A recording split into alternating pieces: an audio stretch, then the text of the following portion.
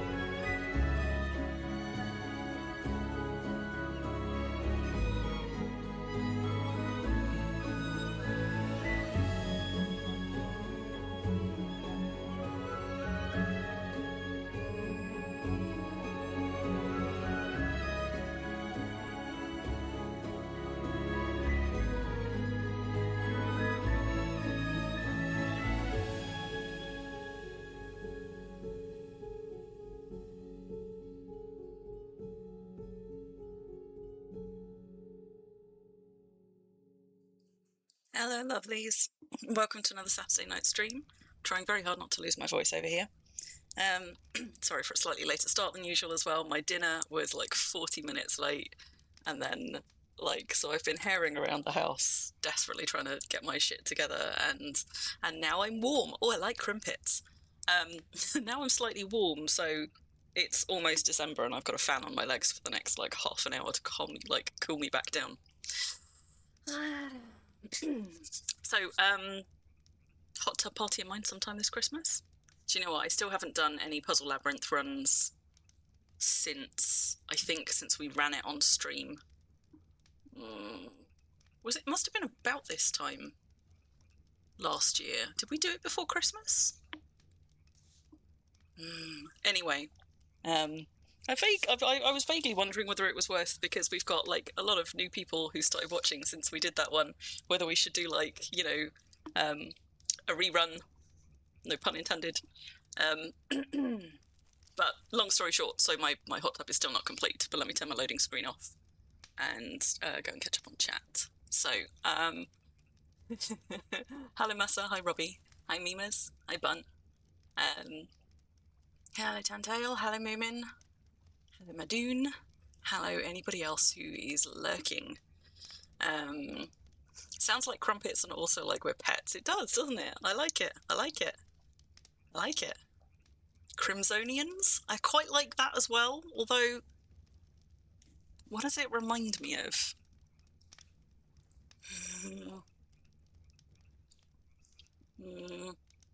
I suppose it's because it makes us sound antique. But you know what? That makes it good for an archaeology session, right? Because it reminds me of the Smithsonian. That's what it's reminding me of. So for an archaeology stream, or rather a restoration stream, let's be honest, maybe that's a good shout, you know? Yeah, like it's from the medieval era. Always a memer's yes, never a memer's no. Criminal works. Yes, there you go. So criminals also works for this stream. Excellent. I see some other people are also doing some restoration today. It's good. Good. I had a vague notion. I was like, how big is my stash, and should I invite people over to help me do restoration? But because we're not going to get through my whole stash today, but instead what I did was I spent the afternoon sorting my stash. So I haven't covered up any of the piles of shame, and I have definitely lost some frags entirely to decay, because when I was resorting my storage, I found several containers that had a few less frags in than they should have, and also at least one backpack that had just burst entirely, spewing buckets into my LSU full of forgotten frags. So, but before that, I wanted to go and play with some new skins. Tan, you were going to log in. Oh no. Are you poorly as well? Do you know what? I haven't yet got a winter cold, but the person that I live with is currently has been dragged into being involved with a pantomime which is on stage all this week and all next week, and of course it is full of people from all different kind of careers, including some teachers, and full of kids, and those things just become a vector for ills, and they're on performance number 3 now, and already everybody is sniffling, so I'm just being like, stay away from me, because it's going to come for me, and I cannot afford to be ill right now. I just can't. So anyway, you've gotten Bean's lurgy. How's Bean doing though? Is Bean okay? Importantly, I mean, obviously, are you also okay? But you're sniffling, so you're not super. But it's been a while since I've done anything. I think kind of like properly in Bramblehime, and I still haven't tidied up all of my eggs from Easter. This might look, this looks quite tame, right? But the trouble is, all of these are full, barring a couple. I think there's also, yeah, all of those full as well. And there's actually a deceptive number of baskets here, all of which I think are also pretty much full. And I rediscovered my collection of rare supreme and one fantastic egg as I was doing my tidying up today, which were all just hiding in here. So now I've got my rare egg collection in a pet bowl down here where I might actually remember that it exists. Because I did go on a bit of a blitz over Easter, and I've got some of my Easter spoils out on display, although it's not like the final display. It's just I wanted to put them out so I don't forget about them, because ADHD brain means, you know, out of sight, out of mind. So that's hopefully going to be enough to just remind me that I need to do something about it, and at some point I ought to go and refix my original egg displays up here, which are from like last year and the year before. And that was just like the prettiest colours I had, by no means all of them. I still haven't put ceilings up in Bramblehime, so I haven't hung up any of my star lamps from last year, and they're just, I mean, this one will be good for ceilings. And so they're just sitting there in a basket being, you know, vicious looking.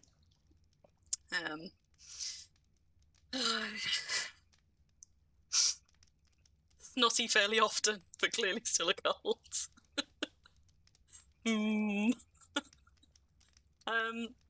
The problem is, though, I designed this, so originally, on Bramblehime, I have rebuilt several of the buildings, because this is the deed that I deeded when I came back to Wem after several years' break, and it started with this building right here. That was the first.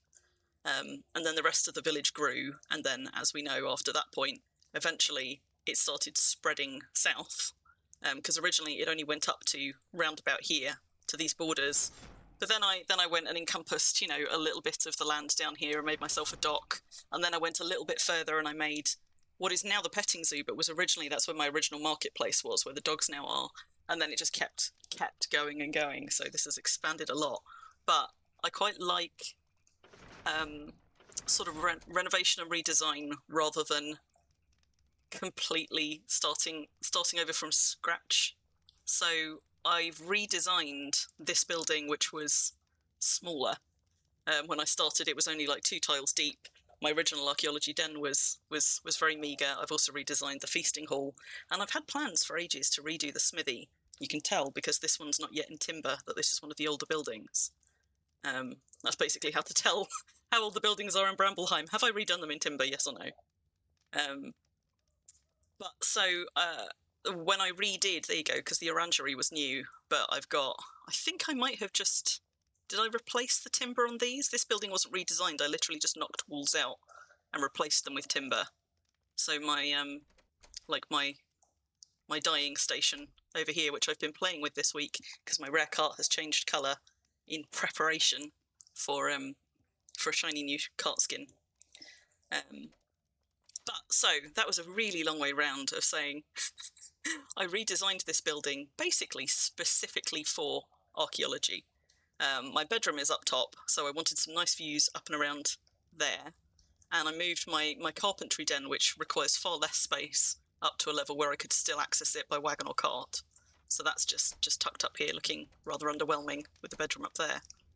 But basically, this room was designed for archaeology with several features in mind. For anybody who's not had a kind of, there's been a couple of times across the streams where I've touched on this, I think, but maybe not for a while. But it was designed with an upper gallery floor in mind, so that I could, as I got rare archaeology statues, start to display them, array them around the room.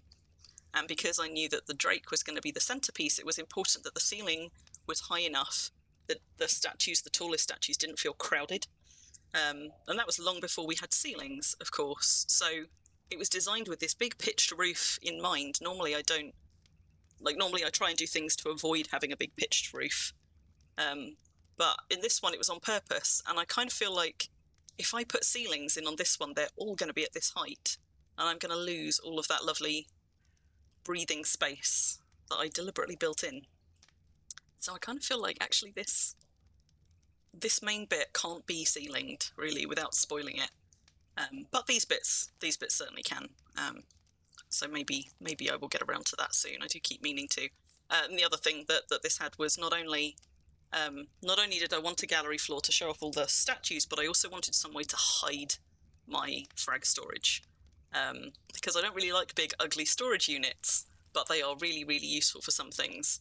And now, of course, I could do this with amphora racks. But what this is actually designed, this archaeology den, in order to get that gallery floor, has got sort of like a secret passage running behind here, which allowed me to have these shelves nested nicely in for all of the archaeology tokens. And then you've got this kind of panelled fireplace where I can select, for example, my Arch LSU, without having to actually look at it, and it just looks like nice panelling. So we've got sort of all of my not in LMC archaeology stuff tucked in here, and sorted in various ways. I've got more kind of storage, like for extra pet bowls and things over here. I was chucking archaeology makes that had a decent, like either a decent array of runes or that were in a decent material in here, but I have to say I've not been very good at doing anything with them, so I should probably just chuck them or sack them or find somebody to give them to. Does anybody want a poorly cast archaeology hatchet, for example? But so we've also got this coffin here for dumping arch creations in. I've got, importantly, an altar here for sacrificing the frags that I do not want, and food nearby, recent addition, but an important one. And most of my archaeology frags that are valuable are actually in LMCs. Not that one, that's my general equipment chest. But they are in LMCs over here, and I started with just the one. I now actually have 3 of them nested here. So, let's have a look. We've got 1, 2, and 3. There we go, 3 LMCs tucked under this table, because I hate the way LMCs look. They're very kind of garish compared to everything else in Worm, and I think they look quite out of place, so I tend to try and hide them under things. And the benefit of tucking them into marble tables, if you've never done that before, is... There we go. So that's what I've got safely in storage, although I have to say some of that only moved into storage today, so there are now damaged frags in there. Poor frags being sacrificed. One of the things I like about tucking LMCs into marble tables is not only do they don't quite fit seamlessly into the legs, but you can more or less tuck them flush kind of with these. So it hides the most part of it. You still got something on the front though, although you can, we discovered on a stream, one of Calvert's streams I think, you can actually attach things to the front of your LMCs. So I suppose I could decorate them, but I feel like that might just draw more attention to them. But also, it allows you to place things on top of your LMCs on this little panel in the middle of the table to protect them from decay. So this is where a lot of my items that I do not want decaying, like for example, my supreme gold carrot, and I've got I've got a ring of ruffle there. I've got all kinds of things. Some got Gollum's shiny food offer. I've got some runes on here, rare runes. So this is where mostly my rare things that are going to decay go, which is a kind of happy side effect of having quite so many LMCs scattered about the place. So that's the setup for my archaeology den. But I'm kind of getting to the point where I really like aspects of this setup, but I'm almost getting the urge to redesign again, and that's trouble right there. So anyway, so that's the archaeology den. I do sack frags. What I tend to do is I sack brick frags, shingle frags, the marble table frags that you get from fishers because they require a ridiculous number. I don't sack lumps, even though I find them kind of a pain in the arse to assemble them all and then sort them all by quality and into the right places. But it takes so many frags to make a brick, and then I've got pockets full of mismatched bricks, and the effort to go all the way down to my warehouse to put 3 slate bricks and 5 pottery bricks and 2 stone bricks, it's just not worth it. So those get sacked.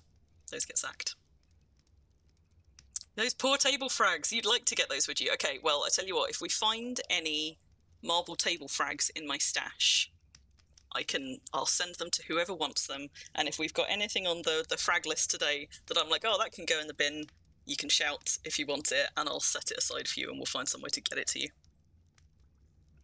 The thing with the marble tables, right, is it's not just they take so many frags, but they're super easy to make once you hit the skill requirement. And I know that a lot of people might not yet be at the skill requirement where they can make them, but before I was able to, I had people come over here and make them for me on 2 different occasions. And in fact, at the manor, I still can't make the round ones, I don't think. So I just got Calvert to come and make us some for the manor.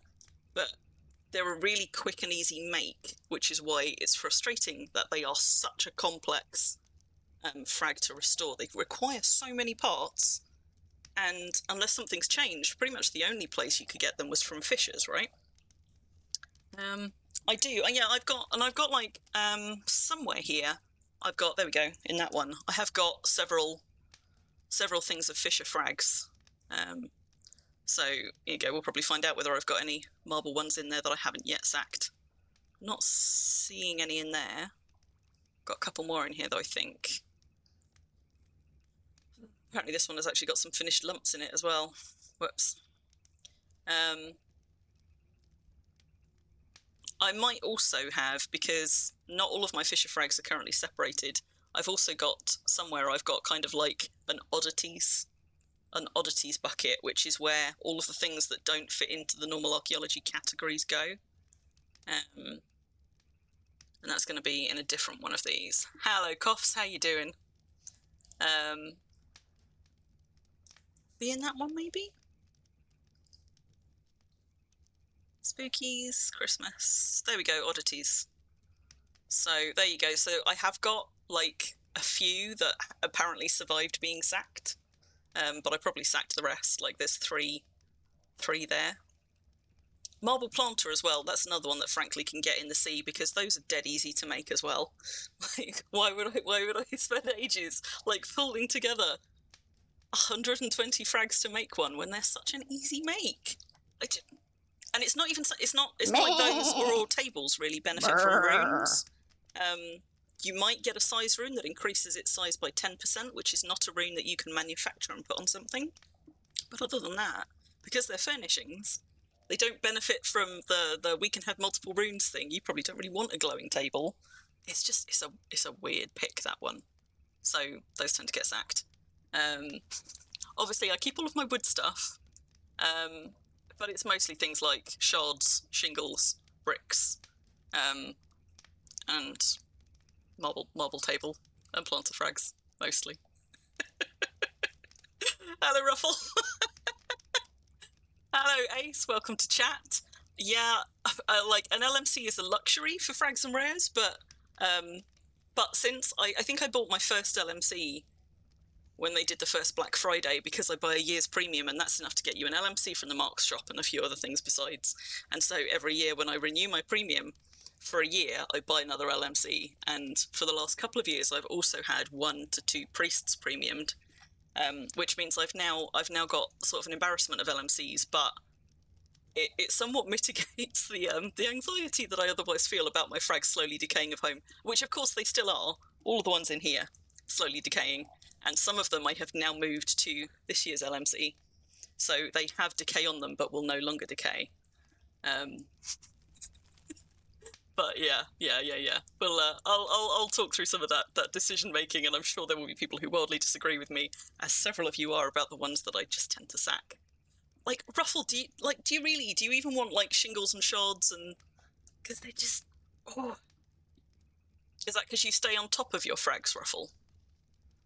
Because like I'm not gonna lie, it would give me nightmares, I think, if let's find the right one. Like I've got quite a lot of rare frags sitting here, waiting for the right thing to finish them with, for example.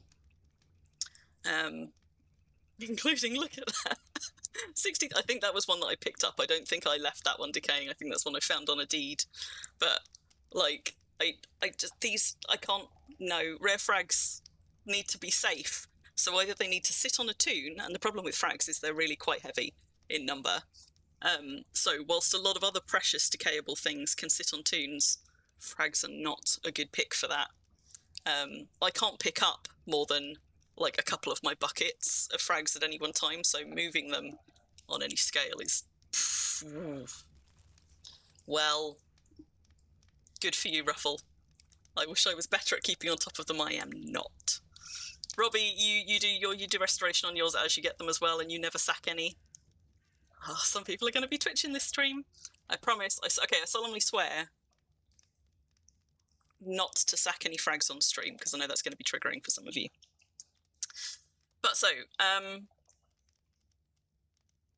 last week, actually, I had, before we knew we were getting a cart skin, I had primped up and switched my cart and my barding over to a nice teal turquoise colour. And then lo and behold, we got a cart skin. And I'm pleased that I went for a colour that works with the brown on the seats, because I'd have been really pissed if I had just switched to a beautiful new colour at great expense. I dyed this 3 times before I found a colour I liked. I tried several different teals and turquoises, so 45 kilos of dye it took till I got one I was happy with, plus the barding. But I'd have been pissed if after all that I had just gone and changed it to a colour that then just I didn't think would work with the new stuff, and I still haven't got around to dyeing these babies. But before I get knee-deep in archaeology and restoration... Oh, I can sack the low-quality shards and metals! Okay, okay. See. So we do sack some. I knew it. Well, my Doon's already got dibs on the Fisher ones, the marble tables and things. But I don't think I sack any other Fisher frags.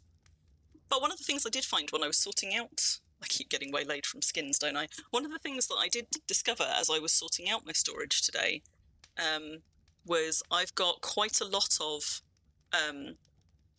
containers that contain, for example, cash frags, where I have chipped them in the container, but I haven't yet sorted them.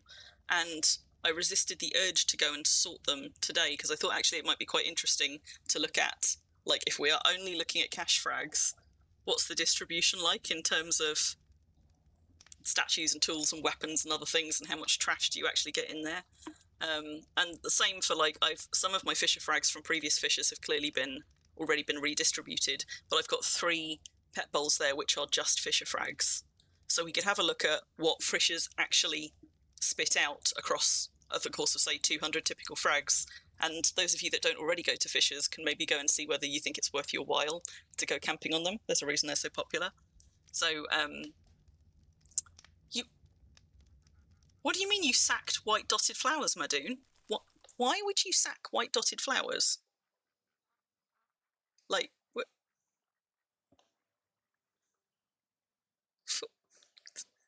did they get you something special, or do you just hate nature? You could have sold them, apart from anything else. See, now that makes me twitch.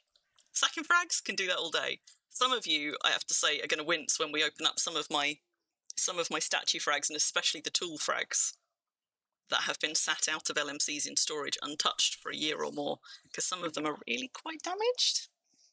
And I know you're not going to like it, but maybe the first thing that we should do today, rather than chipping new frags, is try and restore and combine a bunch of the old ones. I don't know. I'm open to thoughts on that. So if you've got a preference, let me know. But first of all, I want to stick some skins on things. Why would you sack frags? Wait, are you pulling my leg? God damn it. You better be pulling my leg. I think you just wanted to see my face. So there is, I tell you what, let's do a quick news segment because it's not going to make any sense after I've stuck skins on things. So for anybody that isn't in the game right now and might otherwise not be aware, but for everybody who is, you will already know, we're in the middle of the Black Friday sale for Worm. It runs for a week. There's 30% off everything in the Worm online shop. And importantly, for anybody who does things like gets care slot alts or premiums up extra alts for the first time during Christmas for other reasons or for slayings or for whatever, that 30% discount also applies to the new player packages, which are already a pretty significant discount on the main ones. So if you're premiuming up any new toons, and you're also intending to buy yourself any silver, the best value for money for silver buying from the shop is actually with those new player packages. So the Nomad package is the one for 2 months premium without silver. The Homestead package is for 2 months premium with 5 silver or something. But even not during Black Friday, that's still the best way to buy silver in small amounts if you're somebody who buys silver. But during Black Friday, it also has a 30% discount on top, which means that silver, for those of us who are over this side of the world, silver is, I think, about 0.56 euros per silver when bought that way. Whereas I think the cheapest it gets in Black Friday on any of the other bundles is like 0.6999. So if you're buying silver, and you're also buying premium for new toons, which is quite a niche for those of us that don't have care slot alts, I agree. Just bear that in mind. So, yeah, there's a discount off everything in the shop, which is why it's LMC redemption season. There's a new Forge skin in the silver shop, which is free for all premium toons. I've got one of those. I'm going to go stick it on something, because we might as well. That's one of the new skins. I also kind of want to see, it looks like it's probably going to fit quite nicely with the oven skin. Like they look like they're designed to go together. I'm hoping they're also the same height so that you could, for example, if you're somebody who has like a cooking and crafting space, you could put them in that space and they wouldn't look out of place together. So I might also stick an oven skin on my oven here, because I haven't done that yet. We've only done it at the manor, and just see how those work side by side. Madoon, you splurged on a merchant contract. Nice, nice. So yeah, fancy new forge skin free for anybody. A new fancy large cart skin, which has some interesting features, as we've discovered. Those who beat me to putting one on their carts. That one is discounted for this week. Does it keep the brick cut? Yes. Yeah. So it whatever kind of oven or forge you put it on, it will keep the brickwork of the original. And if you put skins on dyed objects, those will retain their colour as well. So when I put the cart skin on this is going to be a teal turquoise colour cart. My rare forges and ovens, I think, are all stone. I don't think I've got any unusual oven or forge types here that are rare. I think they're all just standard stone. So I'll stick one on one of these forges. I'll put one on my rare oven over there. I'm going to stick a skin on this cart, and because they've discounted, let's have a look at the silver shop. They've discounted, hang on a minute. There's also 25 skin reruns in the shop and solar cinder, but I have just remembered I'm still on my WEM news screen. So let's just switch back as I'm running around my deed being like, I'll put it on this one, I'll put it on this one. Thanks, Cuffs. Right, so I've got some rare forges over here. I'm going to put it on one of these. Put a skin on one of those. I've got a rare oven over there that I'll put a skin on. Nobody saw that, right? I will put one on this cart. And I still, do you know, I'm still kind of mad at the cost of this chandelier skin. Where is it? This one. Like, it has always been expensive, and even in the sale, it's still expensive. It wouldn't be as bad if you got a set of them, but that is a lot for one chandelier. But also, I do have a rare metal chandelier, and I think this is the only time is it the only time it's been on sale? They might have put it on sale before, and last time I was like, 10 silver for a single chandelier skin is still too much. I noticed, by the way, that the chair is now 60% off. The chair of shame. So if you too want a chair of shame, you know. Hello, Vulcan. You everywhere. The chandelier is stupid expensive for what it is, right? I don't know why it wasn't a pack or why it wasn't cheaper for what it is, but I have now got a rare chandelier, a rare metal chandelier sitting there. I didn't have one previously, so I wasn't even tempted, but now I'm tempted, so we might get one of those, even though I still think it's stupid expensive, just because I don't think I've actually seen one up close. And I kind of want to. Thank you for the resub, Massa. Get you everywhere. Never going to buy the chair. Yeah. I bought one when it first came out. I sort of bought one out, like I was having a big debate with somebody at the time when it came out about how ridiculous it was and how ridiculously expensive it was, and why wasn't it sold in a set. And what that culminated in me doing was being like, look, fuck it, I've got a rare chair to put one on. Let's just see. Maybe it's better in the flesh. It wasn't. It's quite a nice chair. It's just not 12 silver nice, you know? Like, I think 12 silver even for a set of 4 would take some persuading for some people, but that would be miles better. But there you go. Remember where it all went wrong. This is the chair of shame. You too can have a chair of shame, if you so wish, for 4 silver now in the shop. You bought one of the wheel chandeliers when it first came out, Vulcan. Oh, the cost of it for a chandelier cover. But you know what? Having waffled all of that, we are going to buy one. Let's buy one. Let's see, and then we can debate whether or not we feel it's worth it. And I know that skins are a bit of a controversial one. I'm, like, as you know, I do tend to buy skins. I don't tend to buy them in massive quantities, but I like to have, like, I like to have something of everything in the game that I can reasonably have So FOMO leads me to buy skins, but also I appreciate that it is a model of bringing in revenue for the game, and I throw money at this game because I love it and I want it to continue. And even if I'm not too thrilled about lining sort of GCG's pockets, there are devs and team players here who are paid for the roles that they do in the game, and their wages also have to come from somewhere. And so I'm not like I saw there was a thread on the forum about how much you're spending this Black Friday, and a few people engaging in good faith, and quite a lot of people being like, nothing, absolutely nothing. I'm self-sufficient, and good. It's good for people who are self-sufficient. Even if you're self-sufficient, though, if you can afford to and you love this game, why wouldn't you throw a little bit extra their way? So that's my take on skins. Like, I don't love them. I wish that every time we got a new skin, particularly something that was radically different, we got a craftable basic version of that different thing, like the rose trellis, for example, which, don't get me wrong, I love, but could we not have had a craftable arch trellis and then a skin that gave you a fancier version of it if you wanted? That's all I want. That, and for skins where you have multiple of an item to reasonably be sold in packages, like the gift box ones are. Just do that for lamps and chairs. That would mitigate a load of it.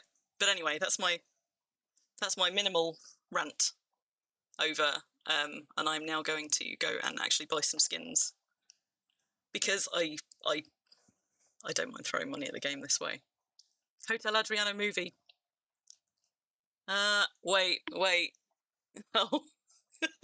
I see. That's why you want those skins. Well, the thing is, that chair reminds me of like chairs that were around when I was younger, but it doesn't seem quite fancy enough for a single skin for a single chair, let alone for that cost.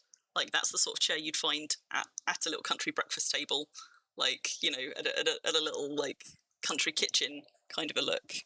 And it's just the cost of it, I think, that was the problem for people, not the design. So, having said all of that, right, let's just suck it up. I've already had my Thunder Forge, so can't redeem that one again. See, already purchased. But let's have one of these. And I did buy myself a Solar Cinder. I'm kind of pissed that it wasn't clear up front that you can't make campfires with these. I suppose because I was thinking you could use them on wood scrap to make a campfire, but I don't think you can. I think they are not campfireable, but still, I do hate having to go and scrounge up kindling from somewhere all the time. Hello, taking names. Jousting Helm takes you back. What was your first job taking names? we needs to know.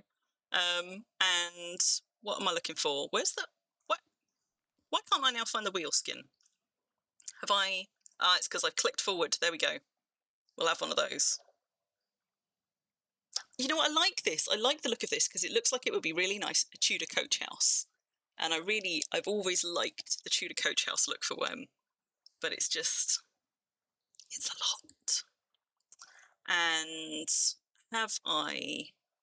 I might have, because I've already redeemed my forge skin for Crim. What I might do is just log Eshri on and get her to hand one over, because I've probably stashed Crim's away somewhere for safekeeping.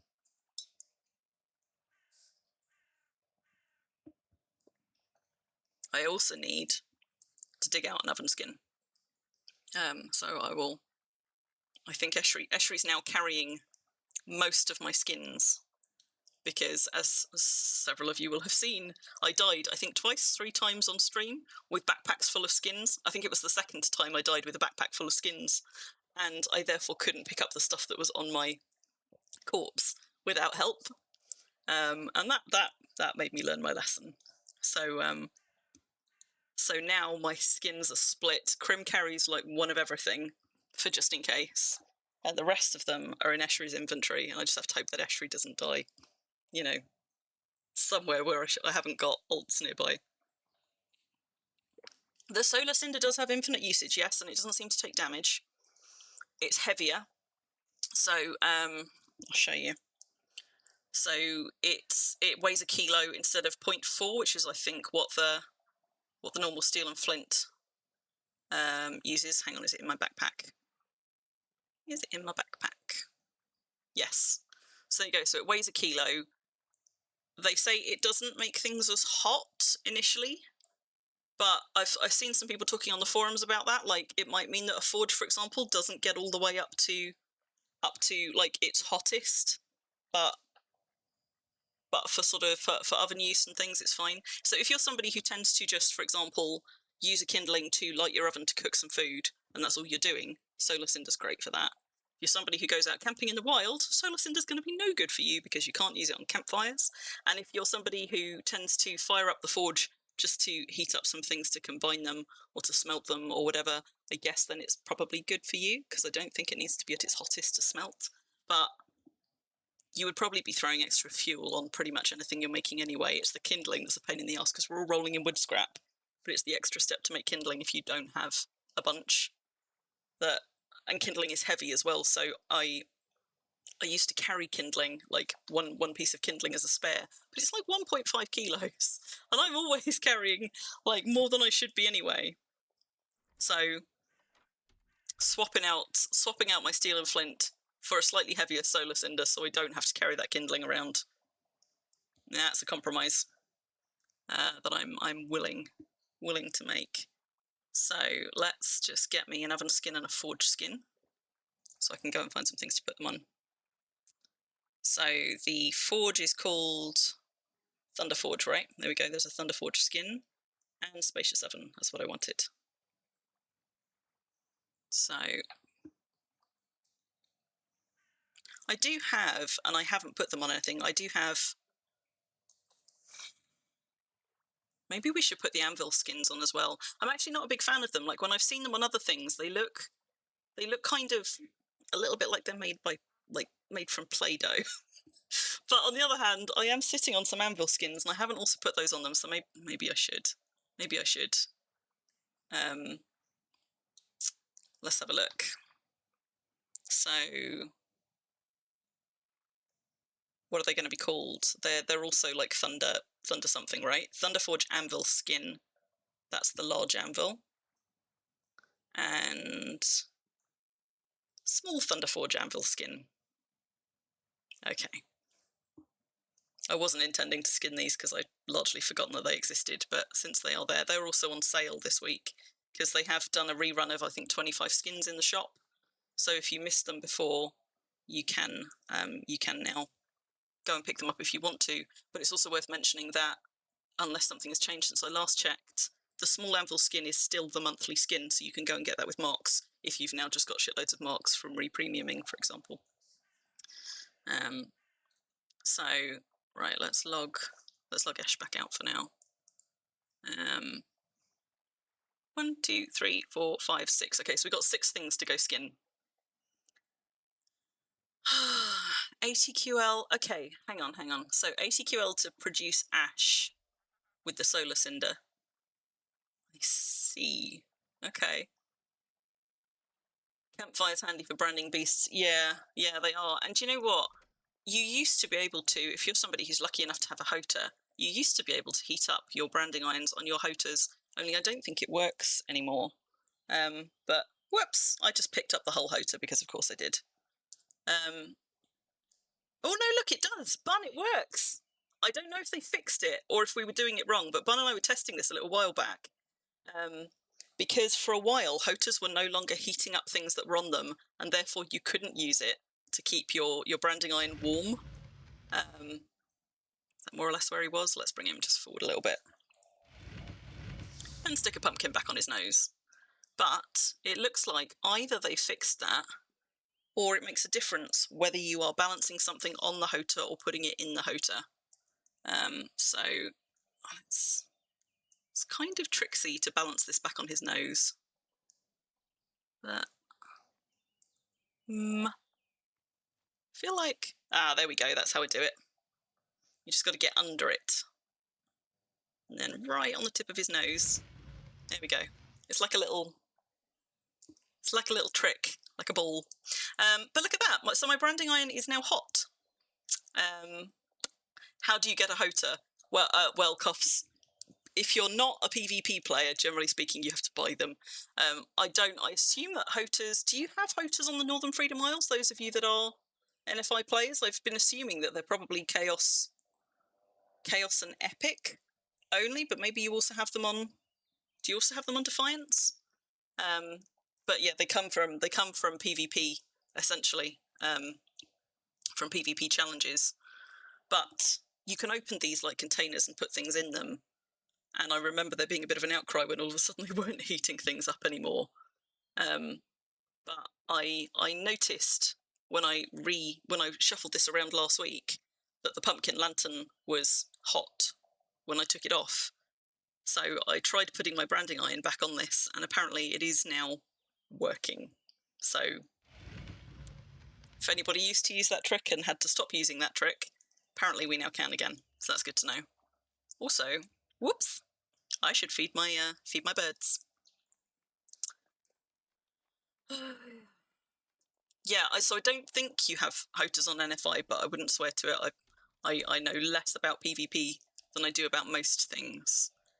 So I have got a rare oven. In order to look at it side by side with the forge, I am going to have to move it. It's probably worth it. It's not, in fairness, all the things in this kitchen, that oven in the corner is about the only thing that isn't nested with a bunch of other items. So that's probably quite safe to move.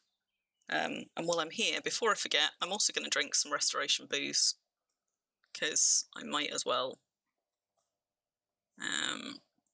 This is my trick for keeping all of your booze handy, because unfermented moonshine does not need to be sealed. And a spirit cottage can hold up to up to 100 items. I think it probably can't hold that many of these. It probably does have an upper capacity, but I'm storing shitloads of booze in here in open containers, and it's really nice and small. Like it's my little booze cabinet tucked into the oven. You get very jealous watching scout videos and seeing all the PvP deco. Yeah. Like there's some beautiful stuff that's come out of Chaos. So restoration we want. I guess we might as well have repair, because I'm going to be repairing my tools, if nothing else. Somewhere here, there we go.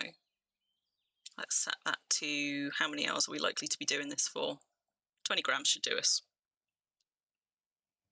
So 20 grams of that one. 4 hours and 48 minutes. Pretty good. And let's have restoration as well. You can tell I'm somebody who doesn't pay attention to my skill ticks, because despite having 97-something archaeology, am I also going to be getting archaeology skill whilst I'm doing restoration? Do you get archaeology from combining, or do you only get restoration from that? I don't. I pay so little attention, I don't actually know. Yeah, see, mailbox for your moonshine collection. Just obviously don't make it your main mailbox, or better yet, don't enchant it at all. This is not enchanted. This is just here as a fancy bit of furniture that just tucks quite neatly into my oven. I was tempted to have another one on the other side for other things, but I haven't figured out what else I put in it yet. Although I think I am kind of almost out of capacity for booze in here, but that's where my booze lives.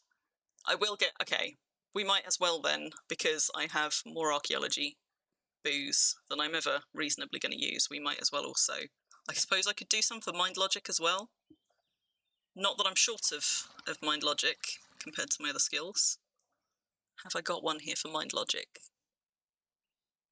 Probably. Maybe I don't. Hang on. Mind. I've got mind speed. Maybe I was like, why would I need mind logic? I've got so much of it. Oh no. There we go. I have got mind logic right there. Clearly not. Let's have some of that as well. So drinking it in this small an amount, like I've got what, 12 seconds left, like 2.28 alcohol power. By the time I actually come to do any skilling, there's no alcohol in my system. So it really does just go for forever, and like with no real side effects. Okay, So, but I am actually going to move this and refit it back into my kitchen later, because I'm going to move this temporarily over to the smithy. Clearly placing it was not the fastest way to do it. It'll do. Saves me going and getting a wagon though, because I want to see the oven skin and the forge skin side by side to see how well they work together. Of course, what I went in there to do was not to get my oven and was not to get my booze. It was actually to feed the birds, wasn't it? So I'm just going to go do that. Grasshopper brain. Whoops. Let's find something to feed the birds.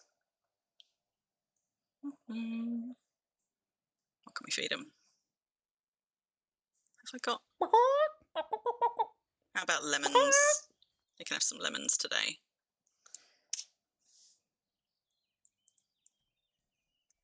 Chuck, chuck, chuck. So let's put some food in for the big birds and the babby birds. I brought home some extra. Pom was quite generous with the passives at the Lunar Long, so we've got some extra. We've got Jimmy Fowlin and a Jennifer Lopez there waiting to be cared for. We got a few sheep and a few cows. Queenie's diseased. Just log Escherian and go and do a humid drizzle. Obviously the champs do not come from there, but if only you live next door to somebody who could help with that. I mean, the nice thing about having somebody who makes moonshine is if you've got a big stash of moonshine, of any moonshine, of like base affinity moonshine, if Madoon can help you fill out the skills that you have a little bit of moonshine in, you can then top it up with any other moonshine you've got. So as long as the first liquid in the container is the affinity moonshine you want to keep, adding other moonshine to it won't mess with the affinity. It retains the affinity of that little bit that you've got.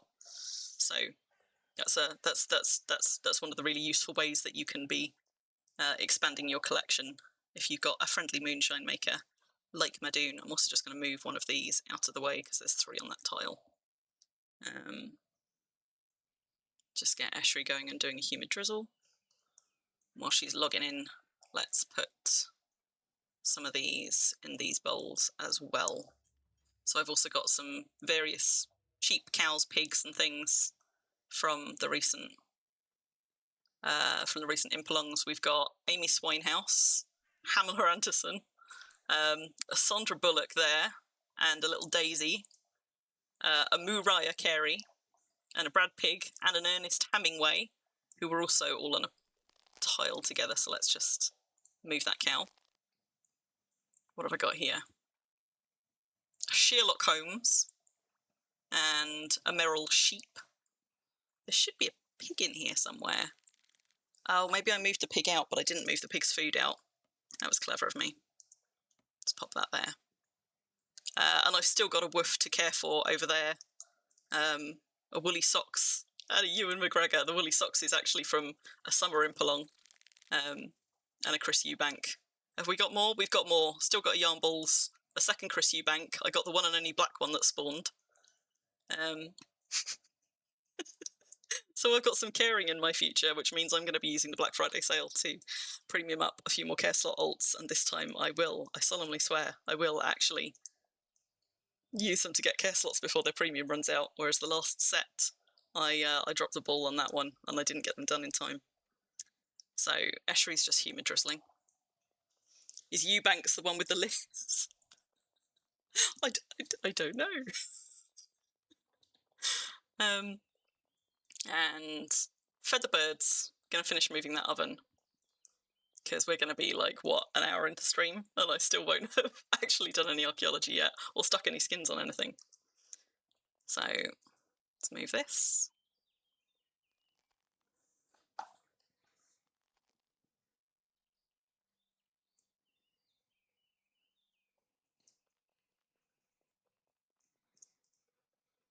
Do you think an open fireplace is going to be the next thing we get a skin for? The thing is, the open fireplace is already pretty fancy looking, right? Whereas the forge and the oven are pretty Like, they're not exactly pretty. So they were definitely in need of skins. I'm still surprised in a way that we haven't got any sign of something like a ship skin. But we have only recently moved on to vehicle skins, so...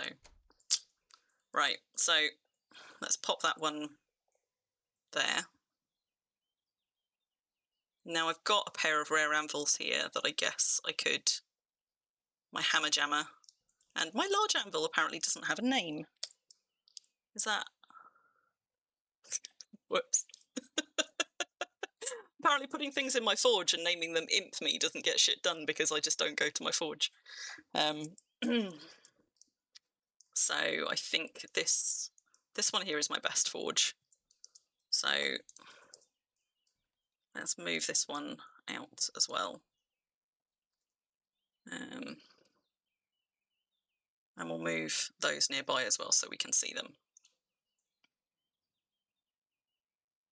So we've got a rare small one there and a rare big one there, and that's 4 of the 6 things we're going to skin. All of these are just the basic, like the basic model. These are just a basic stone oven and a stone forge. So forge skin first. This is the one that's free to any premium players. You have to be on the same tile. Do you really? Okay. I suppose that's because normally for skins, to apply skins to things, you have to be holding it in your inventory. Or do you? I feel like you do, and obviously you can't for things that you can't pick up. So maybe that's the compromise. Okay, so that's our new forge skin. Which looks like it also has a shorter chimney, which is welcome because these ones stick up through roofs. So I'm going to move that one back out in a minute, but let's just have a look at it in a single story building up against the roof and see how much it sticks through. Do you still get a small chimney poking through the roof? No. So there you go, in a single story building, the new forge won't breach the roof at all. And it's a similar width, it's just that because the bellows doesn't have this stone bit here, it doesn't actually take up a bigger space by the looks of it. It's just that you've kind of got this reclaimed space under it, which looks like it would be about the right height, for example, to stick a wooden altar under, if you're somebody who also sometimes needs to sack things like, say, scrap metal by your forge. Okay, so that's the new forge one. Let's try it alongside an oven skin. I quite like, having just seen it as I'm rotating it, I quite like that sort of step down brickwork on the side. I think that's quite nice, this here. But looking at this this space here, this does look like it was designed to work with the oven one that they brought out recently. So let's apply one of those and see. Also, this bellows does look very clean. Like, I like this. I mean, I don't mean clean as in not sooty, it does. But also, I mean, I like that. I think that's... It looks like nice woodworking, is I suppose what I'm saying.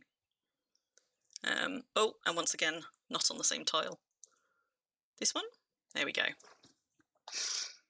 And spare frags. Yes, but not by the forge masser.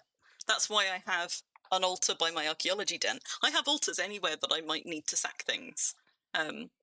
Most places that I might need to sack things. Like, I don't have one, and I probably should, in my carpentry den, except I don't actually tend to do carpentry in my carpentry den. I have a building box, and I take my building box to wherever I want to build things, and I build them there. Okay, so I think they are, in fact, the same height, which is what I was hoping they would be. So let's just move these over a second. And they've also got this, which we could see from the pictures, this same kind of brickwork on the lower surround. So they do sort of look like they're meant to go together. It's a shame, in a way, that the logs, like the ornamentation, if you like, is on the left side of the both of them, because it means that you can't, for example, put them side by side. Hang hang on, let's just move that out of the way and then place it back again. It means that you can't, for example, put them side by side without losing some of this stuff, like the coal scuttle is on the corner here rather than on the front, which means if you then place something flush with it, you're going to get your bellows sticking through the side of your... Oh, that was exciting.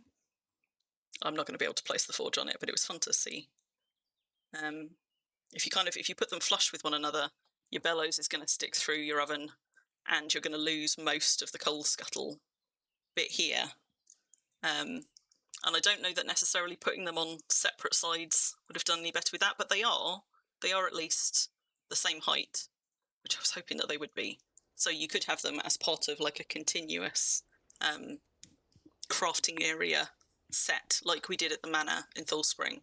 We had to size room down cupboards to make a work surface that aligned with the oven, but it is doable. And you'd have the same problem putting this on the other side, because then you'd lose your logs, but at least having them... What do you mean the floor's in the way? What? I'm just going to move this one here for a second. Move this one over. I think if you want to put them side by side, you're going to have to put them that way around, and you're just going to have to lose the logs, because losing the little logs by the side, it doesn't feel like you lose much in terms of decoration by taking the logs out of the equation, but also then there's nothing, I think, that clips out of the forge and looks kind of ugly and out of place. So you lose your logs, but you don't really lose much by them. The hammer over here just tucks nicely here. You need to just do a little bit of careful positioning to stop this Z fighting happening here, because you do get a weird little bit of overlap. In the manor, I just ended up placing things on the surface to try and cut that down. It's relatively minimal, but you have got this sort of weird bit where it cuts this way here, but that way there. But that's the sort of thing that you can cover up. Is that one also straight? It looks to me like they're not... That's not just me, right? It looks like one is tilted ever so slightly more than the other, but maybe that's just perspective. No, maybe they're lined up. So there you go. They sit quite nicely side by side, and actually this is also quite a nice... This is a place where they could have clipped into one another in an ugly way, but the forge has got a little outward lip on the hood, whereas the oven slants in the opposite direction, so those sit quite nicely, pretty flush against one another. And then you've got your bellows off to the side. You can't quite tuck an anvil under the bellows though, but as I say, I reckon you could probably tuck something like a wooden altar under there or something. Trapped your bellows in the door. So there you go. That's what those two look like side by side. This one is got a placeable shelf because we've placed things all over it in the manor. You can also place things on these little knobs, and I think you can also place them up on top here. I'm kind of inclined to see which of these are placeable surfaces. What have we got that we can place? Well, forge isn't lit, so presumably this is a placeable surface, although that's strange. Look at that. It's because it's trying to... There's a lip there and you can place it on either. But it is a placeable surface. This is... Because this is a bar rather than a shelf, I'm guessing that there actually isn't any kind of like upper placeable stuff here, and there's no flat space on the top. So I think it's probably just going to be here. Which means... Although, look, that looks like a placeable surface just there, that lip on the front. Because you can place things in this hole just here on the oven. You can place things on the shelf and up top. There are less placeable surfaces on the forge, but still a couple. Just don't put anything actually burnable on there. And presumably when lit then, this is going to... Like, we're going to see some glow here or some flames. I guess that's where your flames would be. Whereas the flames are down here in this one. Tell you what, let's find out, because we don't need kindling. If we like that, we'll have a look at what they look like lit. And that one, And there you go, look at that. So you get some glowing embers on your forge, and you get your fire going down here on the oven. It does look a little bit weird, this chimney, I have to say, the way the smoke comes out of it, but it's pretty good, isn't it, Goths? Like, it still feels like...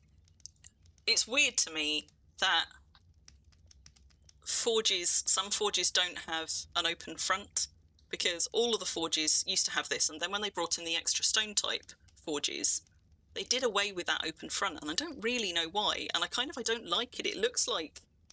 It's almost like they've had their mouth covered up or something.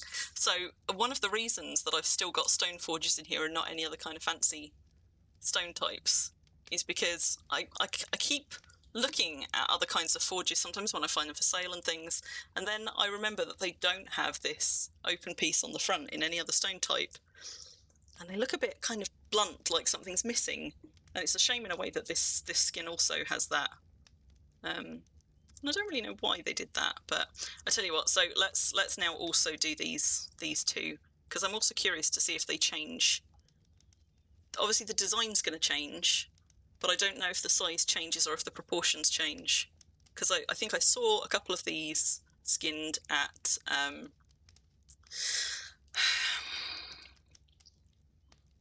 the Rockcliffe Museum gala, but I haven't really seen these skinned except in pictures.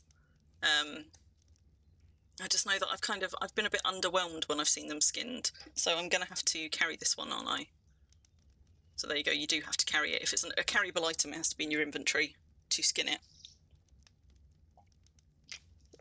That's where you put your BSB. Maybe. I mean, maybe it's because there was nothing in there, but I don't know why they didn't just put logs in there like we have with the oven for it to burn. This can be quite a nice little space to tuck things. Whoops. Okay, so frustratingly, because I have to do it in my inventory, you don't actually get to see it change on the ground, but I've got another large anvil over here that I can stick. She says, have I got another large anvil? Oh, maybe I've moved them. I don't have another large anvil. That looks slightly shorter to me, but I could be wrong. I quite like the slot for the hammer on the front, though. That's quite a nice detail that I hadn't noticed before. And I expected when they announced the forge, and it's called, it's called a Thunder Forge, I was expecting, and I'm kind of glad that it doesn't, I was expecting it to be this darker colour of steel in places, and I guess we've sort of got... Nah, you see, it's not even the same shade there. But also, I was sort of expecting us to have this stamp, this Thunder Forge anvil stamp, also somewhere on the forge itself, and I'm kind of surprised that we don't. Like, I thought they would have stamped the chimney or the back of the forge or something with it so that they look like a set, because they're all named like a set. So that's a strange bit of detailing, like the wood colours don't match the bellows. The metal coloration doesn't really match anything on the forge, and there's not really any unifying features between them, which for skins that appear to be named as a set is strange to me. But anyway, so there we go. So that's one of them. Let's do the small anvil and have a look at that one as well, which is in need of repair.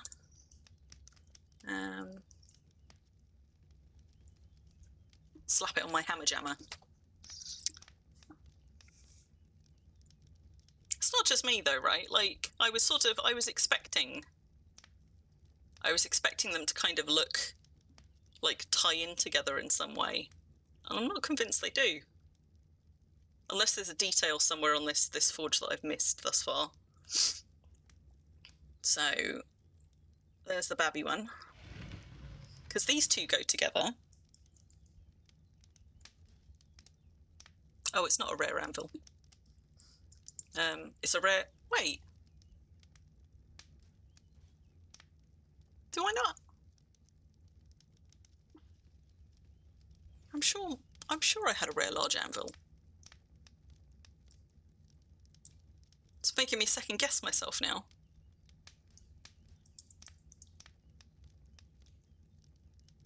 Anyway, rare shine or no. Yeah, you see, this looks... I'm not sure about the shape of this, but the detail on it is nice. I mean, like, it's got nice attention to detail. The patina on the metal's nice. But again, so it's got this kind of like this iron stamping. It's not the same design as that one, but it's similar. And so I was expecting something on the forge that went with it. Not even on the hammer, really, on the forge. Anyway, curiosity satisfied, so let's just tuck that back in there. I'm going to have to find something to go under the bellows now.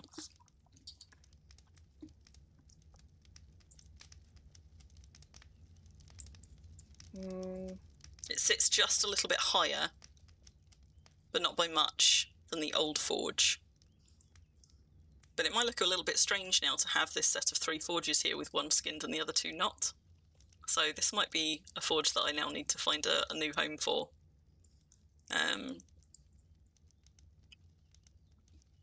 Let's just pop that one over there for now, and I will come back and move it later. You wish the logs were the same under the anvils. Put the skinned one in the middle. I could do. Yeah, I could do. Maybe that would make it better. Oh yeah, I see what you mean. Yeah. Because the bark is much, the bark patterning is much denser on this one. My barrel, maybe my barrel would fit under there. The trouble is, if I put it in the corner, I am going to completely lose the nicer bellows on the side. Barrel doesn't quite fit under there. I could size rune it down, but that feels wrong somehow.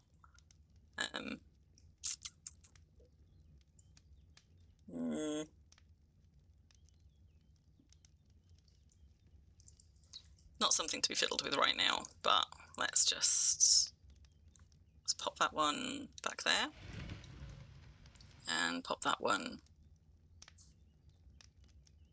back there. Like, for a diddy one, I can't even, like, tuck it nicely in the other one.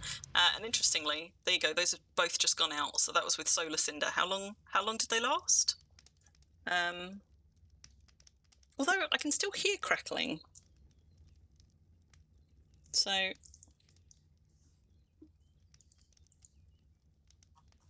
hang on. Oh no, look at that, that's strange, right? I swear it just flashed like the fire went out. Maybe it was just the oven that went out? Yep. No, because the oven's still going. Weird, right? That wasn't just me. I could have sworn that just went out. Maybe it was other lamps going off or coming on. Let's try just popping it in the centre.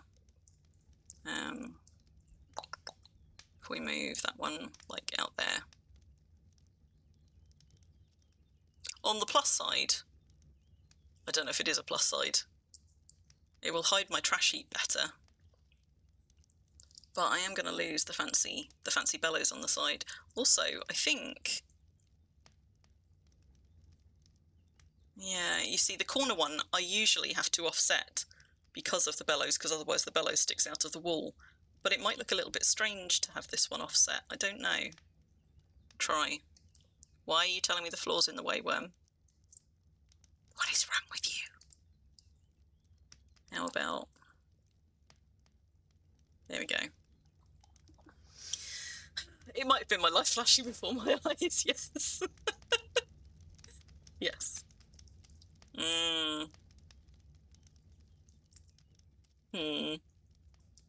Might have to relocate my trash heap. In fairness, I rarely use my trash heap anymore. That can probably just get relocated entirely.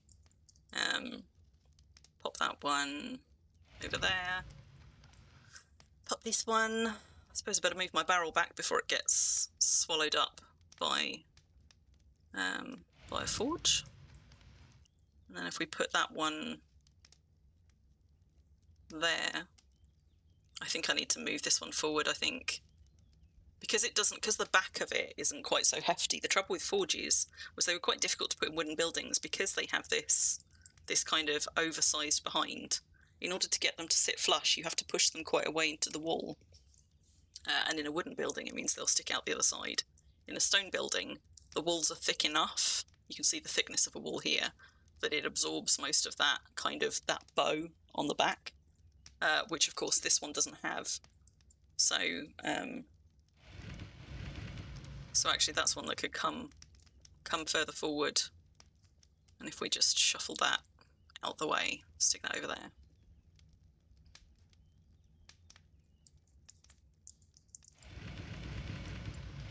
Tell you what, this was a good change, being able to push things straight through doors. I like that. Long overdue. That's not so bad. That's not so bad. The difference in gap between them bothers me a little bit, but, you know, beggars can't be choosers. So we'll stick that one there. And that one, I guess, like there. And that could just tuck into there. So there you go, new forge skin. It certainly does look less, like, chunky. It's it looks like an upgrade, which is what you want from a skin, really, isn't it? I'm baffled that there isn't. Why didn't we get like a metal stamp or something just on the hood? Just something to tie them in together like a set. Just still a little bit baffled that there isn't something more that makes them a set. And if they didn't want them to be a set, they could have just named it something different entirely. Anyway, enough of forges. Let's go Runacart. Skinnercart. I assume it doesn't matter that I've got things hitched to it.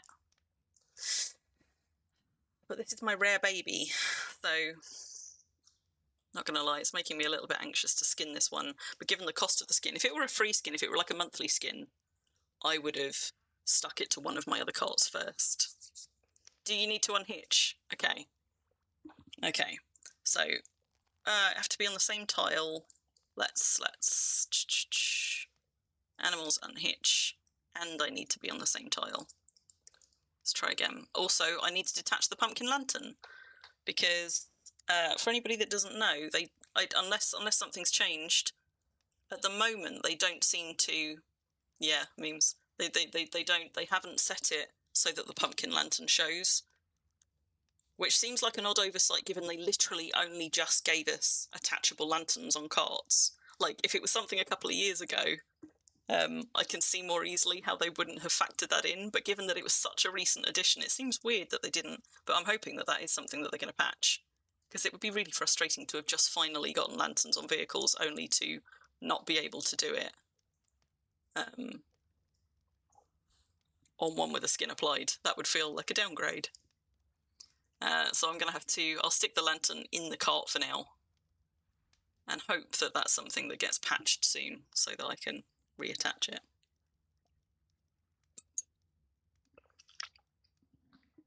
It goes poof? I thought you could just detach it, memes. I know it doesn't show. I mean, it's a little bit sofa-like.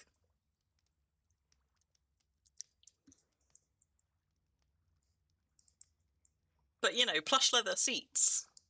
Of course, I'm vegetarian, but never mind. It's sort of. This is a little bit funny, like this decision to have. Is it like, do people on the back actually sit lower? Or is it just a lower backed? Yeah, they do. So you sit a little lower down in the back. I tell you what, I've still got Estuary here. So let's just run Estuary over and sit her in the cart, because the other thing, which I really wanted to see, and since deciding I was going to do this, some people have indeed posted some pictures of it, was what it looks like with tunes in. Because the placement of the passenger, the first passenger with the driver, is a little strange. So we've got Eshri in the passenger seat, as you would expect, on one side of the sofa, but Crim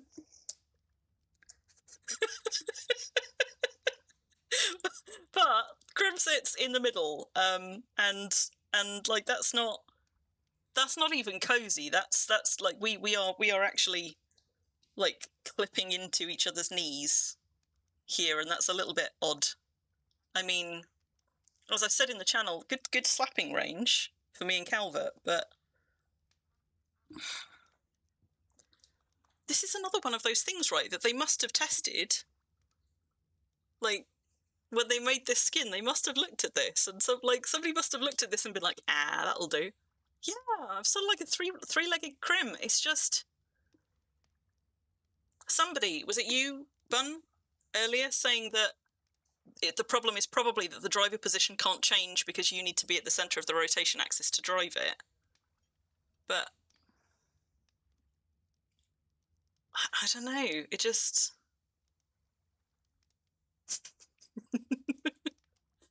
well, that depends. That depends, Bun. But I just sort of, I don't know. It feels like, or this, because this passenger position could be moved over. She's got a few inches of space, and it wouldn't fix it, but it would mitigate it a little bit. Like those couple of inches of overlap, they could have just made it slightly wider at the front if your driver has to be in the middle. I don't know. Because I suppose normally on a cart, you've got one of you in front and then one of you in the front of the back. And like having two up front is nice, but it's really weird distribution. Even if we weren't overlapping, it looks strange, right? To have two seats and two tunes in those seats and one of them just entirely empty. Like there's nothing you can put in this except perhaps the pumpkin lantern when they fix that. Hoping they fix that. So this is odd, and it's also somewhat frustrating that you can't choose to be in a different passenger seat, right? The only way that you can get into the second or third passenger seat is by somebody already being in the first. So you can't even opt to go in one of the other seats to avoid this weirdness. And like, it just looks kind of cozy from the back, but it looks wrong from the front. Having said that, I don't often have a passenger in this cart, except, of course, when Bun and I go out treasure hunting. So maybe they'll have fixed it by the time Bun and I do.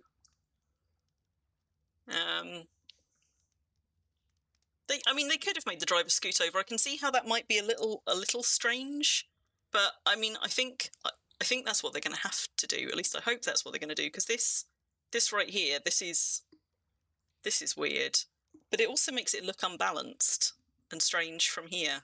Like, quite aside from the fact that I keep bashing her in the tit with the shield, we're overlapping considerably. So it's just a really, really odd choice. It looks weird to have this kind of two-cushioned seat and then be parked right in the middle of it with nothing on this side. I mean, space for a dog there. Maybe I could have my dog in the cart. But, okay, that niggle aside, let me have a look at the rest of it, because having just been quite critical about the seating, I actually do think this is quite a handsome model. And happily, the teal goes quite nicely with the brown. I think if you've got kind of like a golden kind of yellow dye, that might go quite nicely with it as well. And I've seen them on a few undyed carts in natural wood colours, and they look nice in those. It does look, even in wood types that I'm less a fan of, it looks quite fancy. Like the detailing on the wheels and the undercarriage is quite nice. Not entirely sure where the join is there, but that's being picky. But like, you've got these nice little details. Like, you've got this bar on the side, this sort of bracing bar to I guess to climb up into the seat with. Toon's feet do sit nice and flush with the floor. There's so many of the details here which actually are well thought out, and yet the seating arrangement is strange. And I'm somebody who plays in first person, It doesn't have the problem that the sled has where you're looking right up your horse's backsides, but I have to say, they are very close. Like, it feels like any horse moving is going to be kicking those wheels. Look how close they are to the wheels. So it feels like the horses should be further forward than they are. I haven't seen one. Have I seen one in Lingonbury? No, I imagine it would look nice in Lingonbury, though. You get your brown and red. Yeah. It's a nice skin. It's just there's a couple of details that don't quite work for me, and one is the wheel almost impacting the horse's back legs. The big one is this sitting position, and I'm just sort of surprised that the lantern thing was not taken into consideration. This is a nice curve on the front here, though. Like, it is a fancy looking ride. But, I mean, in fairness, the sled has that far worse. So if I suppose what I should do is these horses are actually unhitched, and I'm assuming that it's in the same position. But once I've hitched to the sled, to just show you this one, I will go and hitch them to the cart in case I've just unfairly criticised it, and actually they would be further ahead. The problem with a sled, I mean, there are a few problems with a sled, but one of the problems with the sled is you are literally looking right up your horse's backside, particularly if you have draft horses, which sit a little bit higher. So in a sled, you're really low down, and of course you have this slightly strange and very unladylike sitting position. But sleds are fun all the same, and at least you do, like, you end up all like lined up on a sled. So I guess they all have their issues, but let's just unhitch those and actually hitch them to the cart and see if my critique still stands. So yeah, look at that, they're in exactly the same position. So I'm not very good at, there you go, that's the back passenger seat, that's position 3, and then position 4 will be here, presumably, rather than smack dab in the middle of it.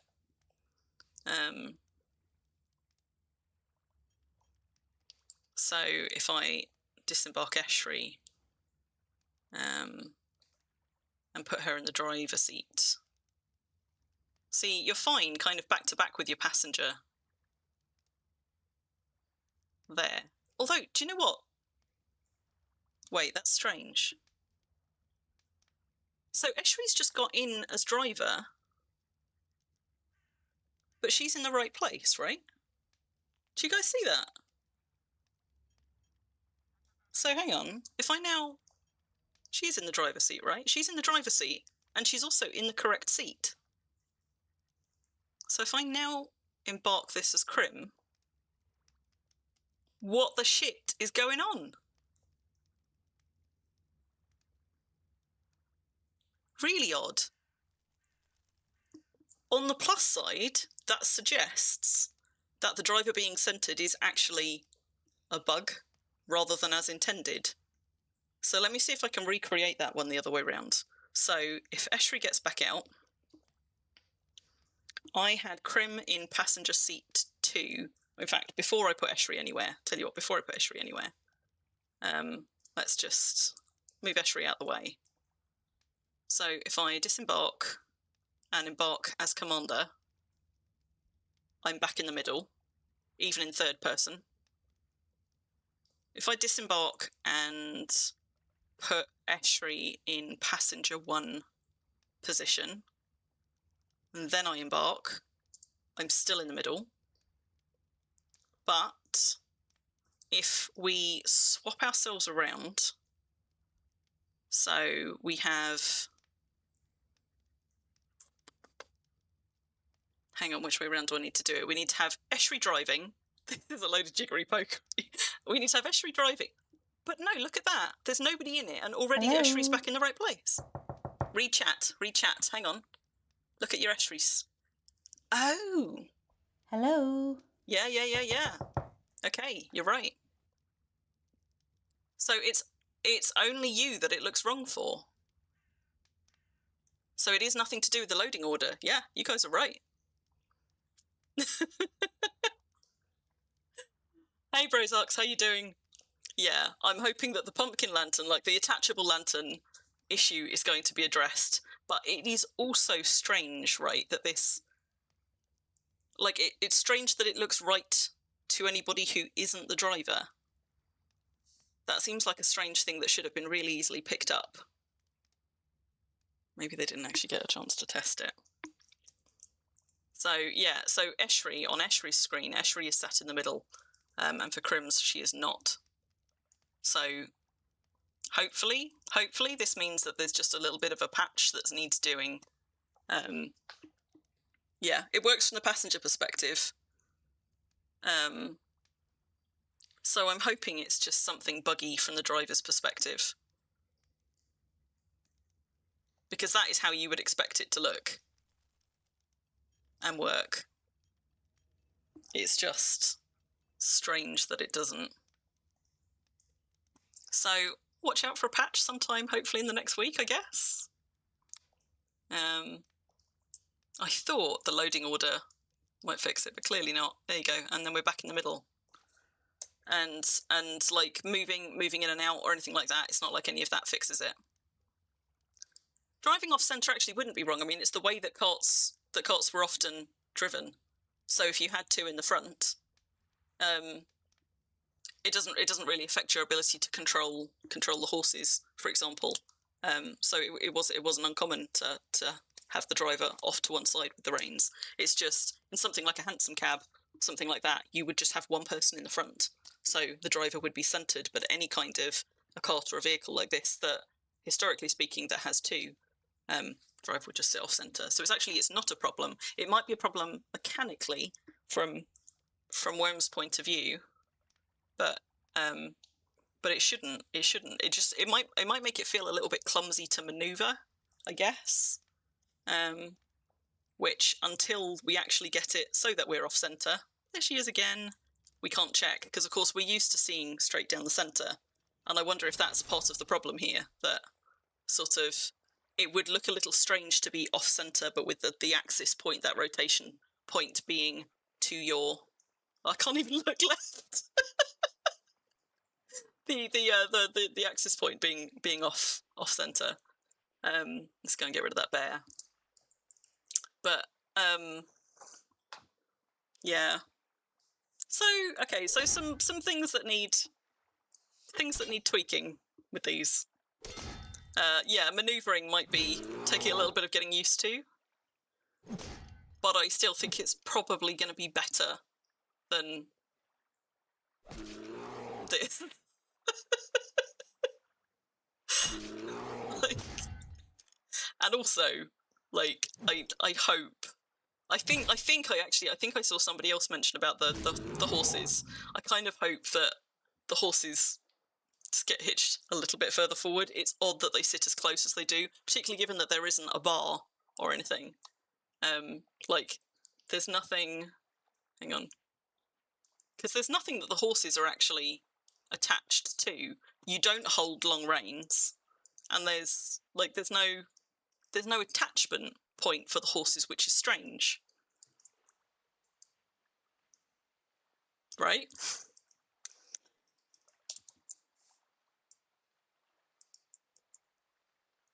But yeah, they should definitely sit further forward, because right here, this horse has got its back leg against the wheel, basically. But it is pretty fancy looking. If they can fix those few bits, I do think it will be a nice addition to the game. It's certainly nice looking. It's just got some teething. Oh my god! It's just got some teething issues, like that, for example, which is super weird. Not to mention the fact that I'm groping my faux priest at the moment, and Hoff sat in her lap. Yes, it was my bear. Sorry, Ruffle. Anyway, yeah, so that's the fancy new cart. Hopefully, in like a week, we'll have bug fixes and then it will all be working as it's meant to. But for now, let's just pop my lantern in it, since I can't pop it on it. And we got one more thing to skin. Something for only worms. No, Calvert in the bucket helm, I might just clip through and, like, you know, end up in the bucket with him. But like I said, good slapping range. Although I'm kind of agreeing with Bun now, having seen it in first person, you can't really, like, you're all elbows. You wouldn't be able to get, like, a proper swing on, would you? So, okay, rare chandelier, and then I am actually going to do some archaeology because we have done none so far this archaeology stream. Let's put my picnic basket back.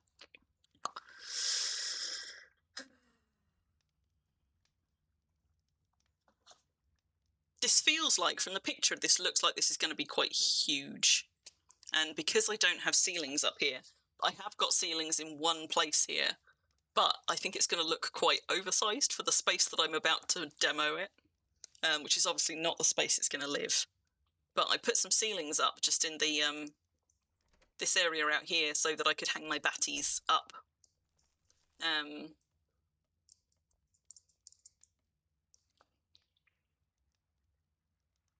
So, do you know what? That is actually smaller than I thought it was going to be. It looks in the picture like it's going to be a much bigger one than it actually is. Which, again, given the price of it, if it were a big statement piece for the middle of a room, it would feel slightly more like it was worth the cost. But that is smaller than I thought. Too close for missiles. Oh, shut your face, Bun. I mean, I like it. It does actually look properly like a wheel, like an upcycled wheel. But I have to say, it's not quite the statement piece that I thought it would be, given the cost. But I like it more, actually, now I see it than I did in the picture. I was pretty underwhelmed in the picture. I still you shush your face. Like, so normally it's 15 silver. I don't 15 silver like it, and not sure a 10 silver like it, to be honest. But I wanted one, and now I've got one. Oh, look, you can look right up the middle. So there you go. So that's what the wheel chandelier looks like. I wish they'd sold them in packs of 4. Yeah, I don't 10 silver like it either, Bun. And I think, again, because it's a little bit like the chair, this is one of those things that you have several of them in a room, right? There aren't many rooms that will be adequately lit by just a single chandelier. And it's very pricey for an item which you would probably want a few of. Like, you might want 2 or 3 of them at least in a room of any size. And you're probably not going to be spending silver on very fancy decorations for a much smaller room than that. Like in a room like this, if I had ceilings, I would want at least 2, maybe 3, if I had them all the way across. Like, one there, one there, one there. I don't know. But I mean, you might be able to size rune it, and to answer our earlier question, you can't size rune hoters, you can't anything rune hoters. I did try, because we've talked on and off about how to get this poor stag to stop having his antlers stuck in the trellis. You can't size rune the hoter down. I have size runed this trellis up, but it's still not quite enough to give it clearance, and I was hoping to rune one down and the other one up to make it fit, and you can't. What I haven't checked, though, since I runed this up, so this has got a plus 5% rune. You can't make a plus 10% size rune. You can only get those through archaeology creation. What I haven't checked is whether increasing its size makes it a better fit for gaps, and it doesn't really. So if you're trying to use it in lieu of a fence, it doesn't really do much to that gap. I think the other one was probably up to about there. I don't actually have another skinned one at the normal size to show you, but it hasn't made that much of a difference if you're trying to use that for sort of fancy entranceways or something in lieu of a gate. And of course I can't now place it over the hoter, but I can do that and push it.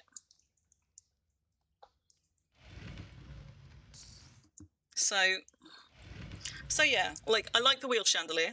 It's nice. It's just not for the price of it. Like, it's the sort of thing that when discounted in the shop, still is overpriced for what it is. And that seems like a shame. And especially, I think, for things that you might want several of. That, and the arch trellis too, to be honest, and the chair, all of those are things that are particularly candidates, more so than most other skins, for I wish they gave us a craftable version and then a skin to make a fancy one. Because, like, if they did that for chairs, for example, if you could make a basic version of that little kitchen chair, and then you could make a fancier one for the head of your table with a skin, that would be quite nice. But then you could at least craft a set of them, and same for the chandeliers. Like, if they had this different kind of style design, and then a fancier upgraded one with a skin, you might then make some of those to use as a centerpiece as part of a set that you could craft the less fancy versions of.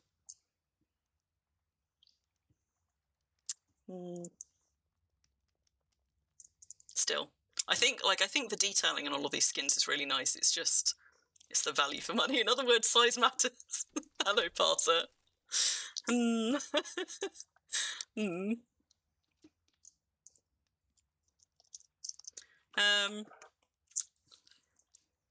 Size matters relative to cost, certainly. But quantity more than size is what matters. Now I'm going to have to find somewhere fancy to put it. On the plus side, the rare shine does look really nice on that. I don't think I've put candles in it, but speaking of minor bugbears that we have, let's just see if I've put candles in it first. You know how they broke flames briefly, and then they bug fixed them? They bug fixed them wrong. Okay, that doesn't have candles in, because for any of you that have got temples, for example, I don't know if you've noticed, but temples, which used to have quite a gentle little flame, now have a bit of a whoosh, and the last time I looked at a temple, it didn't seem to be showing the wind direction anymore, which is a shame. But also, my gold lamps, which we put in at Cair Paravel just a few weeks back, the gold hanging lamp has a really gentle little flame, which I kind of love. But the last time I went past Cair Paravel, since they patched that, they were all like whoosh kind of flames, like the birthday candle kind of whoosh flames. And I don't know if that's been fixed yet, or even if that's going to be fixed. But I feel like in fixing the flames that disappeared elsewhere, they broke some of the other ones that had gentler flames and now all have really flamey flames. What do I need? I need some string and I need some wax. Oh, let's have one of those. Clearly I need to bring some beeswax over here, because my beeswax is over in the kitchen.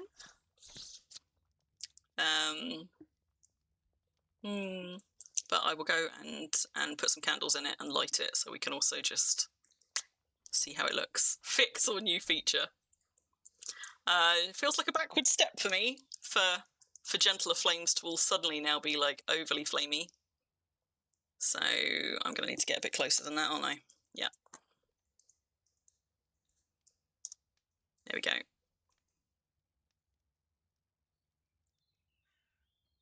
So make ourselves a candle, pop it in, light it. This hasn't taken any damage so far, so here's hoping that it doesn't. And it's an expensive item, the solar cinder, so I'm not going to be the one to leave it out on the side and test whether it takes decay. I imagine it probably does. I don't know how fast. But I have got one because I wanted to see what they look like as a placed item. I have got Eshery's one, a second one, just here, to see if it was something worth investing in for my cabinet of curiosities. Right, let's secure that, fill it, and light it. See? They are also quite flamey. Like, that's scorch marks on your wooden ceilings territory, flamey. No candles are that. It's like a jet of flame.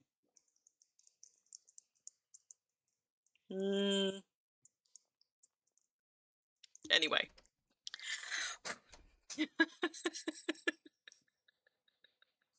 Well, wait. Well, it's not really what? What? I did not make a Cair Paravel. Yes, I did make a. Wait, did you not see that, Parser? We've started making a Cair Paravel in Worm. I mean, and it's Well, it depends what you mean by replica bun.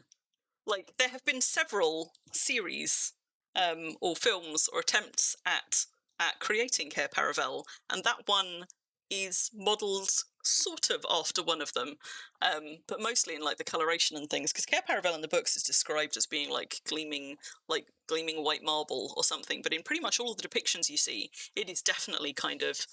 They always do is a sort of like a sandy cream, which is why we did ours in sandstone.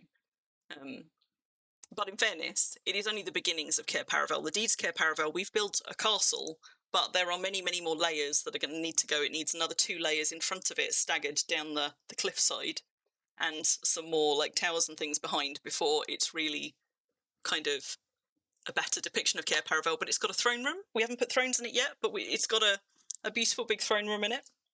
It's not overlooking the Eastern Sea, that's. You also tried a lamp trick that you saw in one of my streams. They patched out the feature where items stayed on the floor even though you destroyed. Wait, what? A lamp trick that you saw in one of my streams. So they patched out the feature where items stayed on the floor when you destroyed them. I don't know what you mean, Massa. Can you explain? What are you talking about? Did I want birthday cake flames? Because that's what I got, Bemis. It is definitely a fire hazard. You shut your face, Bun. I'm about to. I talked about them. I just haven't touched them. Sandy Creek. You know what I mean, though, right? Like, it's usually kind of like almost like a golden marble sort of a colour. Certainly, like the one that I grew up with, the depiction that I grew up with was the BBC TV series from the 90s, which what I think of as like, you know, the true Chronicles of Narnia. But there have been films and things since. Right, okay. I said I was here to do some archaeology. I'm avoiding my own stash. It's time I stopped, I suppose. But I was going to say, but I should go and eat first, except I did bring food here, so. Oh, lockpicking. Good point. Let's just avoid restoration a little bit longer. Can you tell I'm a procrastinator? And do some lockpicking, because I've fallen out of the habit. I was good. For a few days I was doing this religiously, and then I've got. You grew up on the books.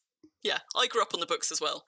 I had a nice box-bound set of the books that I grew up on, and then I got to see them kind of come to life in the BBC TV series. And I have seen the films that followed, but I have to say they haven't really stayed with me. Maybe it's one of those things, just sort of, you know, the first instance you encounter of something that kind of sets it in your mind, in the same way that, you know, everybody who grew up reading Harry Potter and then saw, you know, and then saw the films, and how could you fail to, if you were a Harry Potter fan? It's then very difficult to see the characters the way that you originally imagined them in the book. They just look like those actors now, in your head. And I feel the same way about things like Chronicles of Narnia. However I envisaged it in my head. Where have I lost it? What? Oh, I picked the lock. Well, fuck it, we'll just lock it again. I picked the lock, and I didn't get a skill tick for it. Yeah, however I envisaged it in my head when I read it, it has been replaced by the version that I watched when I was a kid, basically. So that is also the version of Care Paravel that I have in my head. And of course, Care Paravel has these kind of sort of dreamy cylindrical towers. And there is a cylindrical tower. There's a Mulrohan Tower at Care Paravel, the one that we've built on Exodus. But you can't have multiples of those in a small space to give you that kind of turrets look. Broke a lockpick. Got another one lined up. What we're waiting for is for my little timer here to pop up green to tell me that I have got skill for it, because this is one of those annoying skills that you can only gain skill for once every increment of time, and for lockpicking it's 20 minutes? 15?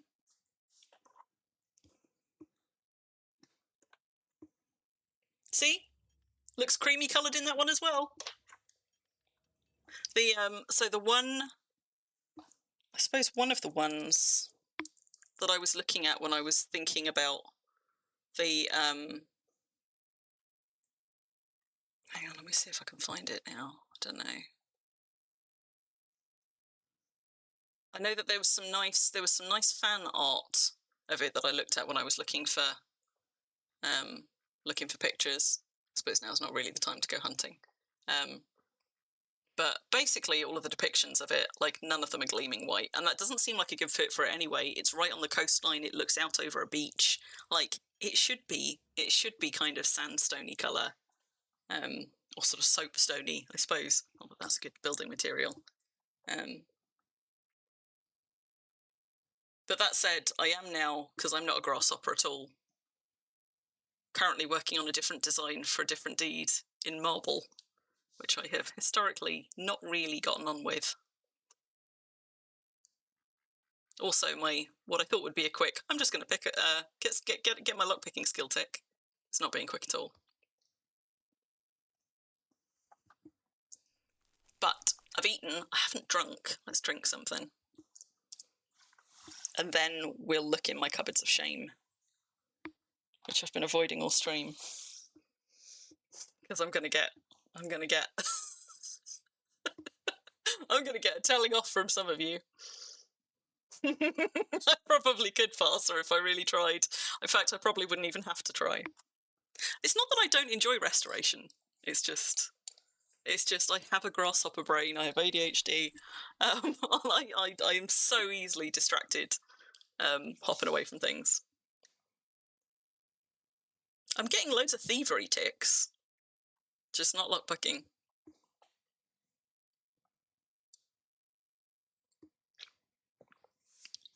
You feel drunk. What's so bad?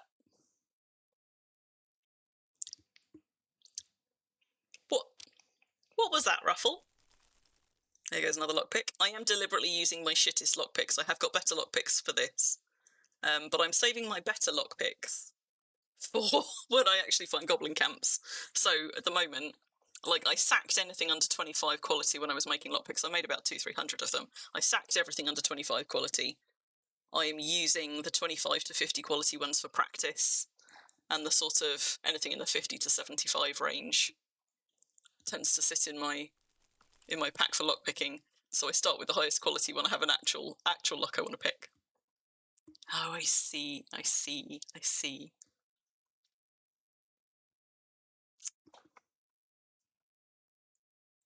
Ooh, there it is. There was my tick. 27.2 lofty heights. Turn my slate bonus back off. Right, okay. Cupboards of shame. Let's do this. So first of all, I need to be over on tab 2 because this is where my brushes and my chisels are. We're going to open... This is the cupboard of shame, really, but some of the cupboard of shame has now also been transferred to these. So let's open up these as well. But I have to be a little bit careful because it's going to get pretty busy on this screen if I'm not careful with quite so many containers. So there's a third one here. That one. So there's a couple of ways that I can go about doing this. The first one, possibly the sensible one, the sensible place to start might be creating some space. But I'll show you the problems first and then we'll decide how best to tackle it. So in LMCs, I've got all my spooky frags, all my Christmas frags. In fact, to tell you what, let's just close these for now so we don't have too much to look at once. So I've got a lot of unchipped spooky frags, for example. I've got unchipped Christmas frags, I think. Hang on, those ones are empty. Have I? Maybe I've now done all my Christmas frags? Not all of them, but most of them. So I haven't got many unchipped Christmas frags. I have got quite a lot of unchipped spooky frags. The way to do it is just to get on with it. Okay, but it's not that straightforward, Madhu, not when you've got as many as I do, and I will explain why.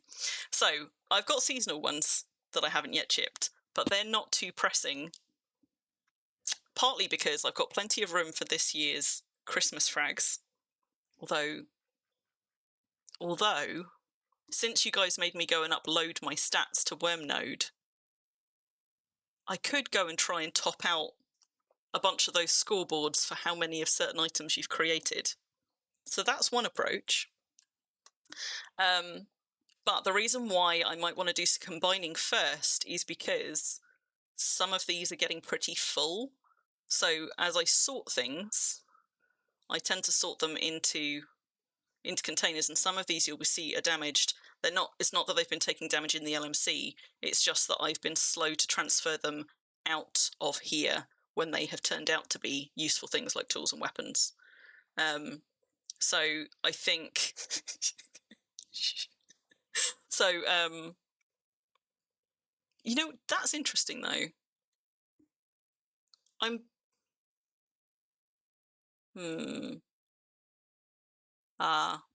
So the fact that this is called a to sort means I think I left this batch of statue frags out of the LMC for about a year in here and didn't realise that they were there, which is why these ones are all looking quite damaged. So I've got some that need sorting for a start.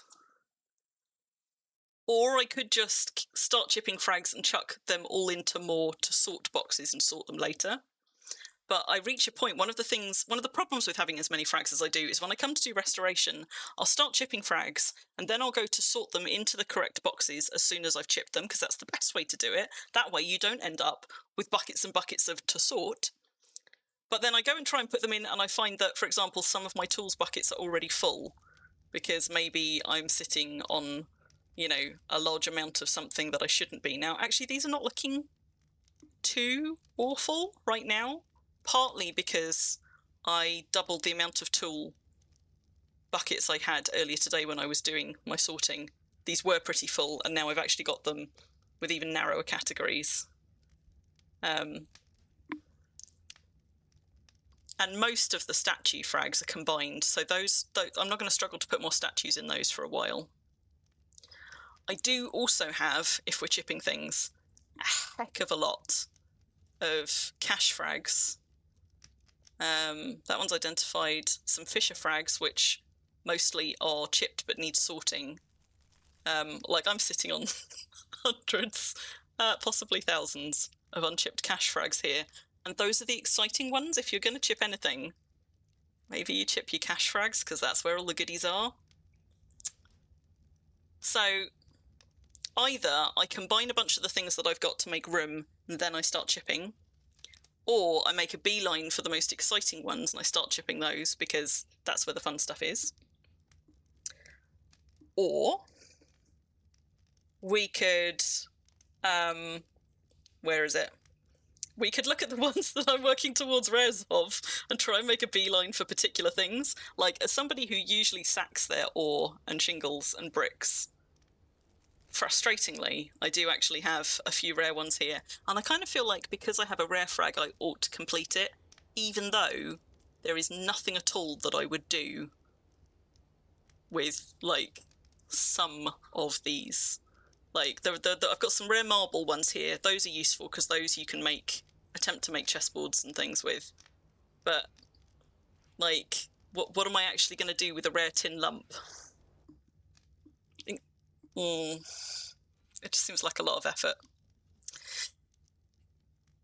So there's that, but that's just what's in the LMCs, because then we have got, if I just close these for a second. Worm newbie, only playing for 11 years, what's a fisher? Parser, it is a Magrenon holy site, and it's the most popular of the holy sites. Each god has two, but the fisher, glowing fisher, it's called, will spit out an archaeology frag at you approximately once an hour, and you don't have to be a follower of Magrenon to catch it. You just have to be a toon with active premium. And one of the reasons it's so good is a fisher both will spit out frags which you can't get anywhere else in archaeology, so frags that don't exist through normal archaeology, but also it spits them out at a quality more or less equivalent to whatever the holy site has been prayed up to, and we tend to pray holy sites up to somewhere between 95 and 100 within a couple of days of them going active, which means if you look at the frags that come out of a fisher, so if I sort this, we'll have them all together. this is the last fissure I went to. This is the frags that it spat out. And if I just do that one again, we've got a lot of very high 90s frags coming out of that fissure. And even though some of them are damaged, that's when the holy site itself is corrupted. It will spit out still a high quality frag, but it will have some damage on it. I don't care about that. But so like the quality of these is overwhelmingly high, like way, way higher than my, you know, like even with 97 archaeology, like I do get frags this high, but the average being this high is ridiculous. But also there are some here that you can't get elsewhere. So for example, let's have a look. So like mortar and pestle, can we now get a mortar and pestle any other way? You get like spoons, forks, mortar and pestle, you can get jewelry. There should be some jewelry frags in here somewhere. There you go, there's a spoon down there. Marble tables and planters, although I wouldn't recommend trying to collect those. Gravestones. So a whole bunch of extra items, which are not in any way kind of game breaking, but which are items that previously we couldn't get multiple runes on, and couldn't get in some of the materials that we can now make them in through archaeology with fissure frags. You sit there for about 2 weeks, Parser, with as many premium tunes as you can be asked to send.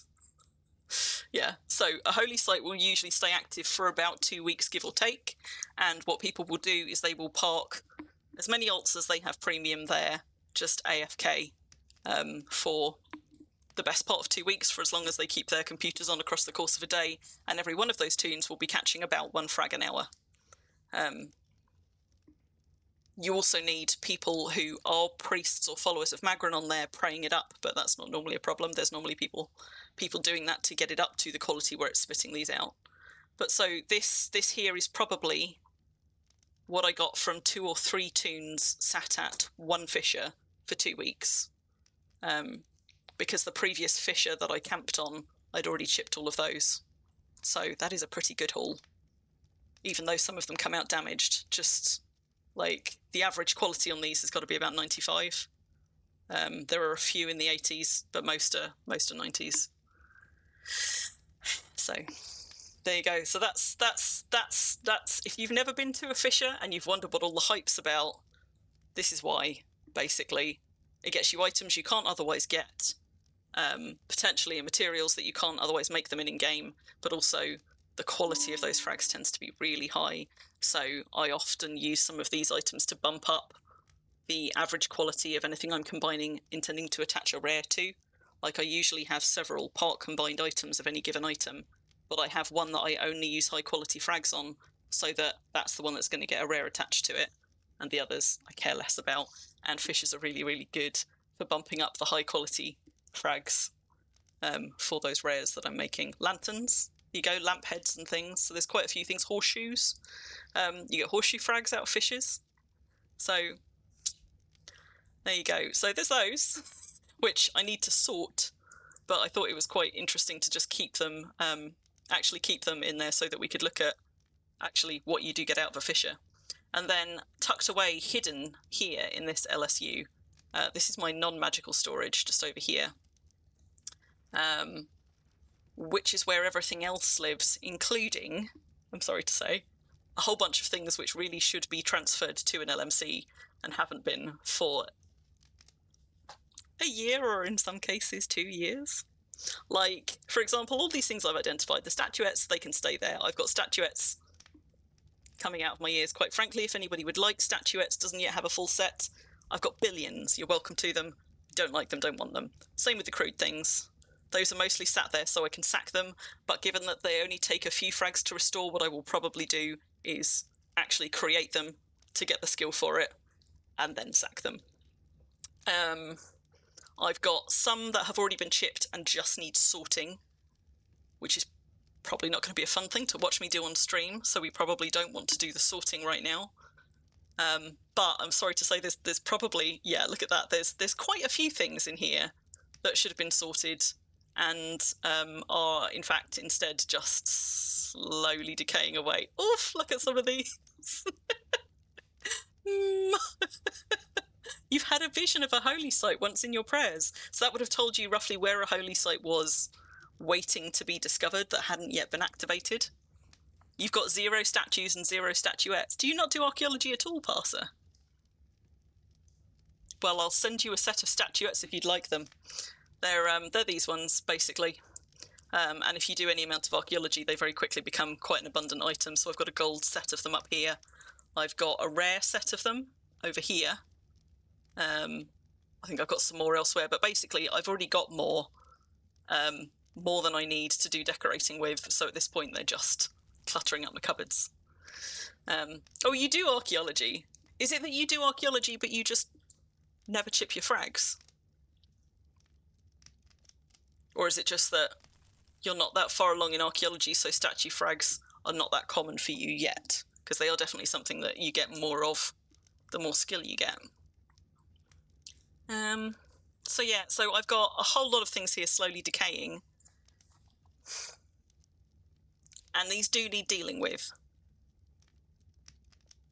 And I don't know that it'd be much fun to watch me deal with these on stream, but I'm conscious that these things are sitting there racking up decay. However, they're not the only things racking up decay, because there's not going to be... There might be some rare rolls in combining those, but if I close all of the to sort ones that I was looking through to see how badly they were damaged, and some identified ones that kind of need combining, I have also got a rack of part identified ones, which means they're down to the type of fragment. I tend to put tools and weapons together, but everything else is sorted separately, including a bunch of metal frags, and some that are down to the metal brush stage, which are usually trash frags. It might be interesting, actually, to just, I tell you what, while I'm waffling,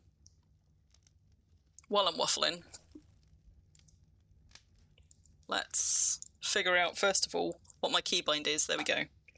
Let's just chip down one of these whilst I'm waffling, because I think... Yes. Magnificent. I think where we've had conversations recently about whether or not to sack metal frags, I don't mean these types of metal frags. I mean metal brush frags. And so I think we might have been talking a little bit at cross purposes there, which is my bad. That's me kind of like making a mistake. These are the ones that, in my experience, usually come out as trash frags. So at the point that I get down to the metal brush stage and they also don't have a subcategory of identification, that normally means that I can just chuck them. But if I just chip a bowl's worth or two, we'll see whether there's anything in there that I would have wanted, because I might still have to eat my words. The unidentified metal ones, those ones I don't sack. Those do turn into useful things sometimes. You'll also notice on my storage that the ones that are part identified are split into low difficulty, high difficulty, and mixed difficulty. And there's a reason for that, to do with skill gain, but I have to say I don't normally bother with that shit.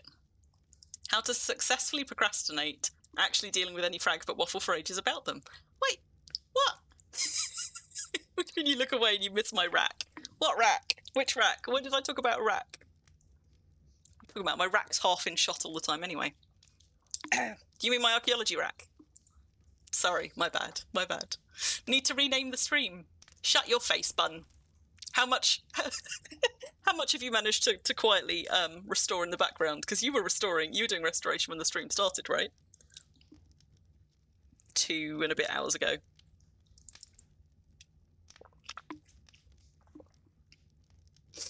You got disconnected from the... Oh no, Ruffle! I got one of those the other day.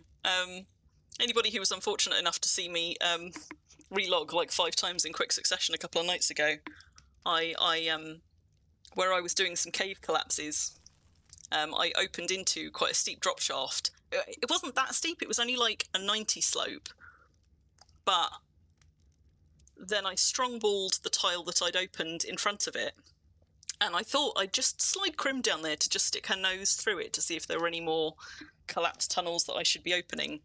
And a 90 slope against a flat wall is sufficient for you to get caught in a teleport loop, so I ended up glitching and the game kept crashing on me. 3? Wait, 3 what? You've...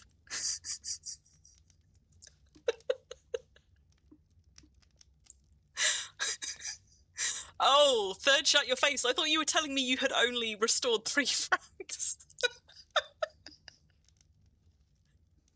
Madoon, if you start now, you probably could get a full saddlebag of frags. Yep. I've started doing things. Yes, worm trampoline. So I don't know what you've just done that on, but I can confirm that a 90 slope is sufficient for you to end up trampolining. And the problem was that the only way that I could stop it booting me like that is you have to actually let your toon log out.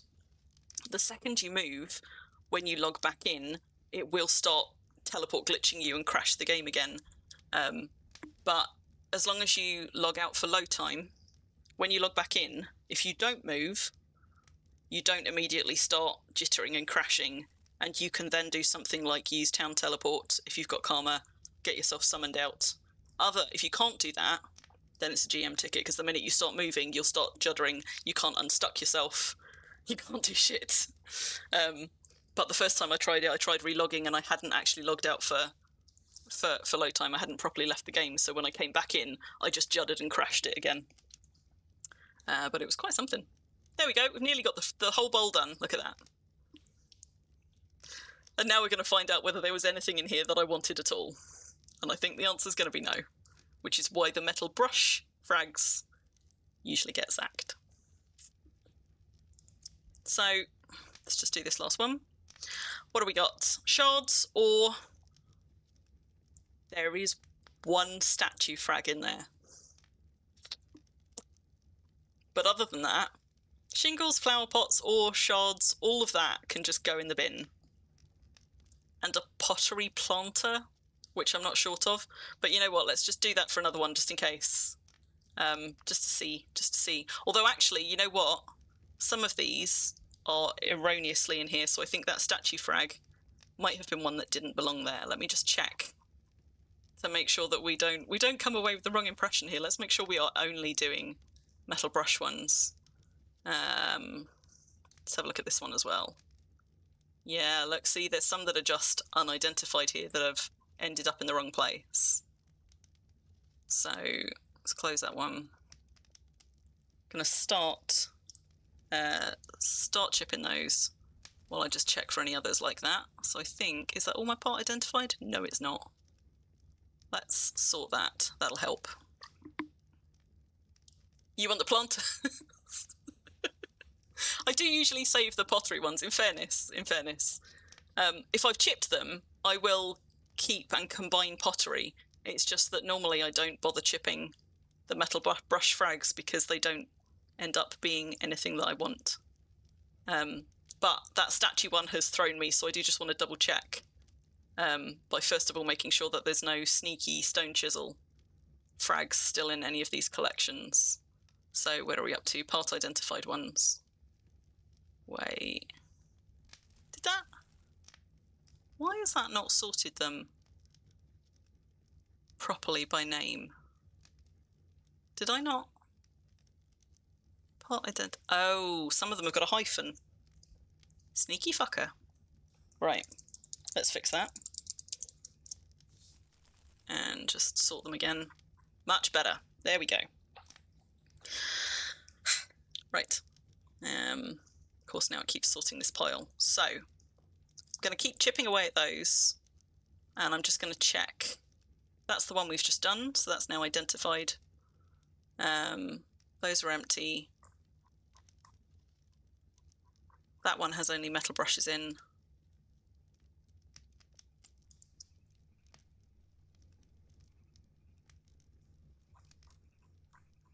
That one has only metal brushes in.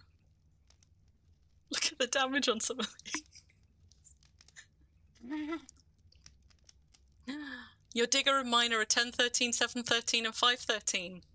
73 archaeology skill. I mean, I would expect you to have more statuette frags. Maybe not more than you know what to do with, but certainly enough for several completed statuettes by that point.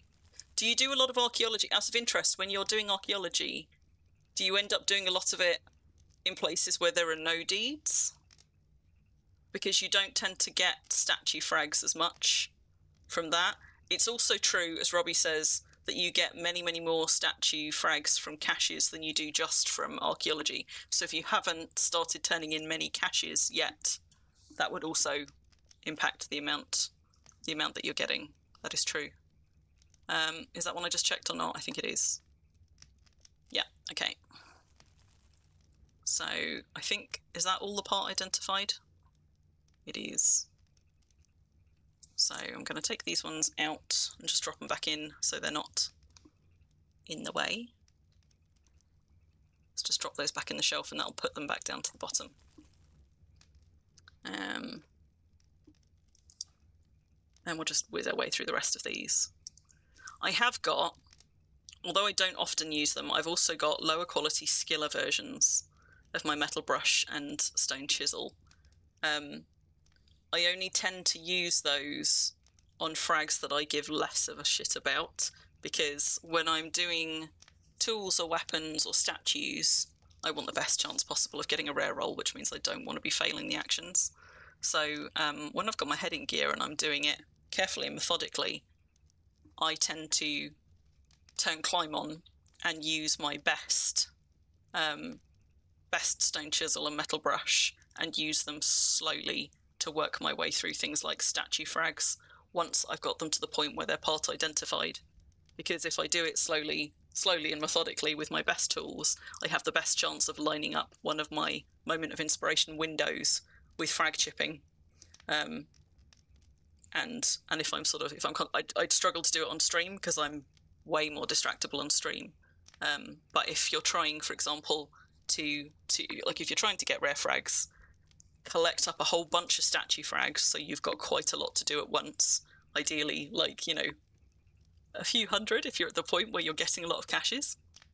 Or at least, you know, your statuettes, your tools, your weapons, your armor. Separate out those ones. Those are the high difficulty ones. And just work your way slowly through those with a nice high quality tool, highest quality you've got, and just slowly methodically work it through. Bump your deed bonus up first, your rarity window, and it will take you long enough to work through them if you're doing them like slowly and methodically, one every kind of, you know, 10 to 30 seconds. If you're trying to get the rare window, you should be trying to time them once every 25 seconds, and that is doable, but it's also quite dull. But if you sit there for a long frag chipping session, you should end up with 1 or 2 rares by the end of it, if you're lucky, if RNG is not being absolutely pants for you that day. And if you're particularly pushing for things like rare statue frags, the best way to try and aim for them is to save up a lot of statue frags so that you can spend happily an hour slowly chipping statue frags every sort of, you know, 15, 25 seconds. One action per frag, to have the best chance of getting your MOIs there. Yeah, and as Bun says, like, I do that. That's what I do with my spooky and my Christmas ones as well, because I have far more limited chances to get a rare one of any of those. One of the reasons I am not chipping my Christmas or spooky frags on stream is because those are something that I do try and take time with. Those are one of the few things that I will slowly try and do the, like, once every 25 seconds to try and get an MOI on some of those, because I can't just go and dig more of those up right now. Okay, so I finished this bowl, and in this one, which was definitely all metal brush ones, there is another planter, there's some bricks, there's some ore, but yeah, other than the planter, which I wouldn't miss if I hadn't chipped it, nothing there that I would miss not having done. Oh wait, is that one? Hang on, no, maybe that was the previous one. So that was the previous one with the planter, and you ended up not doing the spooky every 25 seconds, but doing the next as you finish the first. Got over 1,000 of them. Wow. Wait, did you get over is that you getting over 1,000 of them? Because I know that Myra got a load. So did you both get shitloads of spooky frags? I didn't actually. I haven't tinked up my rare bonus for the deed, and I ought to. So let's look at that while we're doing this. I suspect I haven't sacked anything here in a while, probably. So what are we on? Rarity bonus is 4 seconds, actually. But I think I've got a couple of Alray items in here. I do, and a couple of tokens that I can sack, and some shingles and bricks and things. So the only reason I'm moving these out is because I did solemnly swear at the start of stream not to sack any frags on stream, but I am going to sack a couple of tokens. Let me just do another one of those. This Halloween, you got more frags than Myra. Well done, Bun.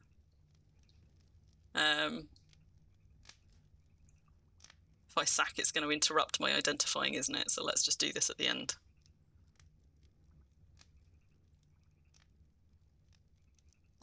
Sack those, and then we'll continue chipping those. Good night, Moomin. Take care.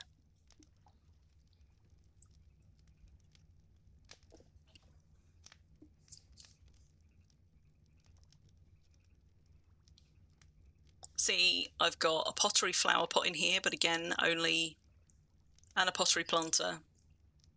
But otherwise, it's just ore and bricks and shards, and I don't care about any of those. So for now, I'm being like, this confirms my metal brush frags should probably just be sacked.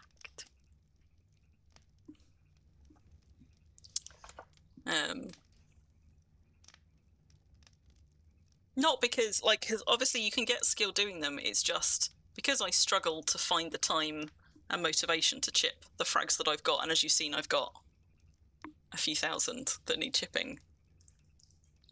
Like, in practice, I just don't get around to them, so why not just sack them and then they're not niggling at me? Like, there are things, like, if I'm going to take some time chipping stuff, generally speaking, I want to be chipping the things that most need it. Like all of these statue frags that I've got decaying in here, because I haven't yet chipped them or sorted them.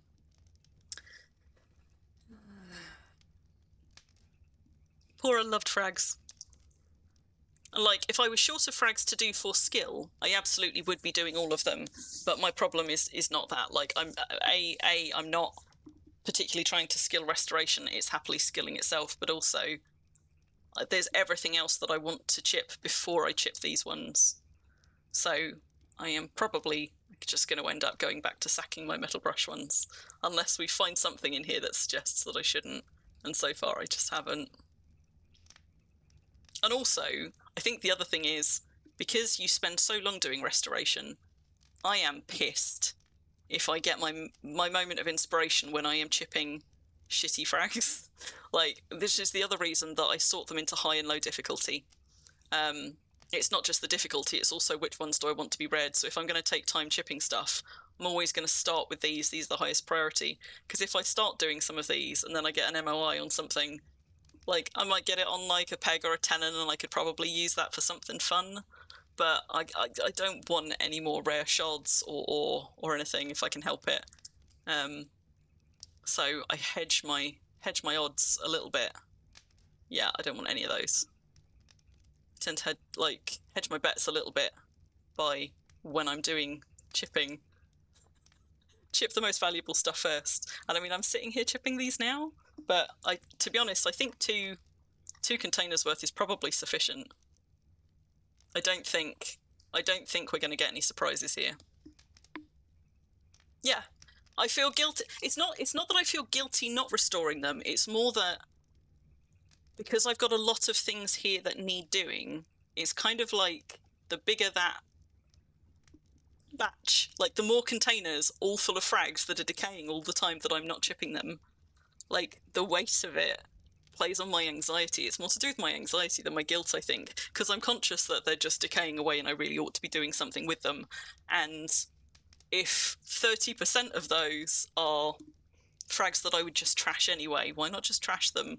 And then it doesn't feel like such a big pile that I'm currently ignoring. Anyway, I don't know if that makes any sense, but it's something like that.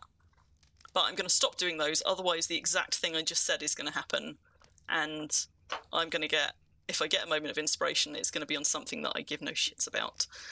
So the other thing that we were talking about was metal fragments, unidentified metal fragments, and what they turn out to be. So given that I pre-sort mine, it might be interesting to actually see what these do turn into and how much overlap there is between, for example, those and tool fragments. So if we do a bunch of metal ones and then we do a bunch of tool ones, my assumption is that there probably is going to be some overlap between them. But I don't know for sure. I've never actually thought to look at it. Like, maybe you only get blades. Maybe you get the tool heads through the metal ones, and the ones that are whole tools go straight to tools and weapons. Maybe that's it. Is that the difference? You're ruffle and so is your wife. Hire a ruffle to... Well, no, but I can donate some of them to a ruffle. Probably. Yeah, you know what? I've never looked at this, but I think that actually might turn out to be it. So it looks like the metal frags, the ones that when they're part chipped down, down to the metal brush stage, the ones that show up as metal frags are the tool parts. Tools also contain crude. Yeah, that's true. That's true. So it can trip you up. But I'm not so far seeing any full tools coming out of the unidentified metal fragments. Obviously, we're getting things like lumps and ribbons and stuff in there as well. So if I do like a bowl of these, or two, and then I do a bowl or so of tool and weapon frags, which have been identified as tools. In fact, maybe, hang on, let me just go and set another one of those going. I should probably, you know what, I'll turn my sleep bonus on. Why not? I took affinity booze. Let's do that. What I might do is just take the weapons out of here for a bit. Are any of these not full at the moment? I'll tell you what else I can do that's going to make this slightly easier. Do I want to take it out? I want to be able to, if I get this in my inventory, I can then open it up as a separate thing so I don't have to keep scrolling down to it. But then it's out of sync, and I have to keep, like when I want to drop it back in there, I have to go, whoops. I have to go and like resort it to get it back in position, which bugs me a little bit. Maybe it's worth doing though. Also, I need to put those unidentified frags somewhere. So on the lower shelf, here's where I've got stuff that has not been identified at all. So let's find one of these. That one looks like it just needs topping off. And then the rest of those can go in there. Problem is that with the new frags, the metal brush will come out from that and go straight to brush. Maybe. But in fairness, I'm not talking about not doing metal frags at all. I'm just talking about what the difference might be between the ones that chip down to metal fragment versus the ones that chip down to tool fragment. And I haven't identified here which of these. None of the ones that I've done since the metal brush frag came in are here. They're all over on Exodus, except for the cache frags. Some of the cache frags from Exodus are here. But all of the ones that I got just from going around doing normal archaeology, those are currently over at the manor. So we're not going to have any brush ones here. This isn't a good time to check it. I could, though, at some point, go and check just the ones that are on Exodus, because all of those should be frags that I have collected since the metal brush and the wagon frags came into circulation. The vehicle frags now sitting in wood does mean that if chipping wood wasn't so much of a priority before, it might now be for people. But actually, I like archaeology woods. So of the low difficulty ones, these are the ones that I will make a point of doing sooner rather than later if I'm doing frag chipping at all. So yeah, look at this. These are all heads and blades on this one. So if we go and do, was I looking at? If we go and do some tool ones, let's just take those out and make sure we're doing only tools.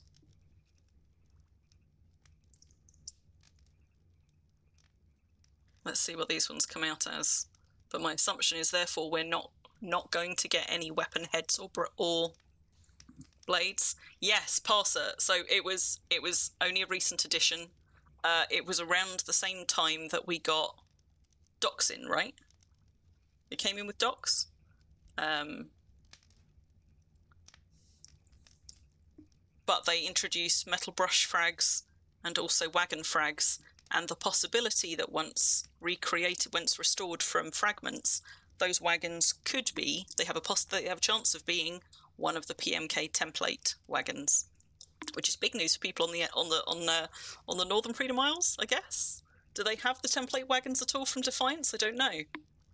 Does Defiance even have the template things? But also, like, so the Jenkellen template wagon, the Mulrehan template, and the HOTS wagon. Now, the HOTS wagon is already fairly readily available on SFI and in wide circulation. The JK ones are around, but quite unusual. The Mulrehan ones are really rare. That said, it takes quite a lot of frags to get enough wagon frags to actually recreate a wagon, and the odds are probably that it will usually be a Freedom wagon. It's just that it has a chance to be something shinier. 'Tis big news for you on NFI. Yeah. So, Bun, you thought about the ones that you do halfway. Start with 1K, and then when you get to Metal Brush, then we get to Metal Brush before. Okay, so that is the ones that you were talking about. Yeah, so I will need to go and check that on Exodus.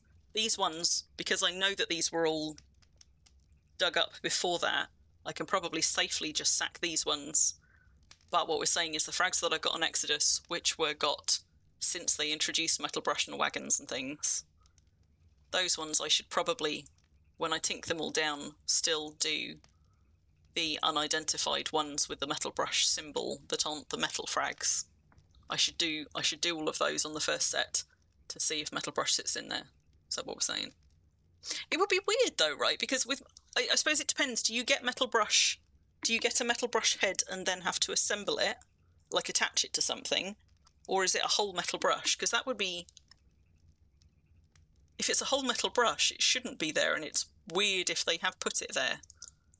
Because it then wouldn't fit, I don't think, with these, because we're not getting any heads here, right?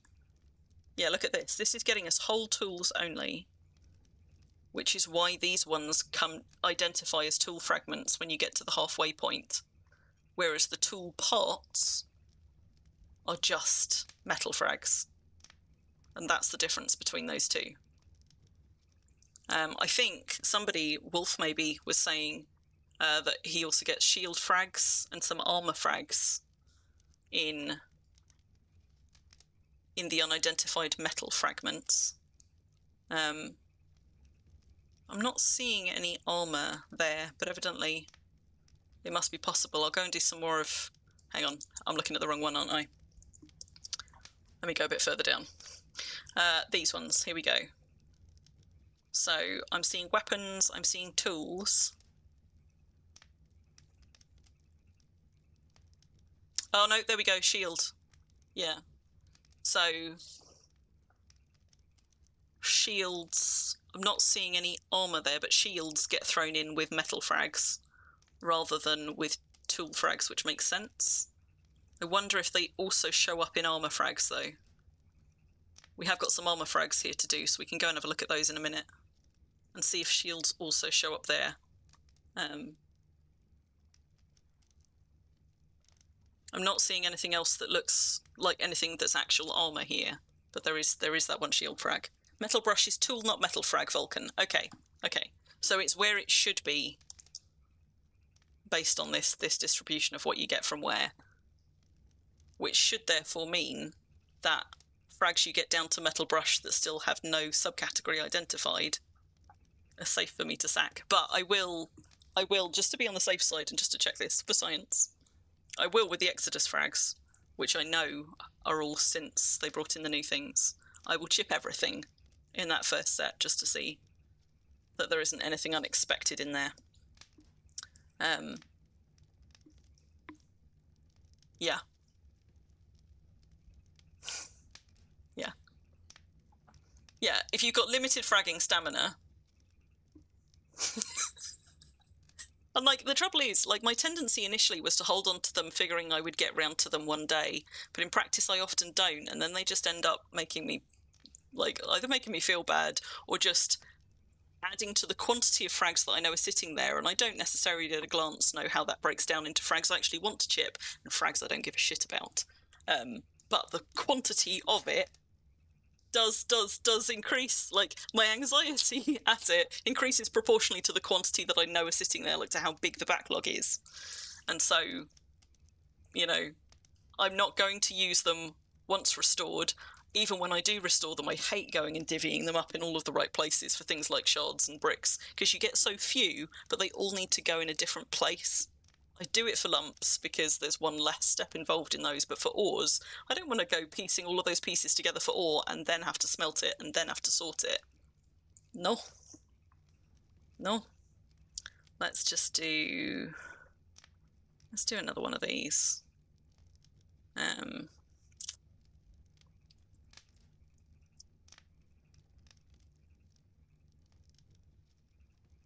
You do get wooden tools, the crude ones, in the tool fragments.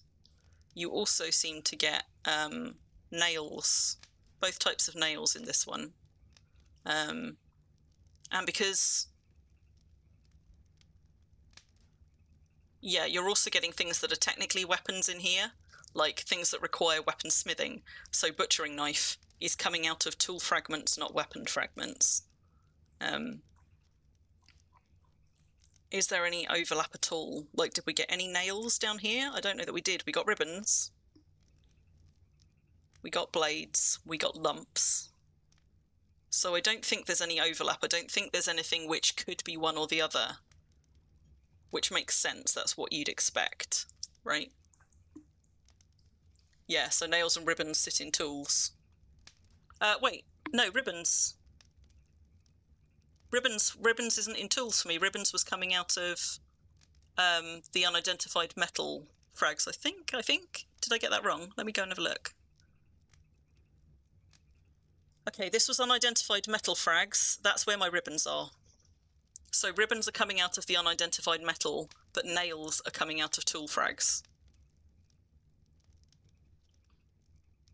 I think. Yes, nails are coming out of tool frags.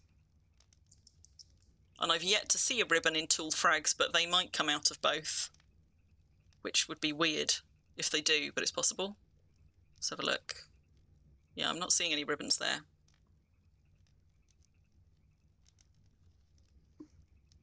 Missed your point there. Try again.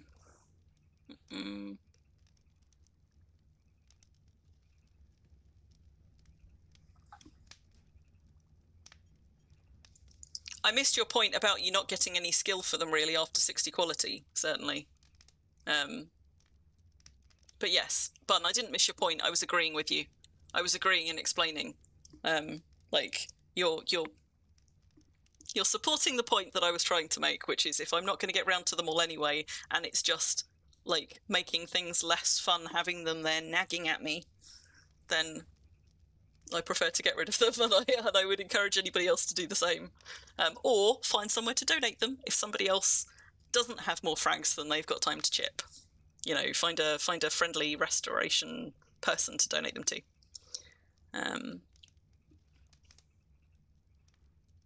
But at the point that worm feels like a chore, I think that's the thing. Like, I actually really enjoy archaeology. I enjoy the fruits of my labour. I actually quite enjoy restoration as well. But if there are parts of it that feel like a chore that I don't want to do, that I keep putting off doing, not because I'm just grasshoppering, but because, like, that's a bad sign. Like, and I don't want to force myself to do something in what is meant to be my downtime. That I actually don't particularly enjoy doing, so I don't. So yeah, Vulcan, it looks like ribbons are not tools, only nails.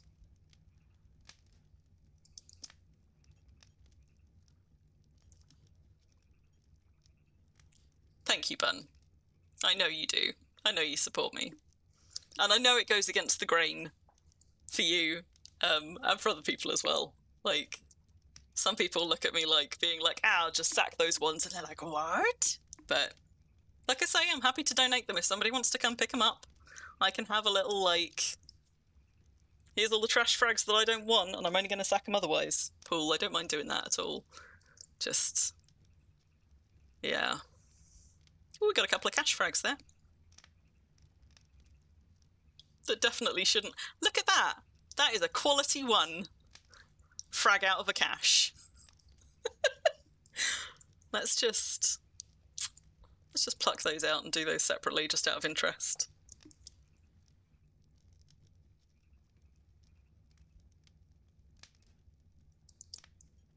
So we got a hammer, file, trowel, and a sickle.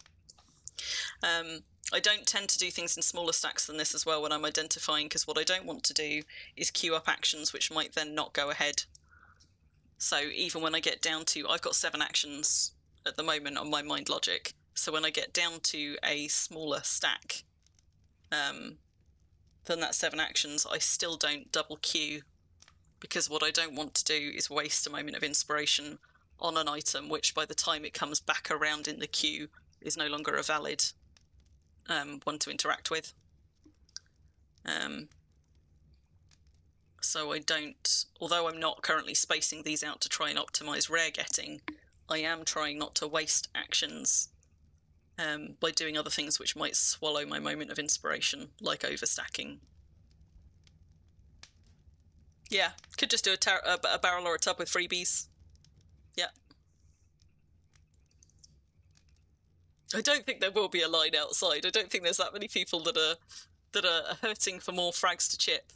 But as I say, I am more than happy to set up a little donation station for anybody that would like them, for the ones I just don't get around to. So yeah, so again, we got some crude stuff in there. Still not seeing any ribbons. Let's just do one more of tools, and then I'm going to move on to armor and see if we also get any shields out of the armor ones. To see if there's any overlaps there. I'm assuming there probably aren't going to be. A line of ruffles or wannabe ruffles. Ruffle gives them to her alts.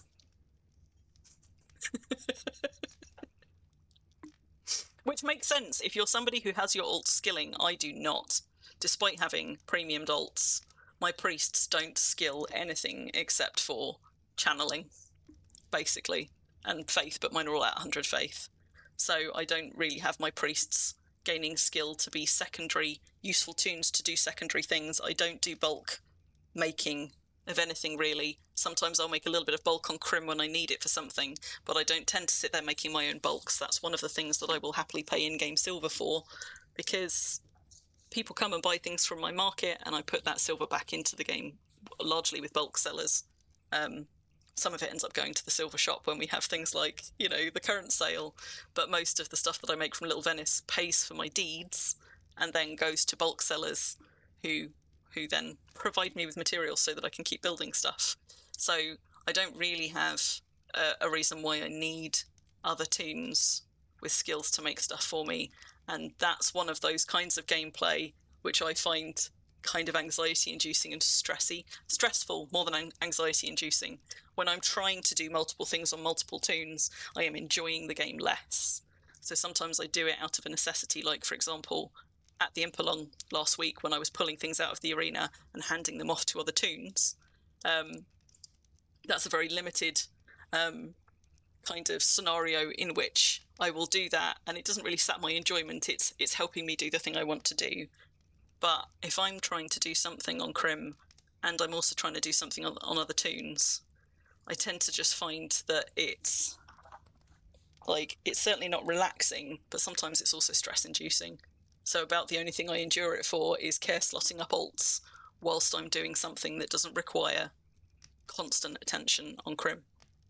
And I don't enjoy getting care slot alts care slotted up. I don't but at least going and shearing and grooming sheep is not a frustrating endeavour particularly. I would like it a lot less if they had to sit at a blacksmith forge imping stuff, for example. But going around, like, stroking sheep and things, that's all right. But I would still rather not be doing it and just be focusing on Crim. And for anything where I'm gaining skill, I'd rather be getting teeny tiny increments on Crim than getting a bunch of skill in the early stages on somebody else. I would always rather have it on Crim, because it might as well be. You made 4 rare hammers on your priest today, Massa. Wow. Yeah, and there are absolutely people who do enjoy that, and you know, I get it. That's not me at all, kind of ragging on that kind of gameplay. If you find that enjoyable, and particularly for things like rare creation, I can absolutely see the benefits. When I do rare creation on purpose, I'm only doing it on one toon, but I don't tend to push that hard for rares and things like that, because I can see why people who, for example, are paying their way through the game or funding other things they enjoy in the game through stuff like selling rares, it absolutely has its benefits. But for me, I would sooner spend extra money on the game to fund my deed or whatever, rather than do things in-game that I find stressy and not fun in order to make money. And I'm privileged that I can afford to do that. You know, I know that not everybody can, but since I can, I work quite long hours in quite a difficult job, which I have had a lot of training for, and I very much like my worm time to not also feel like work, basically. So I'm happy to throw money at it in order to not have to do the bits of it which feel like work to me. So I'm one of those people that will happily buy people's rares and buy their bulks and do other things rather than be the person making them, for the most part. And you need both kinds of it in the game. You just hoard rares and supremes. Like, all of my tools are rare. I don't think I've got a single supreme tool. I've got a few supreme items, but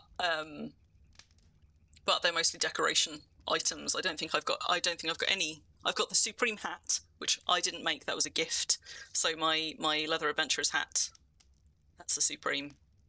But my drake armor, that is not rare at all. My pirate armor, that is rare. But that was bought. So all of my rare chainmail was bought piece by piece, slowly over time until I had a full set. Just looking to see if there's any ribbons in this one either, and I don't think there are. So I think that's, I mean, not definitive, but that's a pretty good sign that there isn't an overlap there. Let's switch over to armor.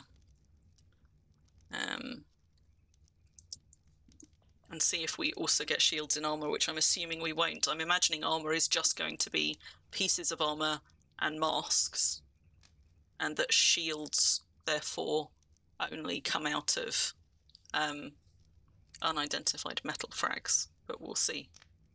We'll see.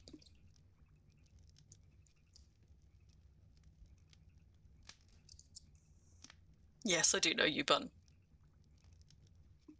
So some people enjoy the multi kind of multi-boxing, having multiple clients up. Some people, I think, maybe don't necessarily enjoy it, but it doesn't actively like spoil their enjoyment of the game, whereas it kind of does for me. Like, it doesn't make it miserable, it just,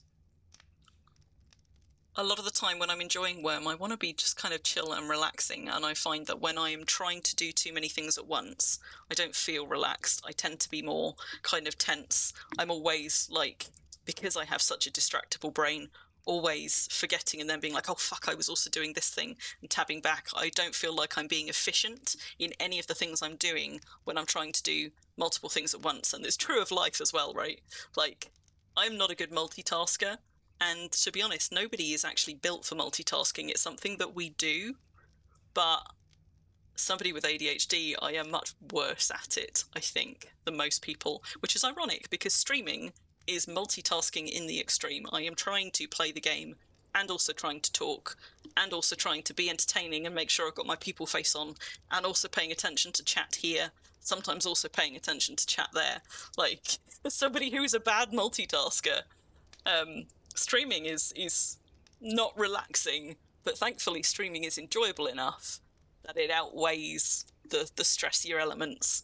Whereas having multiple boxes going in-game when I'm not streaming, like, there isn't enough good stuff, good chemicals, good vibes, positive things that come out of that for me to counterbalance the kind of the stress, the extra stress levels, and the inability to relax, where I feel like I'm constantly, like, having to watch a bunch of things and switch between things and keep falling behind and keep cocking things up. I would rather just focus on one thing and do that carefully and efficiently. And then I can still relax whilst doing it, because I'm not getting distracted, keep hopping back and forth between things. I've yet to let slip my people face to reveal the lizard face underneath. Well, that's because you haven't seen my resting autistic face. It took a lot. You know what? It took a lot to get me to a point where I was willing to be on camera. I know some of you know this. I talked about this, like, right on the first stream. It took a lot to get me here, because a couple of years ago, I was in a place where I didn't even like having photographs of me. I definitely didn't like being filmed. It made me really kind of uncomfortable, to the point of being panic-inducing, having a camera pointed at me. And whilst I haven't always been like that, it's something that has definitely gotten worse over the years. And so I reached a point where, like, I don't know, from my mid-20s to probably my mid-30s, there are photos of me, but they're almost entirely only photos that have been entirely within my control that I've taken. Because I used to do photography as well, and in fact I used to joke that the reason that I got into photography, I did some work on the side as a photographer for some years. I used to joke that the reason I got into photography was because if I was behind the camera, nobody would try and make me be in front of it. It's not really a joke, it's true. And so it's strange to me in a way that I have managed to get all the way to this point where not only am I on camera, but I'm actually live on camera, and it is all within my control, which helps. But you know, there's very little sort of curating or, no, I don't like I don't like the way that looks. Nobody has to see that. When you're live on stream, you just kind of got to live with it, and it's probably been good for me, to be honest. Thank you, Ruffle.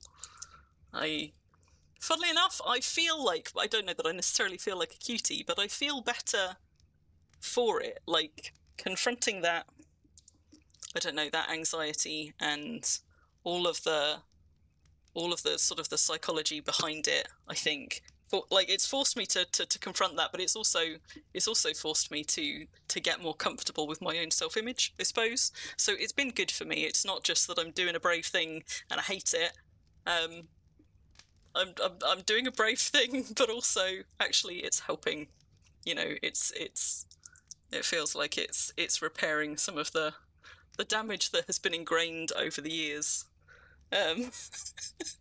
with my pretty poor self-image. But also, you know, because I talk quite openly about things like autism, but I was very late diagnosed with autism, and it has allowed me to re-examine things about myself and decisions that I have made, but also reasons why I felt uncomfortable with things that I hadn't previously got the understanding or the language to explain why. And one of those things, I think, is to do with that self-image. So I'm just having a look at what we've got from that batch of armor. No shields, only masks and helms and plate and chain, which is what I expected. I think this one will be the same, but we'll just chip it and see. Yeah, and I think that before, when I've tried to we have established that I'm in my cougar era, or even my cougar area. I'm very lovely in a dating context recently. A rather lovely 20-year-old girl came and told me that she thought I was beautiful, and I was like, thank you. I'm old enough to be your mother, so no, but thank you. So previously, I suppose, I was not really generally inclined to talk about my issues with my self-image anyway, because that's also kind of panic-inducing. But even when I did with trusted people, I struggle to articulate partly quite why I was so uncomfortable being on camera before, and since I've got a diagnosis, it's one of the many things that I've been able to look at through a slightly different lens. And actually it makes more sense to me, and it's easier to articulate in a way now that I know that I'm autistic. Because if you have ever lived in close quarters with or grown up with somebody who is autistic, you probably have seen them in their not peopling state. And in our not peopling state, people will often draw attention to it. They will often assume that you are upset or angry, or it's not like it's a person powered down. It's just that, like, it's almost like, you know, like resting bitch face. Like, it's not that I look angry. It's just when I'm not actively peopling, when I'm not trying to communicate, when I'm just in my own space, relaxing, and I don't feel like I have to be performing for anybody, and I'm not trying to communicate or convey anything to anybody, my resting state, like, my face is nowhere near as animated. I'm not really concentrating on what I am or am not emoting, like what my face looks like, what expression I've got on it. And as a kid who I now know was autistic, when anybody ever caught me in that state, they would make quite a big deal about it. You know, people would try and cheer me up, or they would tell me to smile, or they would ask me what was wrong, or they would suggest that I had resting bitch face or something else like that. And almost always the people who encountered me in that state, they would try and fix it, or they would react to it or comment on it as if it were negative, as if it were bad. And so I learned that Yes. anytime anybody could see me, I was expected to be performing, you know, people face. Otherwise, you know, the way like my just natural resting state was somehow bad, or making people uncomfortable, or whatever else, or I would be forced to defend it, basically. And viewed through that lens, I think that's a big part of it, because when someone's pointing a camera at me, if I was previously relaxed and just being myself, suddenly I have to be peopling because somebody's looking at me, and worse still, they might be capturing me.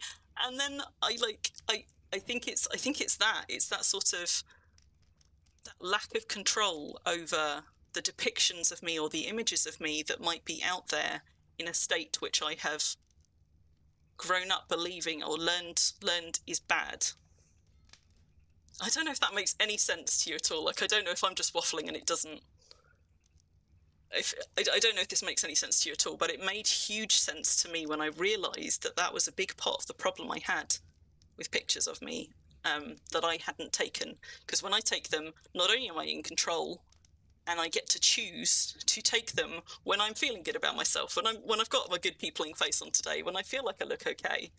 But when somebody else is filming or is taking pictures near me, even if not of me, and I might get caught in them, it feels intrusive in a way, the thought that somebody might catch me in my resting state when I don't have my people face on, because in that state, I'm not meant to be seen.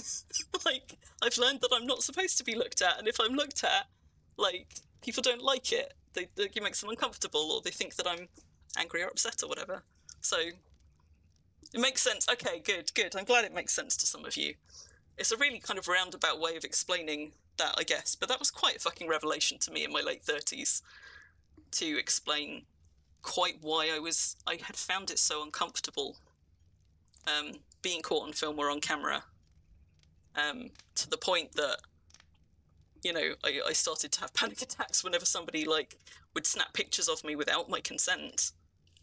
Really panic-inducing, and it still is, but it doesn't have quite the grip on me that it did before. And I understand it better now, which means it has less power over me, if you like. So yeah, no overlapping frags between this one as well. There's no shields in here. This is, again, just actual armor pieces and masks. So hopefully that means there's no overlap with anything. You can actually, once you realise which ones create which items, you know precisely what you're going to get out of different kinds of frags. So if you don't give a shit about shield frags, for example, and you're somebody who wants to ignore more of your frags than I do, perhaps you can shy away from ones you didn't intend to. But you know what? Let's bundle a bunch of the weapons up together. And we've made our way through most of these part identified ones. So let's just finish up the tools, because we can quite happily do these in the background. Thankfully, because these are already pre-sorted, this is one of the reasons that I get them all down to the metal brush stage and then I sort them and do them in a separate set, because it makes it much easier to then go through just quietly chipping them whilst I'm watching TV, or whilst I'm talking on stream, or whilst I'm doing something else, without accidentally using the wrong tool for it, for example. Makes sense to you as well, Ruffle? Yeah, Madoon people are kind of weird like that, especially to women more than to women especially. Women get a lot of comments, and girls get a lot more comments on their appearance, and not just in that. I mean, obviously we get sleazy, unsolicited comments from people that we don't want, and I got those as a child as well, which probably also added to that discomfort with being caught on camera, because like I don't know many women my age who won't tell you that they had inappropriate comments even when they were kids. Usually, but not entirely, always from men. But you know, as women growing up in the world, we tend to get subjected to so many more value judgments based on our appearance, I think, than we see men getting subjected to, that I suspect that for autistic women, that effect is somewhat, what's the word I want? Magnified.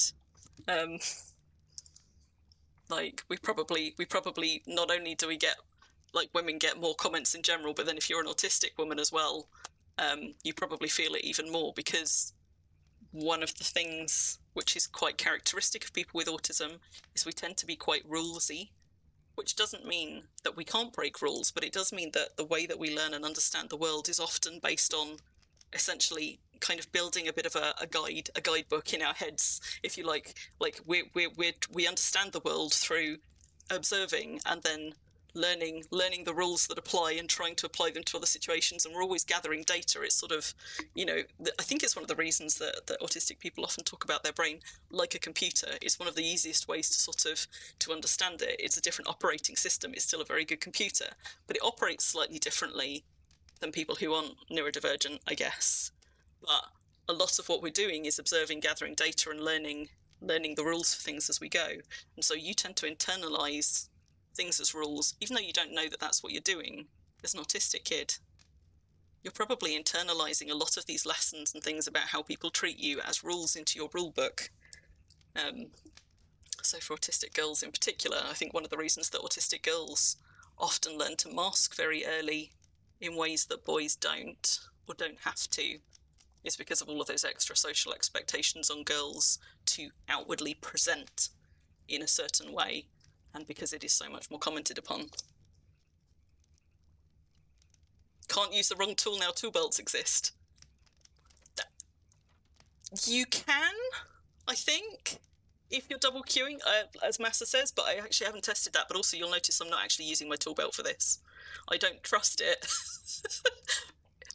It's partly that I don't trust it, but also, like, I use my tool belt for imping, but I still don't use it for this.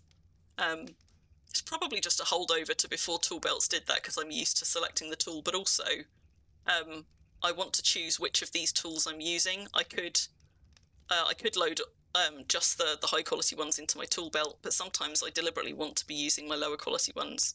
So for restoration, I prefer to still manually choose my tool from my tool belt, rather than just let the game do it for me. Rules and patterns, cough. Yeah. We look for patterns to understand the world. We do a lot of trying to make meaning of things by observation and data gathering, and constantly tweaking and adjusting the rules in our rule book. But the rules, as with anybody, the rules that you learn early are quite hard to unlearn. So it's like you develop a theory early in life for everything, and then you're constantly building on that theory, and sometimes something big enough happens that actually you realize that theory is wrong, and you can try a new one, you can learn a new one. But that is harder and harder for anybody to do the older that you get, and actually what's more likely to happen is you are always building on those initial rules that you learn and tweaking your understanding of them rather than trying a whole new paradigm. And that's one of the things that trips us up, and that's why I think certain kinds of therapy can be so helpful for autistic adults, particularly for people who are late diagnosed, because some of the work is undoing those initial rules that you've never realized were themselves faulty. And your whole worldview is built around trying to understand all the exceptions and modifications to that rule rather than challenging the original rule that you built so much of your understanding of a thing around. You put a chisel in your tool belt, because you care more about the skill gain than you do about the runes and things, the output on the item. Because you get less, you damage your chance of getting runes and enchants by using the wrong tool on it, right? But because of the increased difficulty. Do you also do archaeology with a shovel then, out of interest? Because I never do. Because although the increased difficulty would mean increased skill, it also increases the number of frags that I will miss or just won't get. So I have toyed with it from time to time, but on balance, I end up never using my shovel. You don't, you use the trowel. Okay.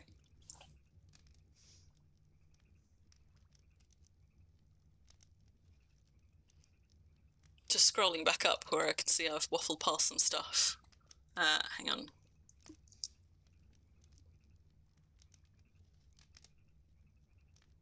People finding you when you're not peopling. Yeah. I think that's quite a common experience, not just for autistic people as well, but for all kinds of neurodivergent people, for example, and probably for people with other things as well. But that kind of, if I haven't got my people face on, it feels like an intrusion for somebody to capture that without my knowledge, or with my knowledge but without my consent, and then to show it to other people. Like, it feels really intrusive, and I didn't start thinking about it in that way. After I got my autism diagnosis, I put myself into therapy for about 18 months, and it was really helpful, talking therapy, to just work through some of it. Oh, we just got a moment of inspiration on a tool frag. Rare hammer frag. Let's hike that one out. And it's one of the many things which I discovered about myself just through the course of therapy and talking about it out loud, about it. Part of the reason that it was panic-inducing is because it felt like an intrusion into a private space. Victory! I think, because when I'm in that state, I'm not being myself for anybody else. I'm just being myself for me right now. And so when I get caught unawares in that state, and it is recorded, it feels like an intrusion on my privacy in a weird way. Like, that's not for anybody else. And sure, like, sometimes it will slip. Like, sometimes my people face will slip in public. I can't keep it on all the time. But when I'm not being the center of attention, or I'm not talking to anybody right now, and nobody's really looking at me, like, that's a point that I get to rest my people face for a minute if I need to, because it's tiring. It's exhausting, peopling. Like, it's good. I like doing this with you guys, and I like streaming. I get a lot out of this, but I'm not gonna say that it's not tiring to do, because it is a kind of a performance, which doesn't mean like it's real. It's not faking anything. I don't mean performing in that way. I just mean that it's requiring active extra effort, which if I were by myself unobserved, I would not be expending energy on. One of your big issues with vacations and camps with church and stuff. Yeah, exactly. And I've been to like long weekender events and things where I really enjoy it, and I enjoy the peopling, and it sort of like the energy carries me through, but I definitely need points where I get to just step away and not not people for a second and not have to be putting a face on and smiling and being engaging and articulate. And this is also why you'll find, as I get to sort of like the tail end of my streams, where we end up sort of streaming into the early hours of the morning, as we often do, I don't think I don't think my people face tends to drop particularly, but my ability to articulate myself definitely does, because that is also something that requires active effort. And even when I'm trying, sometimes my best efforts at communication are just probably very difficult for some people to follow because I grasshopper a lot. Okay, last batch of tools and weapons. I mean, look at the state of these. Happily, once I start combining them, the quality will drop, but the damage will go. And once there's no more once there's no orange in there, then it feels less pressing. But which I guess begs the question: what do we do next? Do we go combining and sorting these and trying to get some frags actually cleared out of the stash? Is it more important to chip them, do you think, or to combine them, or do we need a balance of both? Because the quantity isn't going down all the time I'm chipping them, it's just I know what they are, and if I have to give a shit about them. You should test archaeology on the new PC. Yeah, you should, Robbie, actually. I mean, because you said you've gone for a fresh install, so you haven't carried any of the files over. It would be interesting to see if it's something that's weirdly embedded in the files somehow. So for anybody that doesn't know what Robbie's talking about, Robbie is a toon who's been in game for a very, very long time, but Robbie has this weird thing where nothing he makes with archaeology has runes, and we don't know why. It just seems to be something bugged, either about his installation or possibly about his toon. I don't know if toons can be bugged like that in the same way that, like recipes and things, like bugged for some toons or all toons. I don't know. It can't be something quite like that, because that's for every toon past a certain age, isn't it? You need to have the food bug corrector thing ticked in your profile. Isn't a problem for newer toons. Whereas I've not encountered anybody else who has the problem that Robbie has with no runes, even at high skill. Zinc, what? You are the wrong tool. Okay, so Bun, yeah, you always use the trowel for better frags. What are you suggesting, Bun? That my hammer is going to be zinc? We'll create it in a minute and we'll see. I'll go and dig out some higher quality frags so we get a slightly better one. Thankfully, I mean, at least it's not like a 10 quality damaged one, you know, because that's almost impossible to salvage. You're always going to have to imp it. But I can probably, if I've got high enough frags, I might be able to get it up to over 70 at creation, so I don't have to go and tink it up in a forge. On principle, you always want to say both, but you vote for combining. It took you 2 years to get an affinity in what, Mimas? In archaeology? Because I have an affinity in archaeology, but it's one that I got from a journal. So the journal, I can't remember which one. One of the journal goals lets you choose an affinity, and I chose archaeology. I have never gotten one just by doing it. Oh, to get any affinity? Besides your starting one, you mean?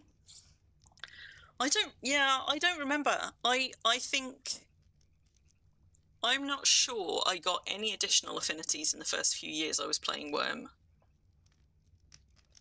But I'm surprised sometimes that I have as many affinities as I now do, given I spend a lot of my time in Worm not doing anything which gains skill.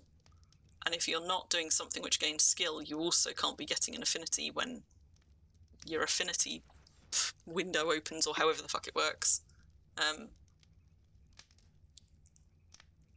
So I don't think I got any additional affinities in the first couple of years I was playing. First 2 to 3 years, and then I took a break for several years, and then when I came back, I have got them, but also I often don't notice when I get them. Sometimes I notice and I see the thing in event, but usually usually because you get it whilst you're skilling, usually my event window's going so fast that I often don't even see it. So every so often I open up my skills pane and I'm quite surprised to find certain affinities there that I just don't remember getting at all. But yeah, so despite all of I've got several mind logic affinities, which is probably what I've got from doing things like carpentry and archaeology. But this was the one that was mostly... This was mostly weapons, right? Like, there were some tools in here, weren't there? Just seeing if there's anything... Yeah, because these are all the... Okay, these are all the weapons. These ones must have been the tools. So, yeah, that from there down. That was the weapons that we got out of the weapon stack. And then there was a few extra tools left over, so that is as expected. 4. 4 in mind as well, not even in mind logic. Lucky you. Okay, so that's all the tools and all of the weapons done. I think. Wait, yeah, we've done those ones. Still got my slate bonus ticking away. I have got some pottery here, but not too fussed about doing the pottery right now. I tell you what, I'll do the wood though. Especially as I've just had a moment of inspiration, which doesn't mean I can't get another one. Sometimes I've had 3 moments of inspiration in the space of about 10 minutes. So you absolutely can get several in quick succession. But psychologically, I feel like if I've just had a moment of inspiration, I'm probably not going to accidentally get one on some wood. And if the game decides to prove me wrong now, oh, like, it literally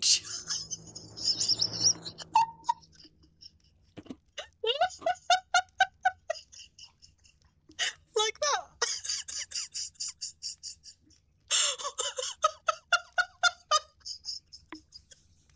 I think it did it just to spite me, you know?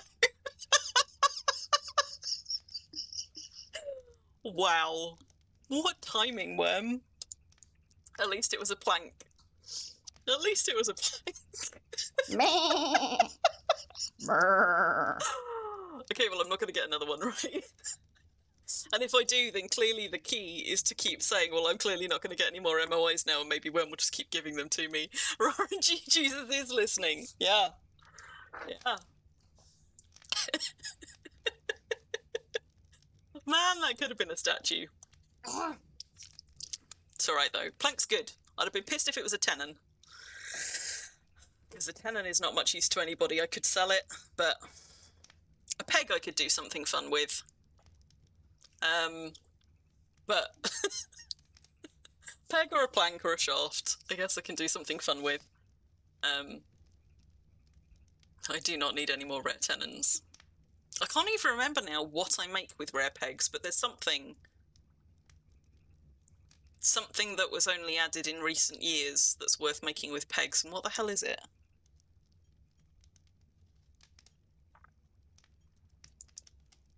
Let's have a look. Let's have a look. I know that pegs was something that I didn't used to really have a good use for. Like, there are things you can use pegs on, like tool racks, but they were not a good enough use. But there's something now that I like using pegs on. I'm trying to think what... Oh, decorative ships. Because we've got ship skins, pegs are worth using on decorative ships. Because they're quite a small number of items, so if you're using a rare peg on them, you've got a 1 in 5 chance that you'll get a rare decorative ship that you can then slap a nice ship skin on, and I am still sitting on... I've got one of them rare already. Hang on, let's just close this, close that. So I've got a rare Gnar, but I've got skins for the Caravel and the Corbeta that I'm sitting on waiting for a rare decorative ship to put them on. So I haven't used any of those skins yet, so that's what I now use rare pegs on when I get them. You're not trying to have fun with a peg. You can use tenon to make this... Wait. Did I get that wrong? Is it a tenon for the decorative ships? I thought it was a peg. Hang on. Let's... Carving... Oh no, you can use tenons on those as well. Oh, maybe that's what I'm using tenons on now then. I think it's because I never wanted to use tenons on ships. So now when I get rare tenons, I use them on those. Which begs the question, what have I been using pegs on when I get pegs? There must be something else that I use pegs on. Let's have a look. Because I can never be bothered with the racks. Tents have got too many parts to make it worth trying, usually.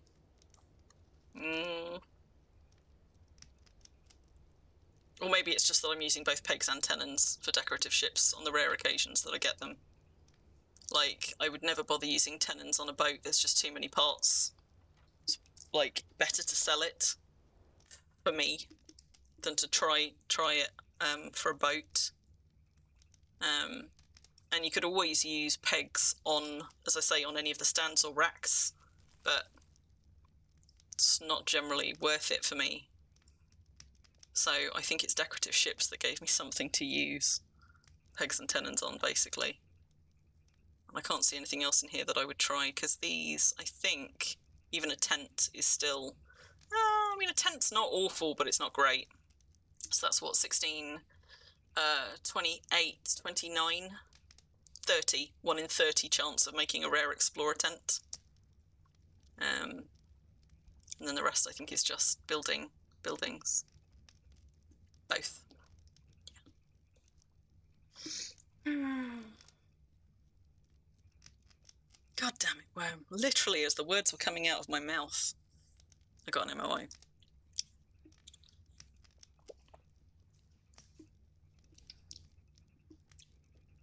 I mean, I'm not going to lie, a lot of my pegs just go straight into barrels.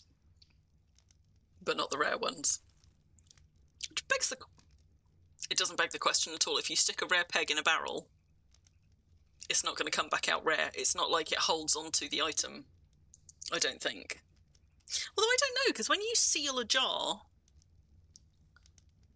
and you have a chance to, when you unseal that jar, get the sealing kit back. The sealing kit that you get back must be the same quality that you put in, but I don't think the same is true for pegs. I've never actually tested it. Ah, because you don't get the peg back. Thank you. Yes, okay. Good. I'm not going mad. I was suddenly just kind of like checking my thing, being like, but yes, you're right, you don't get the peg back. Which is why my dyeing station, my alchemy den, is full of alchemists' cupboards, to cut down on me constantly pegging and unpegging, or sealing and unsealing fucking things when I want to dye stuff. Like, for years, I really didn't do much with dyes at all. Not because I don't like dyes, I do, just because it felt like a whole load of faff. And building archaeology, building alchemists' cupboards is a faff, but once you've built them, it's a fucking game changer. I can just go and, like, open up a bunch of dyes, try some stuff, seal them all up again. I don't need any extra materials for it. Game changer. I love it. Which is why I now get to have fun with dyes all the time. So a wax sealing kit gets 5 damage when you remove them, but you can also, you don't always succeed in removing them, right? It's running a check on it, because you can fail that and you can lose them entirely. Or they can take more damage than that, right? Because I don't always get a sealing kit back. So let's find, I don't actually care too much about the quality of the plank that we make, but let's just make ourselves a rare plank, and it might as well be the best quality ones that we've got. So let's make that, and let's go and have a look-see at what we've got in terms of hammer frags, and make that rare hammer, and see if it is indeed... What did you wish me, Bun? Zinc? Like my supreme zinc halberd? And a rare zinc halberd that followed it? Sometimes archaeology giveth, and sometimes it taketh away. That's all I'm saying. Right, so hammer, not hammerhead, so we're looking specifically for tools, not metal frags. So let's close those. Let's go and open up these. I might because these have been here a while, I might not have great quality ones here to choose from. But that's not what I wanted. I wanted to sort like that. But let's just have a look. So yeah, we're not going to use either of those. I'll go and dig some out of my LMC if we haven't got anything half decent here. But these are all looking quite low quality. At the moment, there's a 60 there. I want better than that if I can. Your supreme silver saw is an interesting novelty. What skill does it use to remove them? Does anybody know? Does it? I assume it uses a skill to remove them. You got a supreme gold halberd. Yeah, mine was ink. Like the shittest of weapons, of metals to have a weapon made in, basically. You can bulk sealing kits to take off the damage for less. Yes, I do. I store mine in a crate. Because also, where the fuck else would I put them? Right, hammers.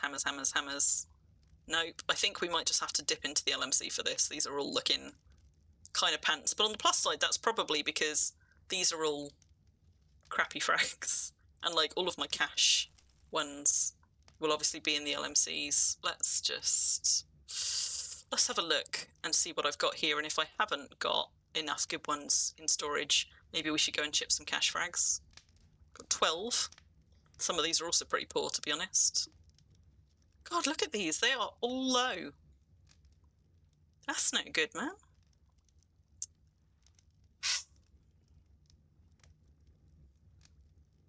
Trouble is, it's probably going to take quite a lot of cash frags.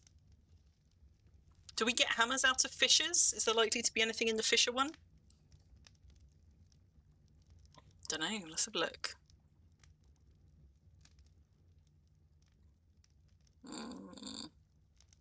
Yes, you do. Look at that. Ding, ding, ding. Quality 98. That should tink it up.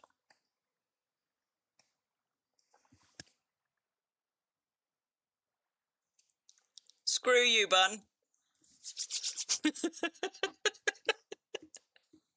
The fissure just... Okay, so is everything gettable from a fissure in addition to the extra stuff? I have had, yeah, I've definitely had like shards and wooden things out of it. I hadn't really been paying attention to what tools and things, but there we go. So a quality 83. Now, if the rare frag itself had been higher, obviously this would have been even higher yet, because I've just attached 2 98 quality frags, basically, to a 40-something quality. But I've noticed... Is that about what it should average out at? I guess it sort of is. But 83 quality, it's got 3 runes, no casts. So what have we got? Adamantine Lib rune. Enchant holds its power 10% longer. It's got a scavenger tin scavenger rune, so plus 10% chance to improve it, plus 10% chance of increasing rarity, which is less useful for this one. And decrease the difficulty of enchanting it. Wait. So it has a higher chance to be successfully improved on this one. Oh, okay, yeah, and it decreases the difficulty of enchanting it. So it's easier to enchant, it'll hold its enchants for longer. It reduces the quality change when repairing a bit, so it will take less, you'll lose less quality when you're repairing it, and it's easier to imp. That's pretty good, that is pretty good runes for a hammer. Pretty good. Now, if only I were any good at enchanting things. What have I got on the hammer that I've got? I don't think many of my existing rare tools have runes. Yeah, this one doesn't. This one's just casts, no runes. Pretty good. Tell you what, that's making me want to go and let's just see. Let's just go and have a look. Like, this is not really making my stash any smaller, but let me just see what I've got sitting in my rare stash waiting to be completed. So, rare small mole head. That one's probably quite completable. We've got some scissors. We've got all sorts of stuff here. See, we could just, having had 2 moments of inspiration recently, I could have a third. It's entirely possible. It feels less likely that I will. So maybe now's the time to go trying to complete some more of my rares, and we can see what a shit show this sometimes is. And now I'm going to sack it. No, absolutely not. Tempting as it is, just to watch everybody have like an apoplectic fit. No. So these ones have been sitting here slowly tinking up for forever because obviously I'm not collecting stuff for those. Statue frags are all going to be a way off. We've got a hatchet one there though. We could probably do that. Reckon we could probably do the large maul. Chisel blade.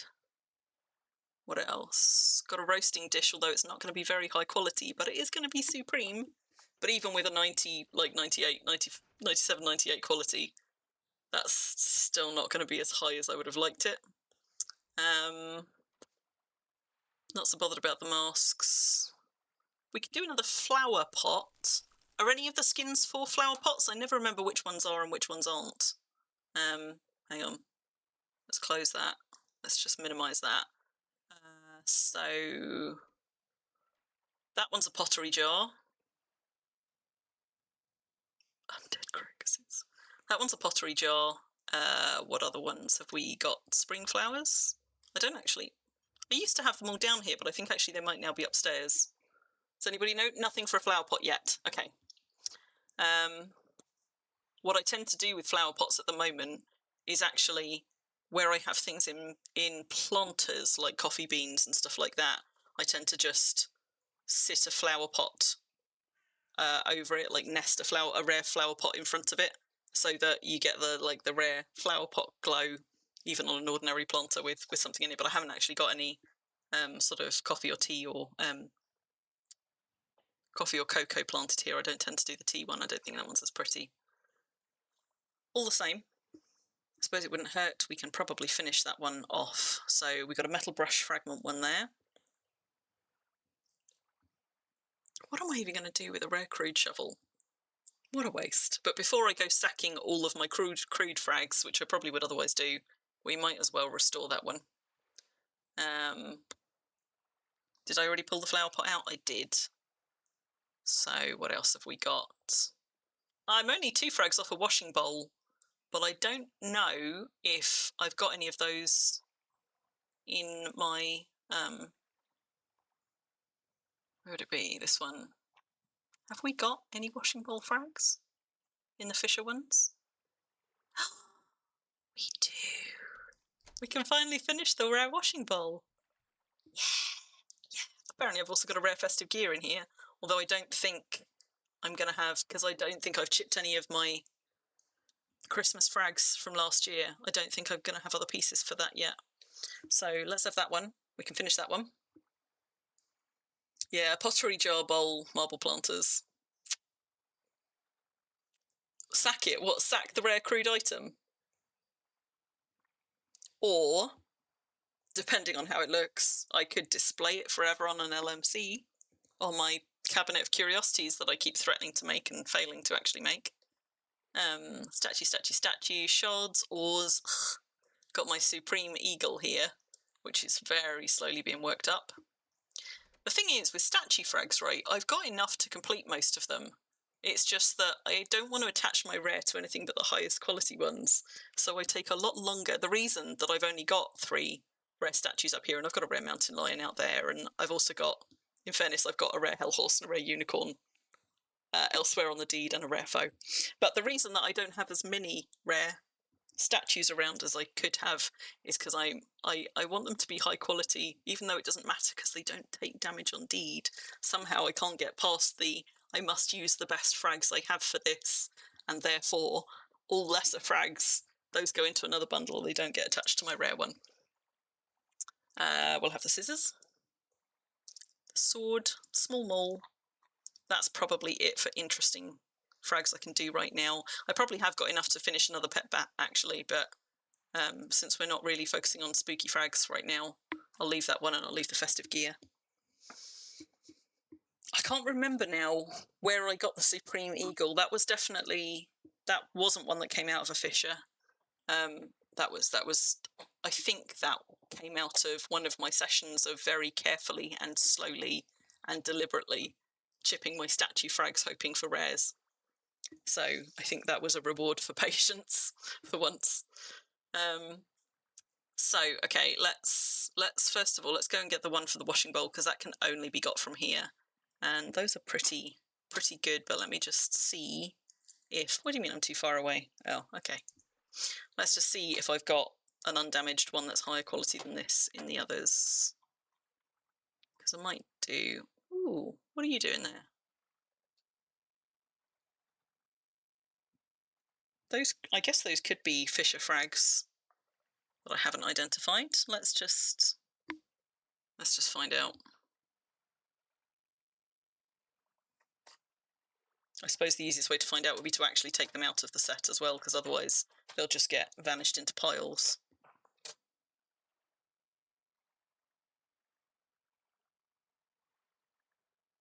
Okay, they're all now metal brush.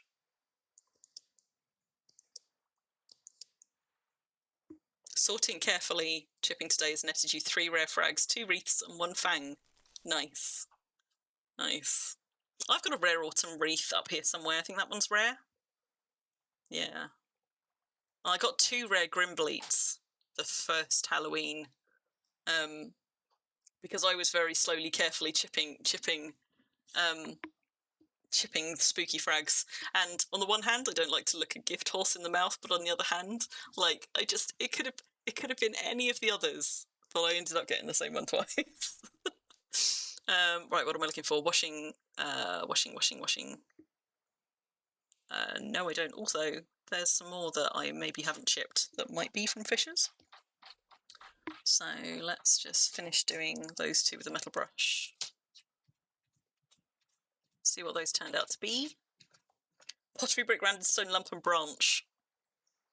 Yeah, those aren't fisher frags, are they? Look at the quality on them. These ones, though, these ones I think were just strays that ended up somewhere they shouldn't have been. So, I'm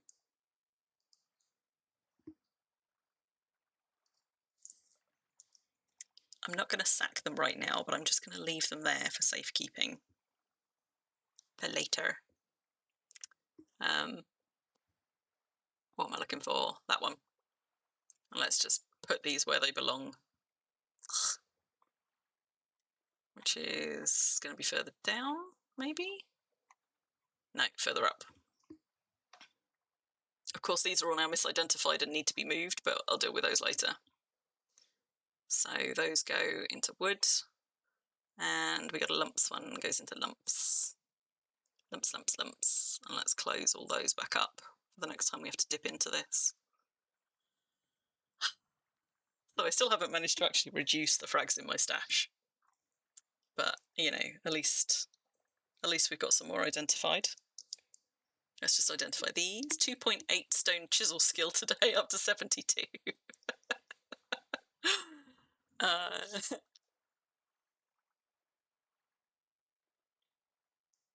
I told you about the pearl necklace, right? I finally made a pearl necklace, and you can't imp them rare. They are creation only.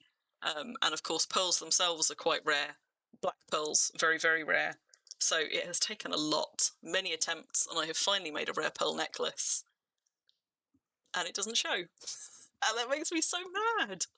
Like, its rarity doesn't show when you wear it, and when you put it down on the side, the pearl necklace just looks like the standard necklace model. It doesn't look like a pearl necklace when you put it down. It doesn't have a separate model. I'm so pissed. Like, I've got what is probably one of the rarer items in the game because it takes so much work to get. And it doesn't show as rare anywhere except in a container.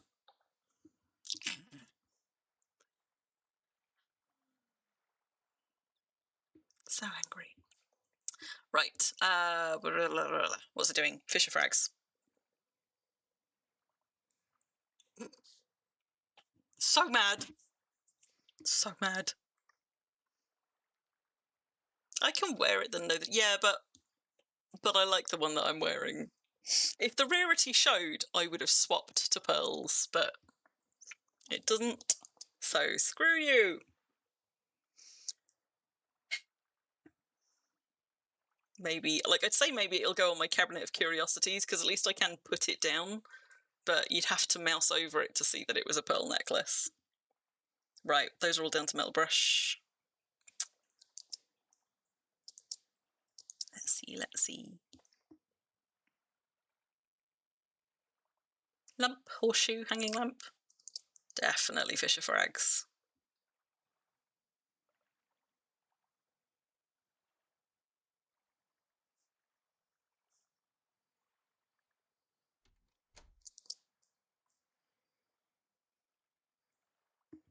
So let's just drop those back in. And it looks like I do indeed have to go back and have that initial... Oh, I've got a radium ruby there. That also does not belong there. It looks like I have got literally just two should move those as well. 2 washing bowl frags, so it's going to have to be that one. So she says, and then... Oh, there we go. Why have I got another unidentified... I'm so confused. I somehow just managed to pick up an unidentified fragment from somewhere when I was trying to pick up a washing bowl frag, and I don't know where I picked it up from. I ought to do that statue fragment, that random statue fragment, while I'm here as well.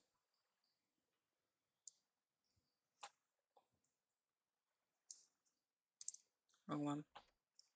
Okay. You found 2 black pearls, but you're not so worried about making a rare necklace. Well, in fairness, you don't have to waste your black pearls, at least. I've never found a rare pearl, but I've been making mine whenever I got rare strings, and saved the black pearl for when I finally managed to rare one, but still. That one's shards, so that one can just... Okay, I'm not going to chuck out the rare shards, because actually I've got some... I'm not going to chuck out the normal shards, because I've got a rare shards frag that I need to restore. So maybe I'll just hang on to that one for now. And what was this one?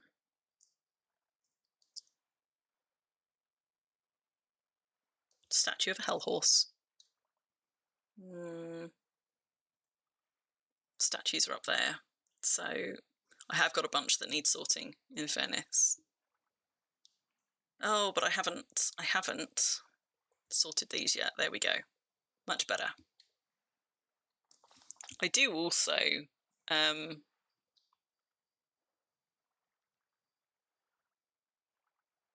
on.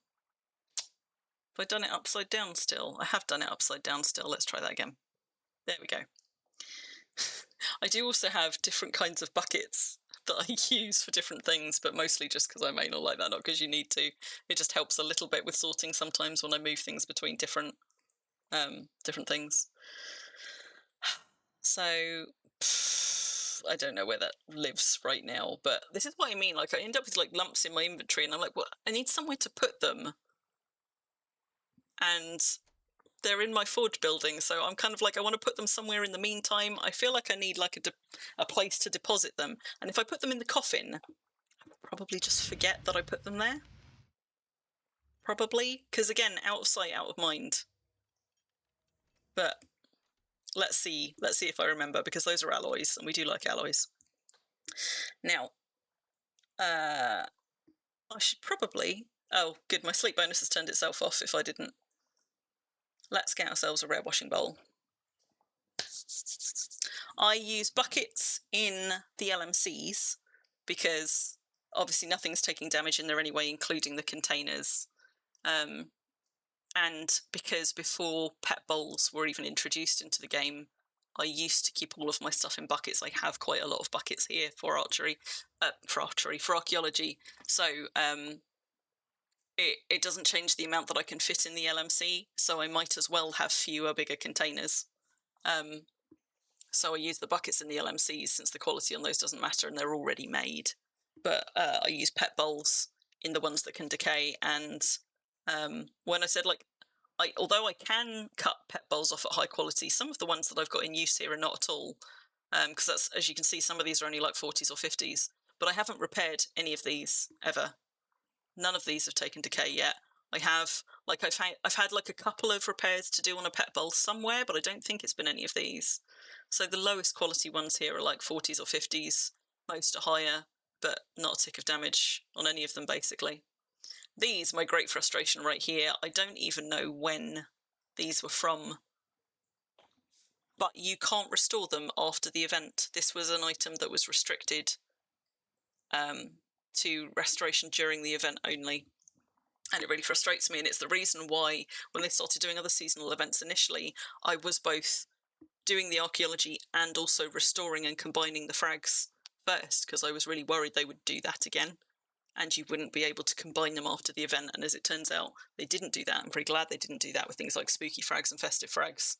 But I've been burned by this one because I wasn't doing archaeology when this event happened. I don't think. I think these were something that I found on a fallen deed around the time I started doing archaeology, and held on to for ages, thinking one day I'll find another one and then I'll be able to complete it. And when I finally found some other ones, nope, can't do shit with them. They're just sitting there being legacy frags that I can never combine, and yet I can't quite bring myself to frag them, to sack them. So they just sit there, niggling me. Rare washing bowl in brass, quality 95. That's pretty good. It's pretty tasty. Let's close these down. I might regret closing that because I'll forget that I put stuff in it, but whatevs. Can you actually place that? Oh, look at that! You can actually place it on things. It shows the rare glow a little bit, more so on the metal than on the bowl. But I'll take it. I'll take it. There we go. A fancy thing. In very, very high quality that does not need to be in high quality. Good night, bun. Good night. Right, so what else have we got? I'm dallying, I know, I'm dithering. Pottery. Most of my pottery, unfortunately, is in here. So I'm not going to have a lot in the way of high quality pottery frags, but let's just have a look and see if I've got ones in the Fisher set first. So we're looking for roasting dishes, aren't we? And they do come under our roasting. Have we got any roasting ones? No. Not by the looks of it. No. Have I got... I feel like somewhere here I've got like a little stash of pottery, but I don't think it's got much in it. High quality pottery. Let's have a look. Roasting. Ah, there you go. That's where a load of my Fisher ones got sorted. So how many do we need? One. It needs one. So unfortunately, because it's currently quality 43, it's not going to make much of a dent in that, but it'll be a bit better. 64.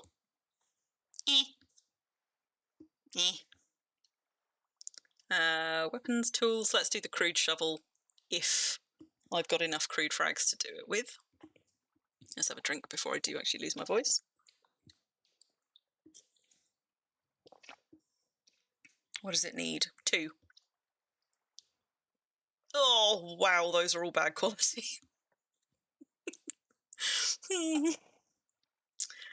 Do I really care about the results? Not sure that I do, to be honest. Having a supreme roasting dish isn't much use because it doesn't change the affinity. Well, that's good, right? Because the fact that my oven changes the affinity means that I can't cook affinity foods in my main oven. So if it doesn't change the affinity, then that is excellent. That's what I want. Because really, I just want it to be supreme decoration in my beautifully laid out kitchen.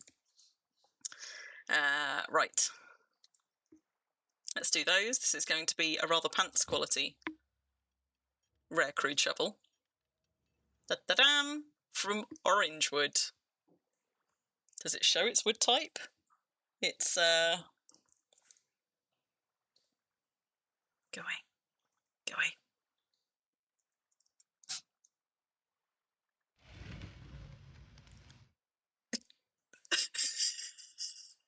That's a shovel. That's a branch with a bit of stone on it. Yep, I guess it's kind of sort of maybe a shovel. It's like a tiny shovel though, right? It's like a diddy shovel for doing your flower pots with.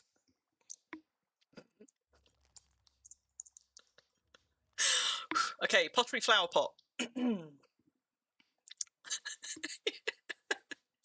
It is a crude shovel. Wait. What do I want? I want the fisher ones again, don't I? So I might have already moved out the useful ones. So it'll be under P for pottery flower pot. Let's have a look in wherever we had the other ones. Again, high quality pottery. Flower pots.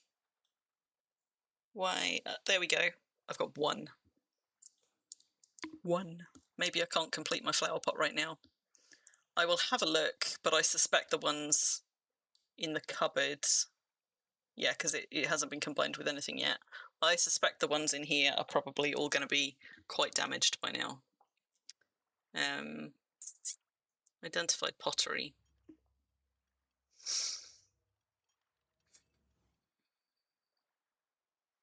Why am I not seeing it? Why am I not seeing it? Do I not have any in there? Maybe I already pulled them out and made stuff with them. Hang on.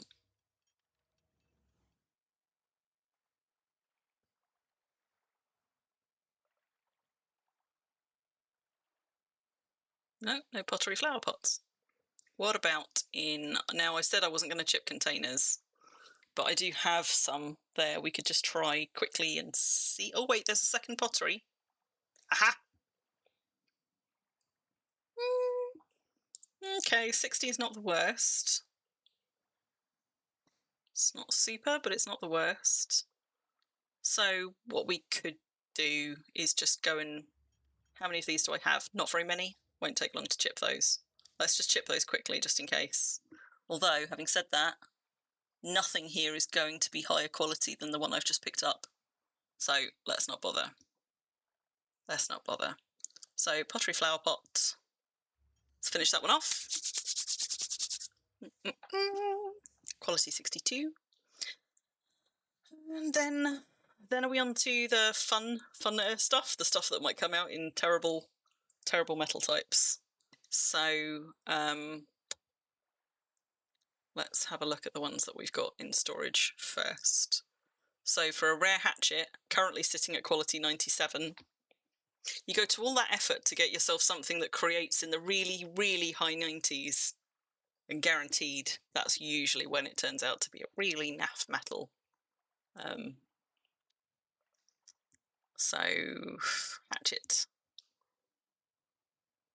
That's an alloy one, we don't want those. Hatchet.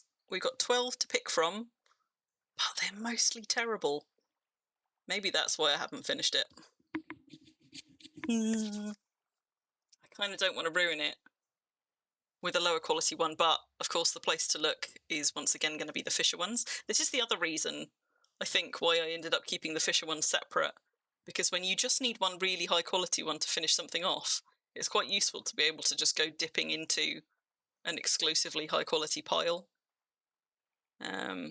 Not seeing any hatchets in there though. Hang on. Let's try. None in that one, but we haven't got two of them open at the moment, so hatchet. There we go. We've got a 93 there. Random gold horseshoe there as well, which probably should be pulled out. Have I got a better one?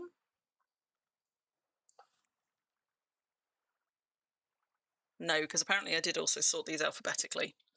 So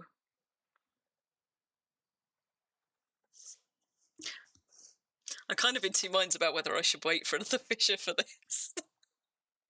But I think a mid-90s shovel is probably still better than no shovel, because it might be a while before I go sitting on a fissure again. Plus, the metal might be shit. It's silver. Quality 94, silver hatchet.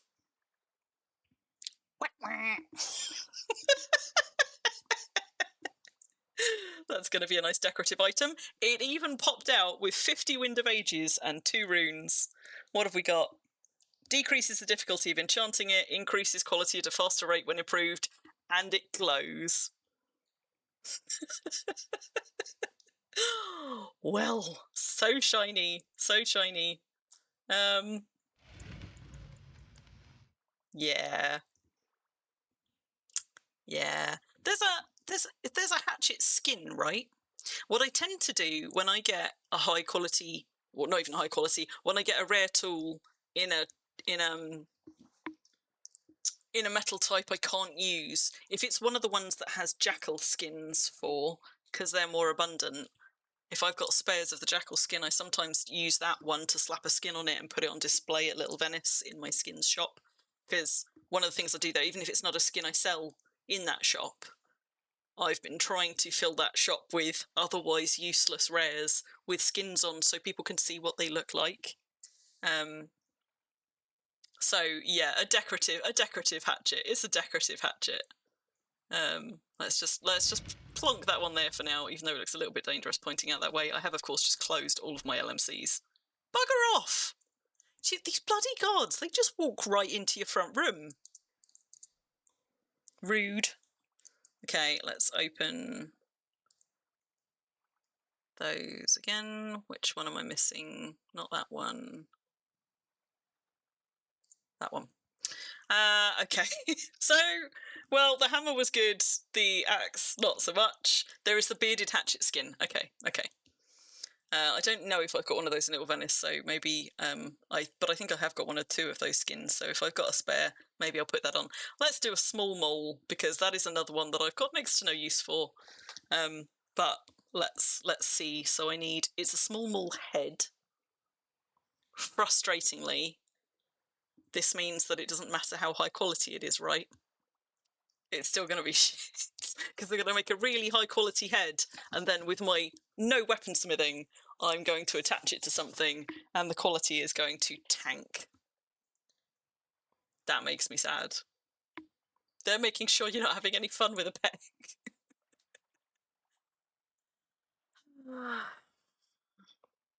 And yet, I still feel compelled to attach another high quality frag to it, because look, it's so high, but it's just not going to matter.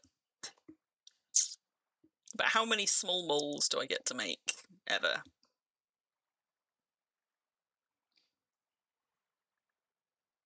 Metal, right? Not alloy? It is indeed metal. So we might as well. Wait. Oh no, wait, that's a small mole. I need a small mole head. Let's try again. Well, okay, I haven't got very good quality ones of those, but again, it does not really matter. It might come out silver too. It might. Now, wait, I've lost it already. There it is. So let's combine those. Now, what do I need to attach one of these to? Is it a shaft? Let's come off materials for a start. Small mole. Does indeed need attaching to a shaft. So, let's have a look. How are we doing for wood in shafts? Shafts. Clearly this has been raided recently. I don't have enough for any of those. We did just do some of these, so let's just have all of those. We might as well make ourselves some shafts and some branches and see if we get anything shiny, and then use one of the ones that is not an archaeology wood to make that. So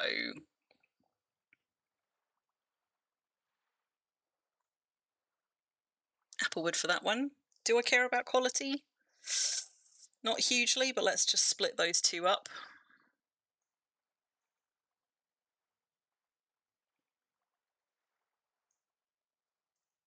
So just going to make a bunch of these and then see what we end up with.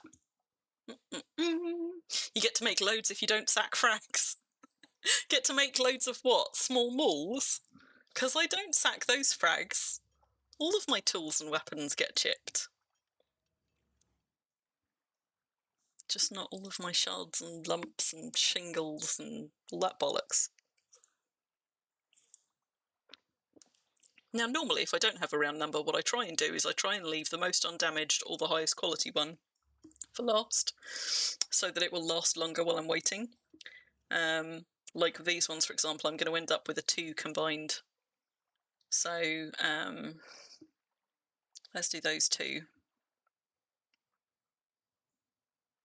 Which leaves me with a nice round number to do the rest with. And that one can go back in there.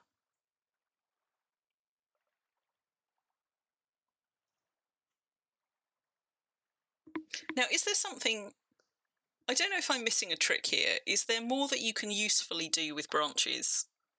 Other than once you've carved a shaft off them, you still get some branch left. Is there something else I should... Is there anything that I can usefully do with a full branch? Like if I get a rare branch? I feel like there was something, like the nests that we got at Easter, those had a branch, right? Because I was annoyed I had somewhere... I had a branch. I don't know if I've actually now got it anymore. Hello, Ruffle? You rescued a Cyclops frag off the floor. Nice. Off the floor where? Like, whereabouts on the floor? 95 damage. Crikey. See? Ruffle will go wombling up your stuff if you leave it lying around. Yeah, so you can stick them up a pig. You can stick them up a pig. Yeah, so you can use a whole one to make an Easter nest. And unfortunately, the supreme one that I had already taken a shaft off it in order to reduce its weight, because there was nothing to make with branches before that was worth it. So I carved a shaft off it and I had it on display. So by the time the Easter nest thing came around, the only one that I'd had that was rare was not a full one anyway. But when you are carving shafts off branches, is there anything at all that you can do other than just stick them in bulk storage and wait until you combine enough of them to carve more shafts off? Because that's what I tend to do. I tend to just dump them in my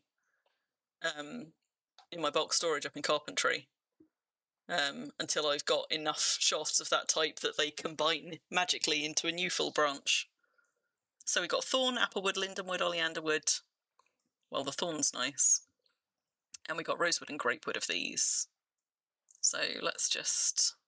You just bulk them. Yeah. Yeah, so that's what I do as well. I just wanted to make sure that I wasn't missing a trick where there was something else you could do with the remainder of it. Also, why would you carve a crude shaft? Like, for what purpose? Do you require a crude shaft to make crude tools? Is that why it's even on the list? I've never had to make them, so I don't know.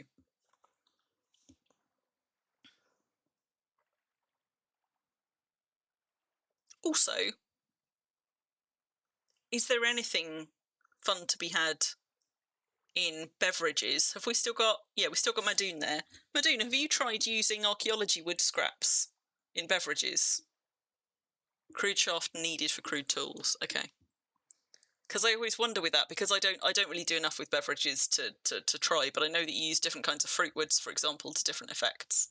And I just wondered whether anybody has tried with all of the archaeology woods to see if they do fun and interesting things, because some of those are also fruit woods, right? But I suppose... Actually, it's only shafts that you can't get in the wild, so you get wood scraps from everything archaeology-wise, right? Because you can get wood scraps just by chopping down... Can you get them off shrubs and things? Just not in archaeology, just camellia wood, just chopping down camellia and lavender and grapes and things. Do they give you wood scraps? I feel like they do. So these would already have been in the system before we were able to get them through archaeology. So my assumption is there's nothing special there that wasn't already available to us. But if anybody has any thoughts. So those can probably just be scrapped anyway. Those can go up into bulk storage. Shafts are going to have to go somewhere as well, and I kind of don't want to put them down because they're going to decay, but let's use, since the quality's going to tank anyway. Well, all right, let's use one of the slightly better ones. Let's use the applewood one. 65% chance of creation. My weaponsmithing is not good. Nope. Let's try again. Hello, Zetran. How you doing? You don't get anything from chopping down shrubs, do you not? So is that actually the only way that you can get archaeology wood scraps? You can't get those woods in the wild? I could have sworn you got scraps off them, but you can tell how much attention I've been paying. Did we make it? Did we make it? Did I? Wait, no, we didn't.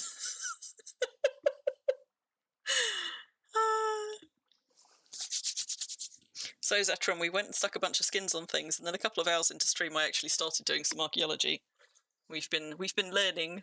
We've been learning things on stream. It came out iron at quality 3 with 3 runes. What have we got? What have we got? So we've got a lead rune of mag, which reduces the quality change when repairing by 10%. That's good. The 10% ones are generally quite good. Copper rune of mag, higher chance to be improved and increases the chance of increasing rarity. And steel rune of foe reduces decay taken, reduces damage taken. So those scraps might be worth doing some science with. Do you want me to hang on to them for you for science then? And does anybody want quality 3 rune rare small mole? I like. Oh wait, hang on. Actually, there's a skin, right? And if I skin it, it won't take decay. Do I have a small mole skin? I might do. I think there's a jackal skin for a small mole, right? Right? Yes, please. Okay, so we won't sack the scraps. Wait, scraps. So which ones can't we normally get? Obviously oakwood we can. Lavender, rose and grapewood. Do you normally get wood scraps of those? I don't know. Yeah, I feel like there's a small mole skin and I might have it stashed.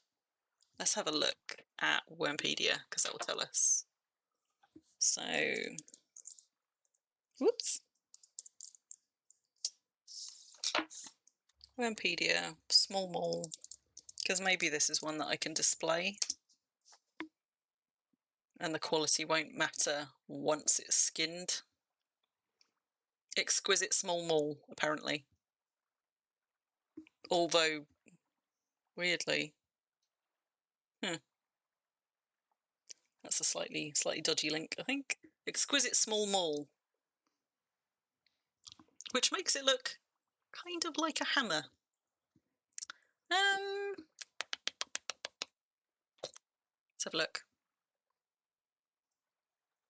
Exquisite small mole. No, I don't have one here. The jackal skins are discounted in the shop, but I don't know that I care enough to go and buy a set just to skin that mole.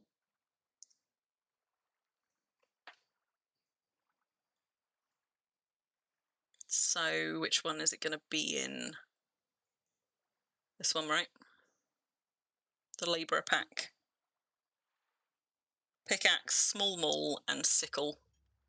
And I have got both the sickle and the pickaxe skins already.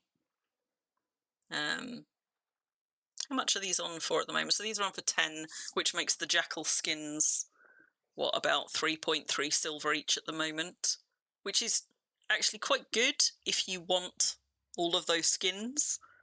But given I already have the other two, that would be like 10 silver to skin that mole. Which returns me to my earlier point. Does anybody want... No, you have to go deal with all of your fragments. You're welcome, Parser. Would anybody like a rare small mole at appalling quality with 3 runes on it? Just give me a shout if you do, and I will post it out to you. Right, hang on to those for now. You know, the horseshoe, let's repair it first. My 1 gold horseshoe, that can go in there. And I will try very hard not to forget that it's there later. You know what? If I put my shafts and branches in there, maybe that will motivate me to remember to get everything back out at the end. 2-handed sword. Let's do that one. So, am I already in T's? No, I am not. Got some very low quality ones there, which is not a good start. How about in the Fisher frags? Let's just shuffle those about a little bit.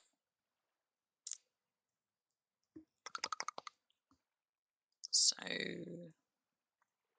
Fisher frags. Oh, the Fisher frag's going to come to the rescue again. We're looking for a 2-handed sword. Fragment, or actually we're looking for 3, which does seem quite unlikely, doesn't it?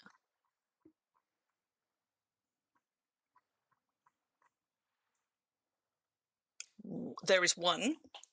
There's 1. Let's also have a look at all of those tools and weapons that we chipped earlier. So have a look at these identified ones first. So there's some there, but they're all pretty poor quality. This isn't a blade, right?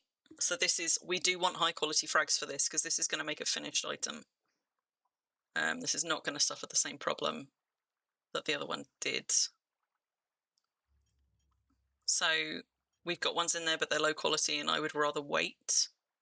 I'm not sure that we chipped anything much high quality earlier from these, because these were all pretty poor shape. But let's just have a look. You went and got a couple of 100 frags during the stream to chip. Good for you, Madoon. Good for you.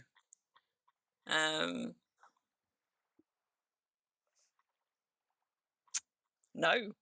Oh, 1, but not good quality. I think this might be one that has to wait for another time. Yeah. Okay, let's attach the one that we do have that's decent and stick that one back in the rares chest. And that can wait for its time to come. So it now needs 2 more. Let's pop that back in there. What else have we got? Scissors. Rare scissors. Not great quality to start with. If I were sensible, I suppose what I should be doing is actually looking for all of these at once, rather than singing back and forth. That would require me to be more efficient though, wouldn't it? Okay, so chisel blade, hammer, large maul, metal brush, and scissors. Let's do it all in one go and see if I can do this without it being absolutely awfully chaotic. And let's start with, none of these are parts, right? These will all make finished, no, the chisel won't make a finished item. So we can pull that one from a slightly separate pool. We don't care so much if that one's high quality. So can we find a chisel blade anywhere among these? And then for the others, because they're all finished items, we'll start with the Fisher frags. Chisel.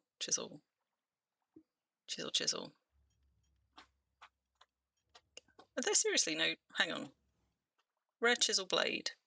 Ah, it's because I'm looking in the finished tools bit, aren't I? And it's not going to be there. It's going to be in the metal frags, and actually that would have tripped me for the small maul as well, because it was a small maul head, and I was looking for it in tools and weapons, and we learned earlier that it's not going to be there. It's going to be in these ones. Which of these ones have I actually identified? You sometimes have to stop and chip them so they weigh less for transportation. Yeah.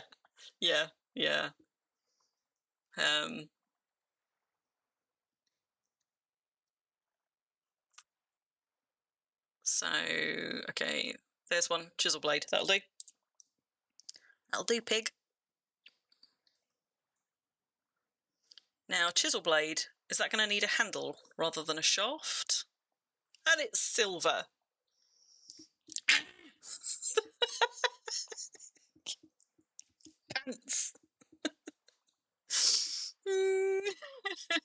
Oh well. Oh well. At least it wasn't zinc. Chisel.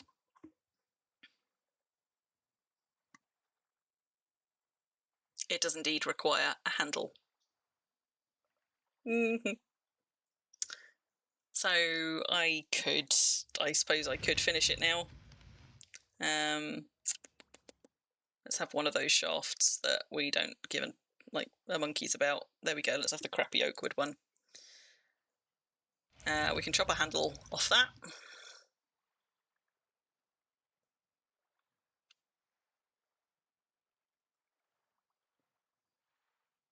And create ourselves a silver stone chisel for decoration. Da, da, da, da, da, da, with 2 runes. Higher chance to be improved. Size reduction. It's a tiny silver chisel. Although it doesn't really look that much smaller. I suppose we'd see it a little bit if I put it up against an existing one. Right, okay. Now we're on to things which will create a complete item when done. I could use it for stabbing vampires, couldn't I? Yeah. Yeah. Keep it for that. Keep that one for the after hours job. So we're going to start with Fisher frags because those ones are high quality. So large maul, metal brush, and scissors. That's what I'm now working on. These 3 here. So already got these in alphabetical order. I think. Yes, I do. Let's have a look. Large maul, metal brush, scissors. So I've got 4 out of 6 of a large maul there. That's a good start. Oh, wait, hang on. Metal brush. I'm not going to have any metal brush ones here, am I? Because those have only just gone into the game, unless this came out of a Fisher. But I don't think, because these were introduced. I think this is one that I got, a rare frag that I got whilst doing archaeology rather than whilst chipping, and so I chipped it at the time and it's come home with me. So actually that one is not going to be completable because we don't have any metal brush stuff here. So let's pop that in there, and until I do the stuff over on Exodus, I'm not going to be able to do that one. I have just belatedly realised. So, large maul and scissors. I need 1 more large maul, and I still need 2 scissors ones. Scissors. Not there. Large maul, large maul. Nope.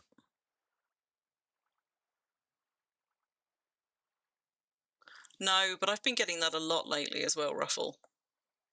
Just changing positions slightly normally fixes it, or moving a bit closer to whatever it is you're trying to move or do, but it's coming up in the weirdest of places. That's a small maul head. Damn it, am I going to be one? Oh no, wait, it's large maul I want, isn't it? Large maul and scissors. See, that guard's still in my house. Apparently, I don't have any scissors in the Fisher piles, which is a shame. But let's have a look in my actual tool piles. So, scissors. There's so many things beginning with S, I have to actually split them into several. Now, there's a trick with scissors, right? And this is one of those things that I should know, but I don't. So who can tell me the trick? One of them controls the metal type, is that right? And one controls the...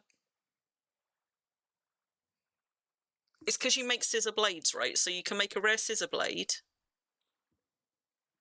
and another rare scissor... I'm so confused. I guess it doesn't work for scissors fragments, right? Is it just with scissor blades? I thought there was a thing. Yes, there we go. It's because scissor blades are also a thing. So if you have 2 scissor blades, you can control the metal type it turns into. But for this, we're going to be rolling the dice. Is that right? Zetrin, you're grinding your jewellery crafting to 30 so you can make a copper brazier for that skin. Nice. Nice, nice. It's just for the blades. Okay. Yep, so we're just going to roll the dice with these. So we've got 1 fragment there. All of the rest of these are not great quality. I kind of don't want to tank it. But what else did we want? A large mole. Large mole. I am a large mole user, but that does mean that I do already have 2 rare large moles. So let's close that one. Large mole, that's alloy frags. That's a large mole head. There we go, large mole pants quality. That's unfortunate. There we go. Right, that's the last of the large mole fragments, and they are all beautifully high quality. And we're about to make a large mole, probably in a really shit metal, because of course when you make a high quality one it's going to be in a shit metal, but let's see. I mean, the original one it's lead. It's lead. Although, of all the things to make in lead, that's going to be my new fence basher. Quality 85 rare fence basher. Yep.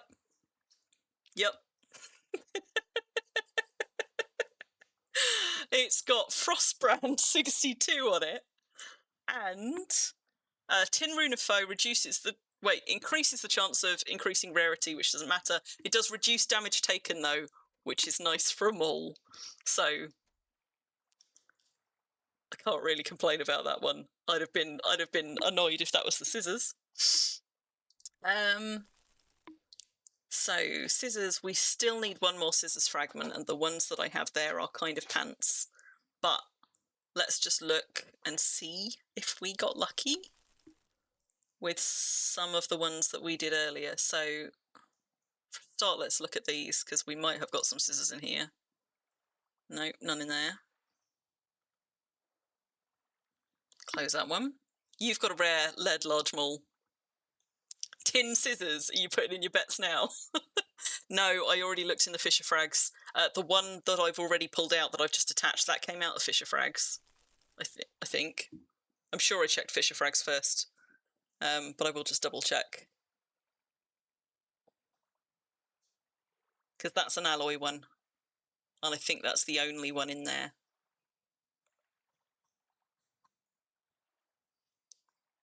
And I don't think I've got any unchipped Fisher Frags.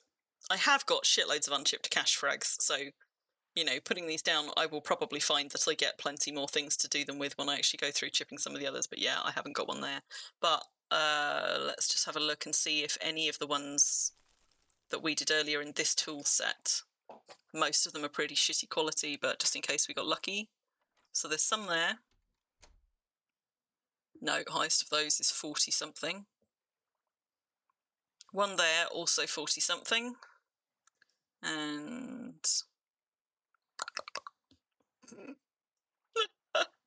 no. That's an alloy one. 4 in that pile. Nope. 59. In fairness, even with a high... See, if I wait for a Fisher one, I could get that to create higher, but to be honest, scissors are something which at least can be imped up, so I think maybe we just go with the highest one we've got. And because even with super high quality frags, I wouldn't do it if this was a pair of 90 plus ones, but given that they're only in the 60s, even with a really high quality finishing frag, it's not going to be super high. And I'm only really tempted when it is so high. They're lead. I cursed myself, didn't I? I only tend to save them when they're so high that I'm not going to be imping them anything like that anyway. In that case, I'll wait for it. Thank you, Ruffle. But it was a scissor frag, but we're sorted. We're all right. It is lead scissors, with a single rune, which increases the chance of increasing rarity and reduces damage taken. Would anybody like some rare lead scissors? You can just go there on the shelf of shame for now. So that's all of the interesting rare things. How are we doing for time? It is 1:10. And now I'm kind of weighing up, like, if I wrap up the stream now, which I probably should, am I then just going to sit here chipping more things now I'm on a roll? Or am I actually going to wind down and go to bed?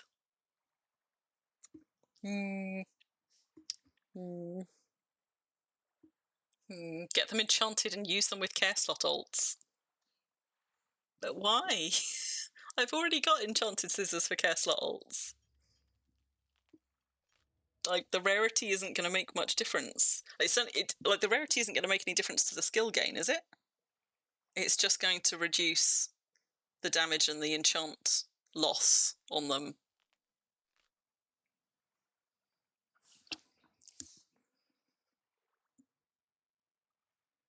Let me just go and have a look and see.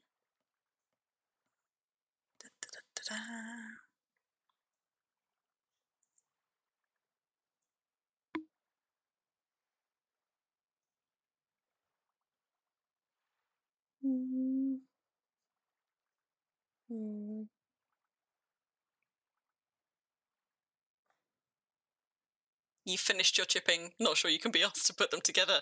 You see, Madoon? You see? You get it. Yeah, the enchant will last longer. I haven't made much of a dent in my stash, have I? But you were very good, and you didn't all give me a talking to about the state of some of these frags. But I've clearly got a lot more to get through here. And I'm not sure sitting here and getting through them now is going to get me very far. It was interesting though, and I'm kind of annoyed at myself that I've never done it before, really, doing the kind of looking at specifically what you get from what ones, because that has been useful for me. All data is good data. But I think I'm going to be good, and I'm going to wrap up the stream because I can go raid.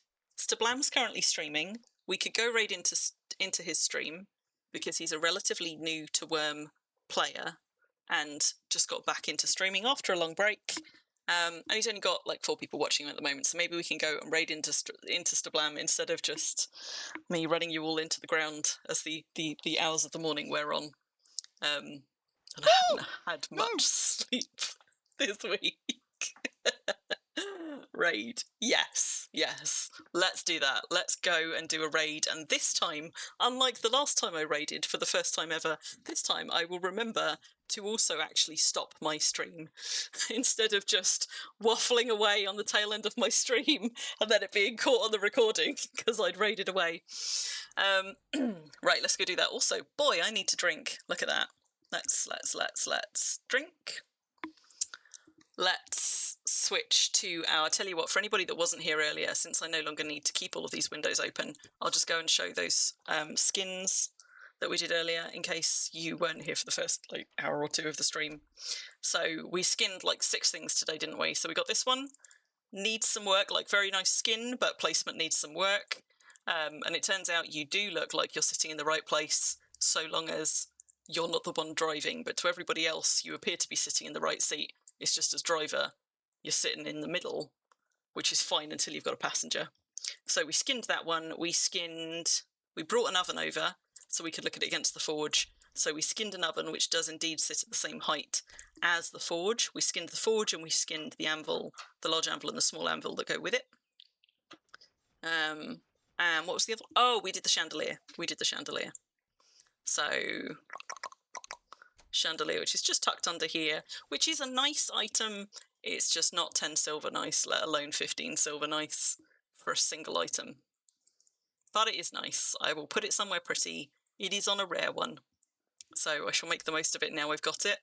But, too expensive for what it is. Okay, so switching to my cooldown screen. This one is not on release. This one is over on Xanadu, but it is right up in a corner of Xanadu, so quite easy to reach. And if you're going looking to do some Christmas shopping for your people in Worm, Sleepy's Market often has some nice items tucked away that you don't find in other markets. So it's well worth a visit. There's a very concentrated little clutch of merchants, and this is from somebody who does play PvP, and so has quite a lot of interesting and unusual things on his merchants from time to time. So if you're looking for a market to visit that you haven't visited in a while, that's one of the atypical ones, maybe worth a visit. And let me go and raid us into Stablam's stream if we can, and this time I will try not to cock it up. So follow let's have a look. Can I do it? Can I do it? Think I can. Let's go.